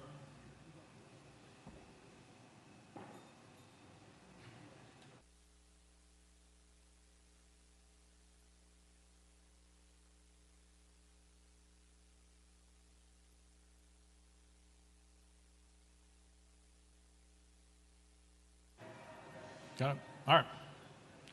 Representative Hawk.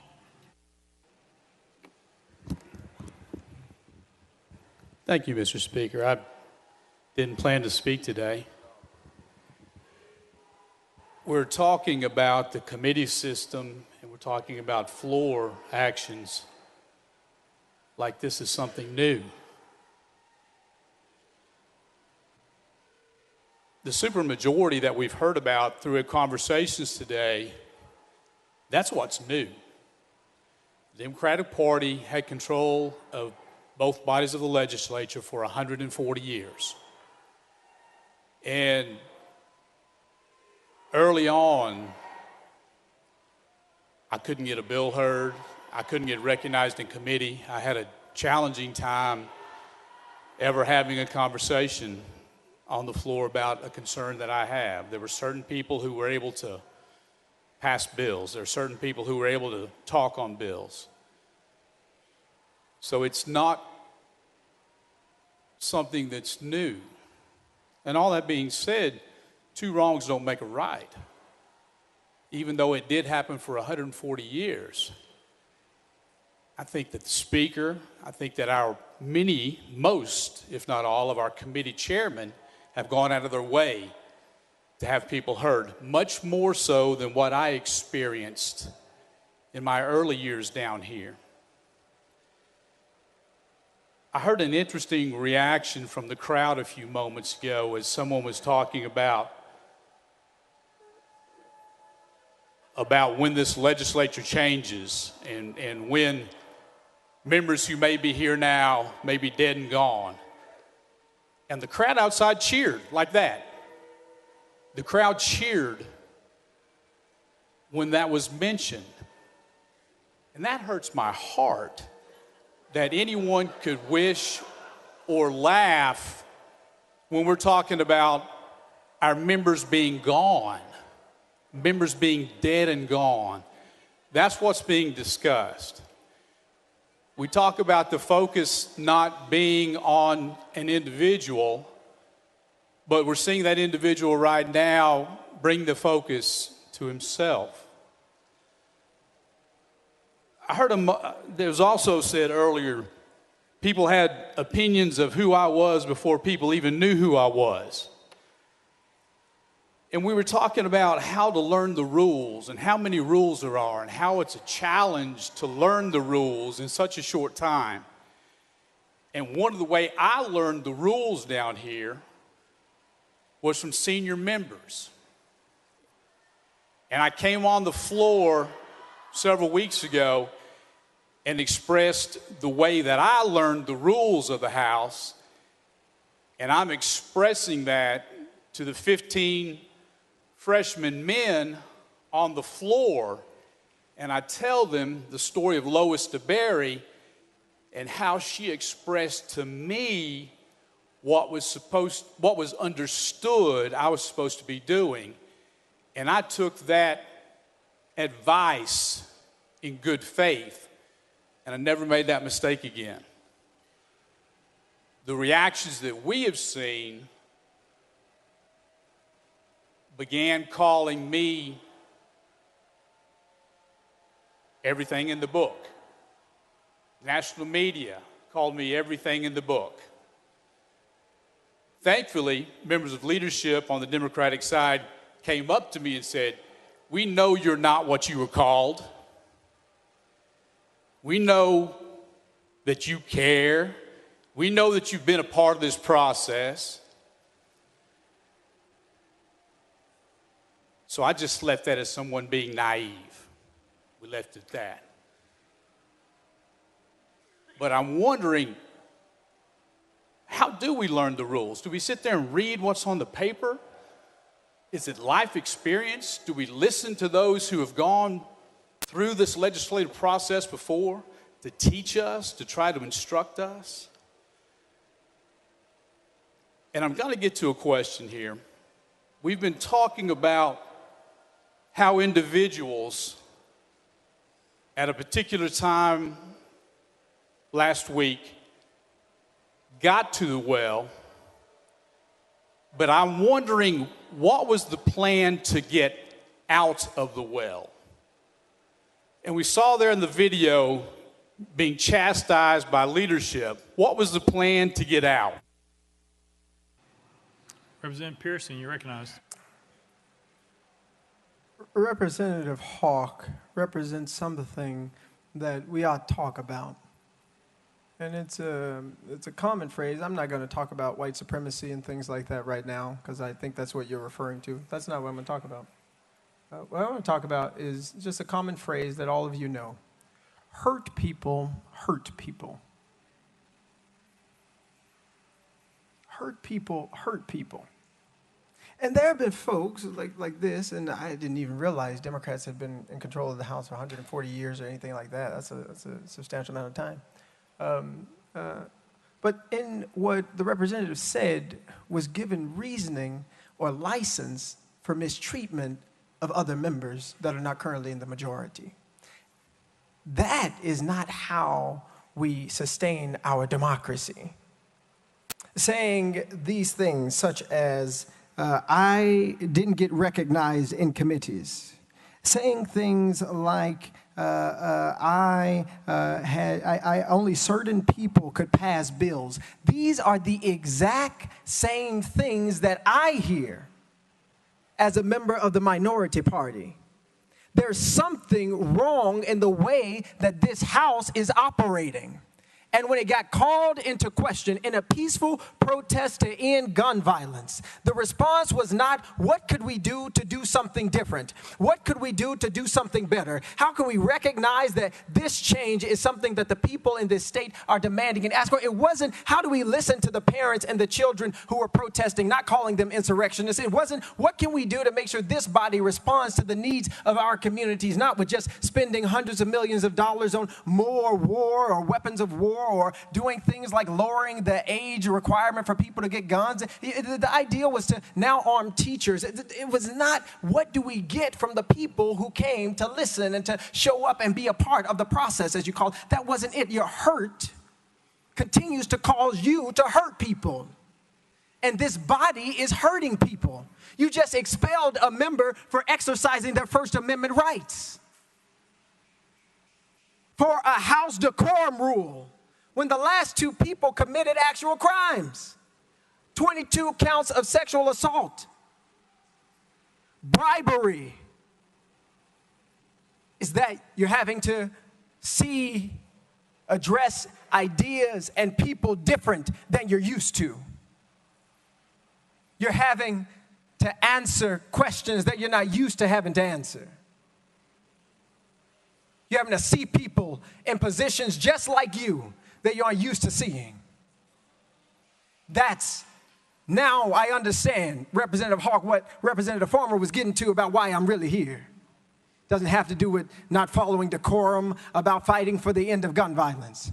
It has to do with an idea and an ideology that says there's only one way that we're going to allow thinking up in here if you're going to be here. It's only one way that you're going to be if you're going to be in this house. But the news for you and for every member in this legislative body is that this country is changing in magnificent ways. That the diversity of the state of Tennessee is changing in magnificent ways. That the voices and the people who are protesting aren't just black folk and ain't just white folk, ain't just rich folk or poor folk. It is a multiracial coalition built on a solidarity dividend that can break any institution that refuses to change.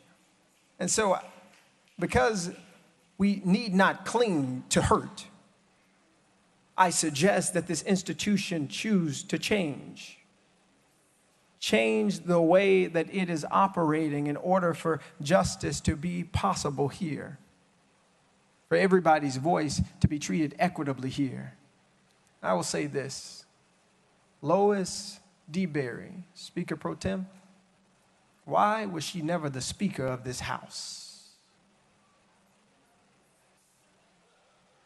She deserved to be Speaker of this House. And the reality is, the reason that she was saying things about decorum and things like that was because she understood that the institution that she was a part of, the institution as the second black woman, I believe, to ever be elected in the Tennessee State Legislature, the way she had to present herself, the things she had to do and say, and the way she had to look was so important because black folk wouldn't get respected otherwise, because white folks wouldn't respect them. They'd call them boy, they'd call them girl instead of chairperson or Speaker Pro Tem. All right. Representative Towns.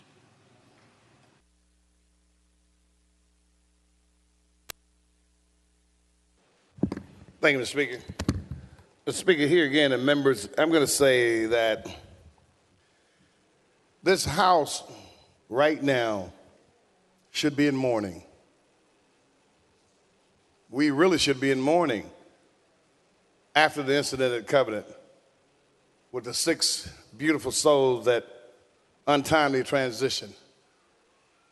That's what we still should be doing, watching the flags fly at half-mast. Because I know that particular day, everybody was hurting, and a lot of us are still hurting. Hearts broken. A heartache is a hell of a thing. Our hearts were cracked and broken, and you can't put it back together again. We're supposed to be in mourning. This house ought to be in mourning. It has not healed, hadn't had time to heal. It takes time to heal a broken heart. But we've been deflected on trumped up charges for one of our members, 2 of our members, 3 of our members, which is subconsciously denying us the ability to heal and plan and progress our way through this melee of madness, of death and destruction in our communities. We should be in mourning. And in our anger, we're lashing out at our members, at the brothering, if you will, on this House floor. We're lashing out.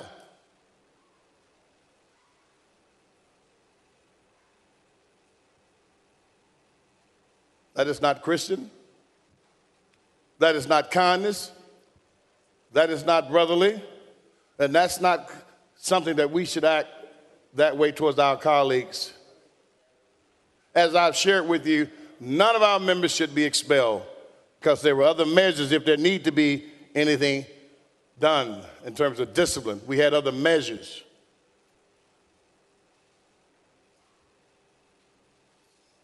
I ask that you allow our member to stay and allow us to get back to mourning and to figure out how we can address this plague that's harming our nation and harming our people and harming our state and harming our citizens. The people are calling for something to be done. Many of us don't know exactly what needs to be done, but we know we have to do something. Any of us would run into a burning building to try to save some children. All of us. As I shared about the anger, when we get angry, we may be like a dysfunctional F troop, and all the children die because we're mad. Madness, temporarily insanity.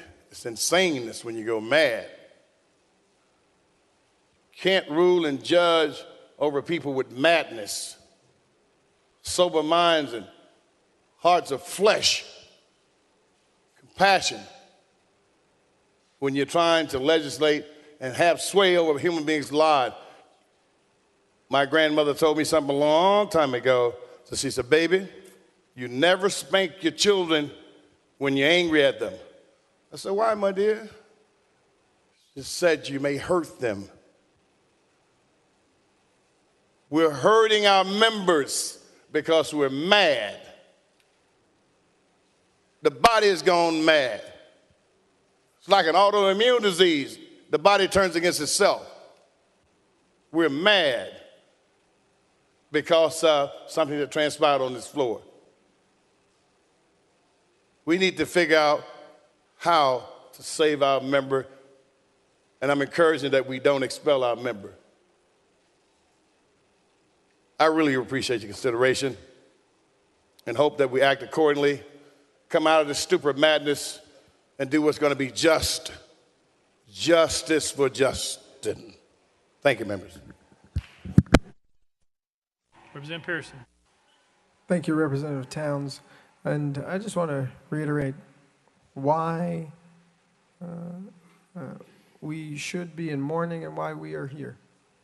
I don't want to forget Representative Freeman's district, the catalyst for this conversation, and unfortunately, instead of it being a catalyst today for the passing of those laws, it's about expelling myself and 2 other members of the House. We have in this state a proliferation of guns, and we have significant incidences of gun violence. That is the reality of what's happening in the state of Tennessee. That is a real issue that needs to be addressed. And this expulsion and other conversations that take away from the real calls for change that are coming out of the halls and coming out of the homes of people in all of our communities is detracting away from the calls and cries for justice that each of us need to be answering, that each of you need to be answering. And if your mind has not changed about how we get there since last Thursday, if your mind hasn't changed about how we make Tennessee a better, more safe place, if you're offering the same solutions or resolutions or ideas, then you are not listening to the people. You are not listening to the communities like Memphis and Shelby County that are suffering. You're not listening to the folks who are dealing with gun violence on every single day, every news cycle. All of us should be being transformed in the ways that we're thinking about solving this problem. But instead of being transformed to do something to solve it, we're silencing folks who said we've got to say something.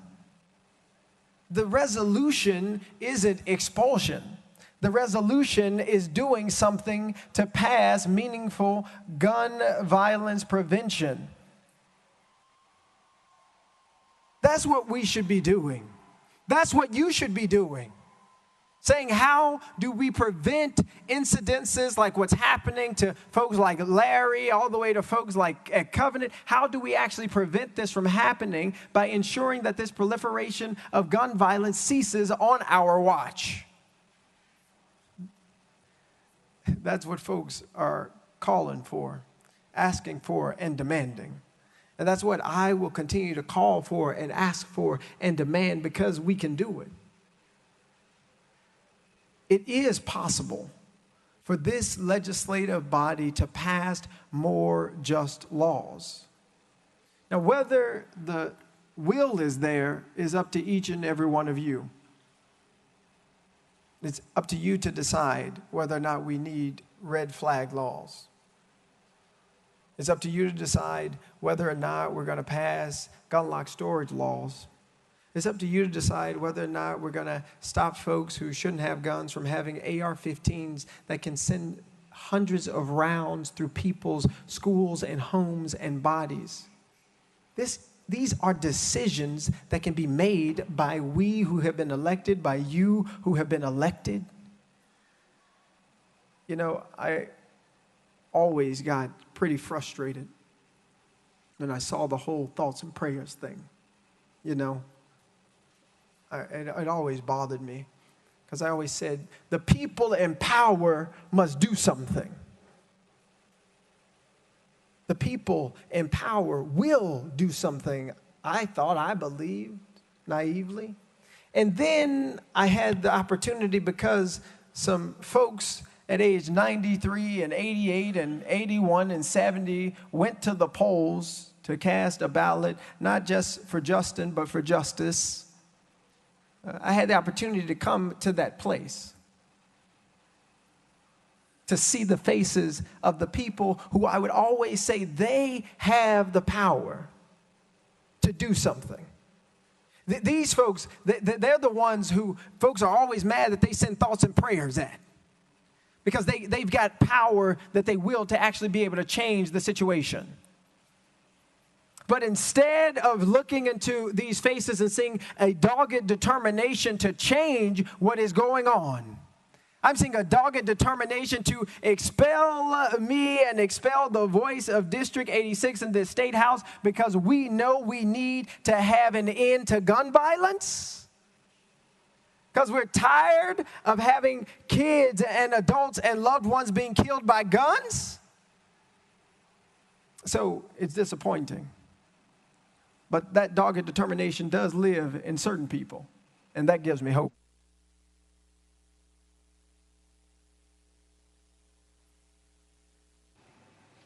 Yes, it is.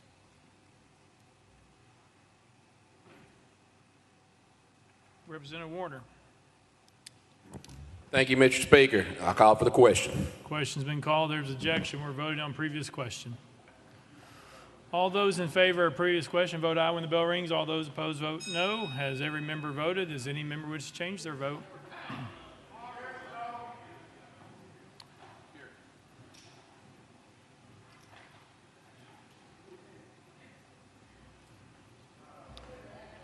Mr. Clerk, take the vote. Ayes 73, 23 nays. Previous question prevails. Let the journal reflect Representative Terry is excused. Representative Pearson, you have 5 minutes to close. Okay, give me 1 second. Speaker, I just want to ask a point of privilege. Speaker, point of personal privilege. Is it possible that Senator Ackberry could join us up here? Former State House Representative. Yeah, she can come. Thank you. Thank you. She's going to stand next to me. Leader Camper. Come on, Senator. All glory and honor to God, who makes all things possible, who takes the son of teenage parents Kimberly Owens Pearson and Jason C. Pearson and brings them to an institution built by enslaved people's hand. All glory and honor to God, who brings those who've been marginalized and excluded into this place and tells them that you still have a voice, that you still are somebody, and that the movement for love and justice cannot be stopped because we've still got a heartbeat, because we've still got a movement for love that needs us. We've still got people who are calling on us to act and to do something. To all you who still believe that the best days for democracy are ahead, for all of you who still believe that our better days in Tennessee are ahead, I want to tell you that I still believe with you. And how is it that even now amidst persecution, on this Holy Week, after my own brother Justin Jones, Representative Jones, gets expelled from the House, is it that we still have hope and faith and belief in the democracy of Tennessee, faith and hope in the belief in the democracy of the United States of America? How is it that you still have hope, you descendant of enslaved people? How is it that you still have hope? Well, it's because even from the bottom of slave ships, my people didn't quit. Even in cotton fields and rice fields, my people didn't quit.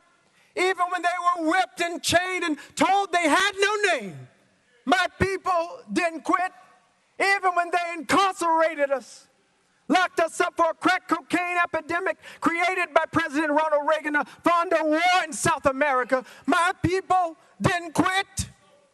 Even when they defunded our schools, separated us and called us colored and white, even when they put us on lynching trees in the state of Tennessee, specifically in Shelby County, my people didn't quit.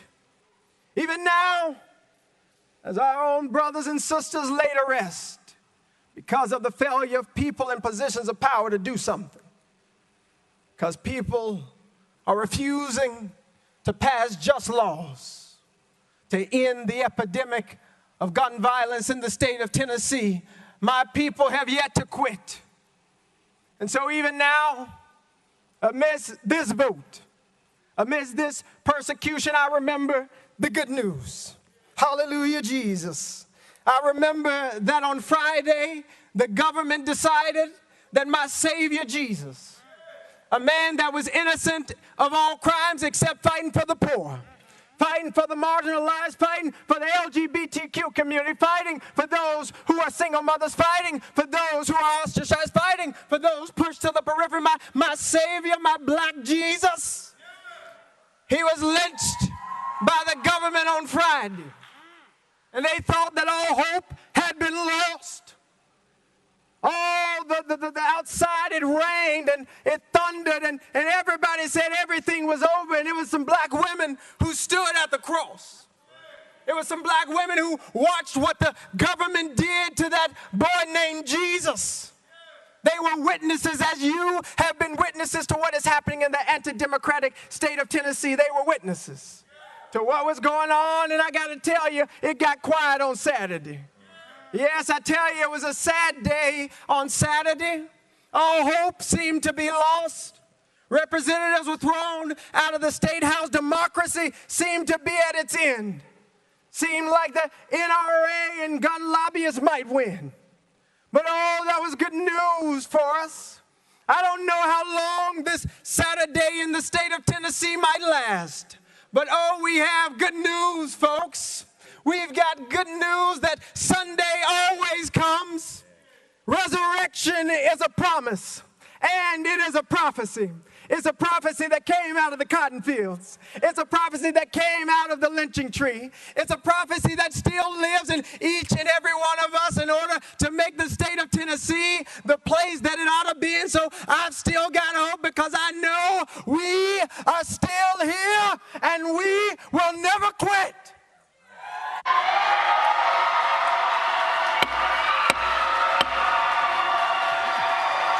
Out of order.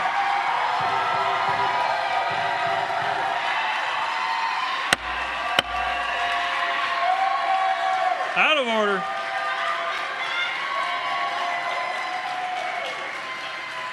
We're voting on House Resolution 63. All those in favor vote aye when the bell rings. Those opposed vote no. Has every member voted? Does any member wish to change their vote?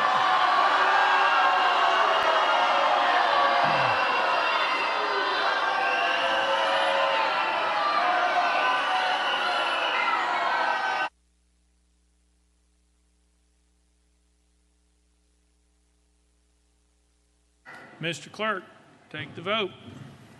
Aye, 69, 26 nays. Having received the concurrence of 2/3 of the members to which the House is entitled in the Constitution of the State of Tennessee, House Resolution 63 is hereby adopted. Without objection, the motion to reconsider is tabled. Pursuant to Article 2, Section 12 of the Constitution of the State of Tennessee, I hereby declare Representative Justin J. Pearson of the 86th Representative District expelled from the House of Representatives of the 103rd General Assembly of the State of Tennessee. Next order, Mr. Clerk. Announcements. Announcements. Next order, Mr. Clerk. Roll call. Roll call.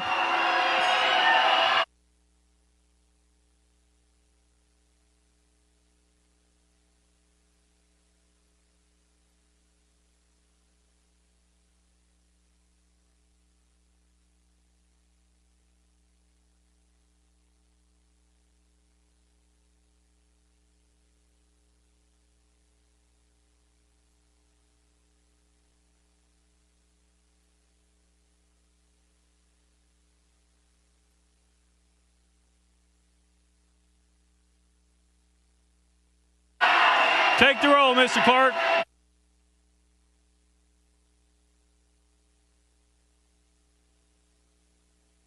Mr. Speaker, 89 members present. Leader Cochran, you're recognized. Leader Lambert, you're recognized.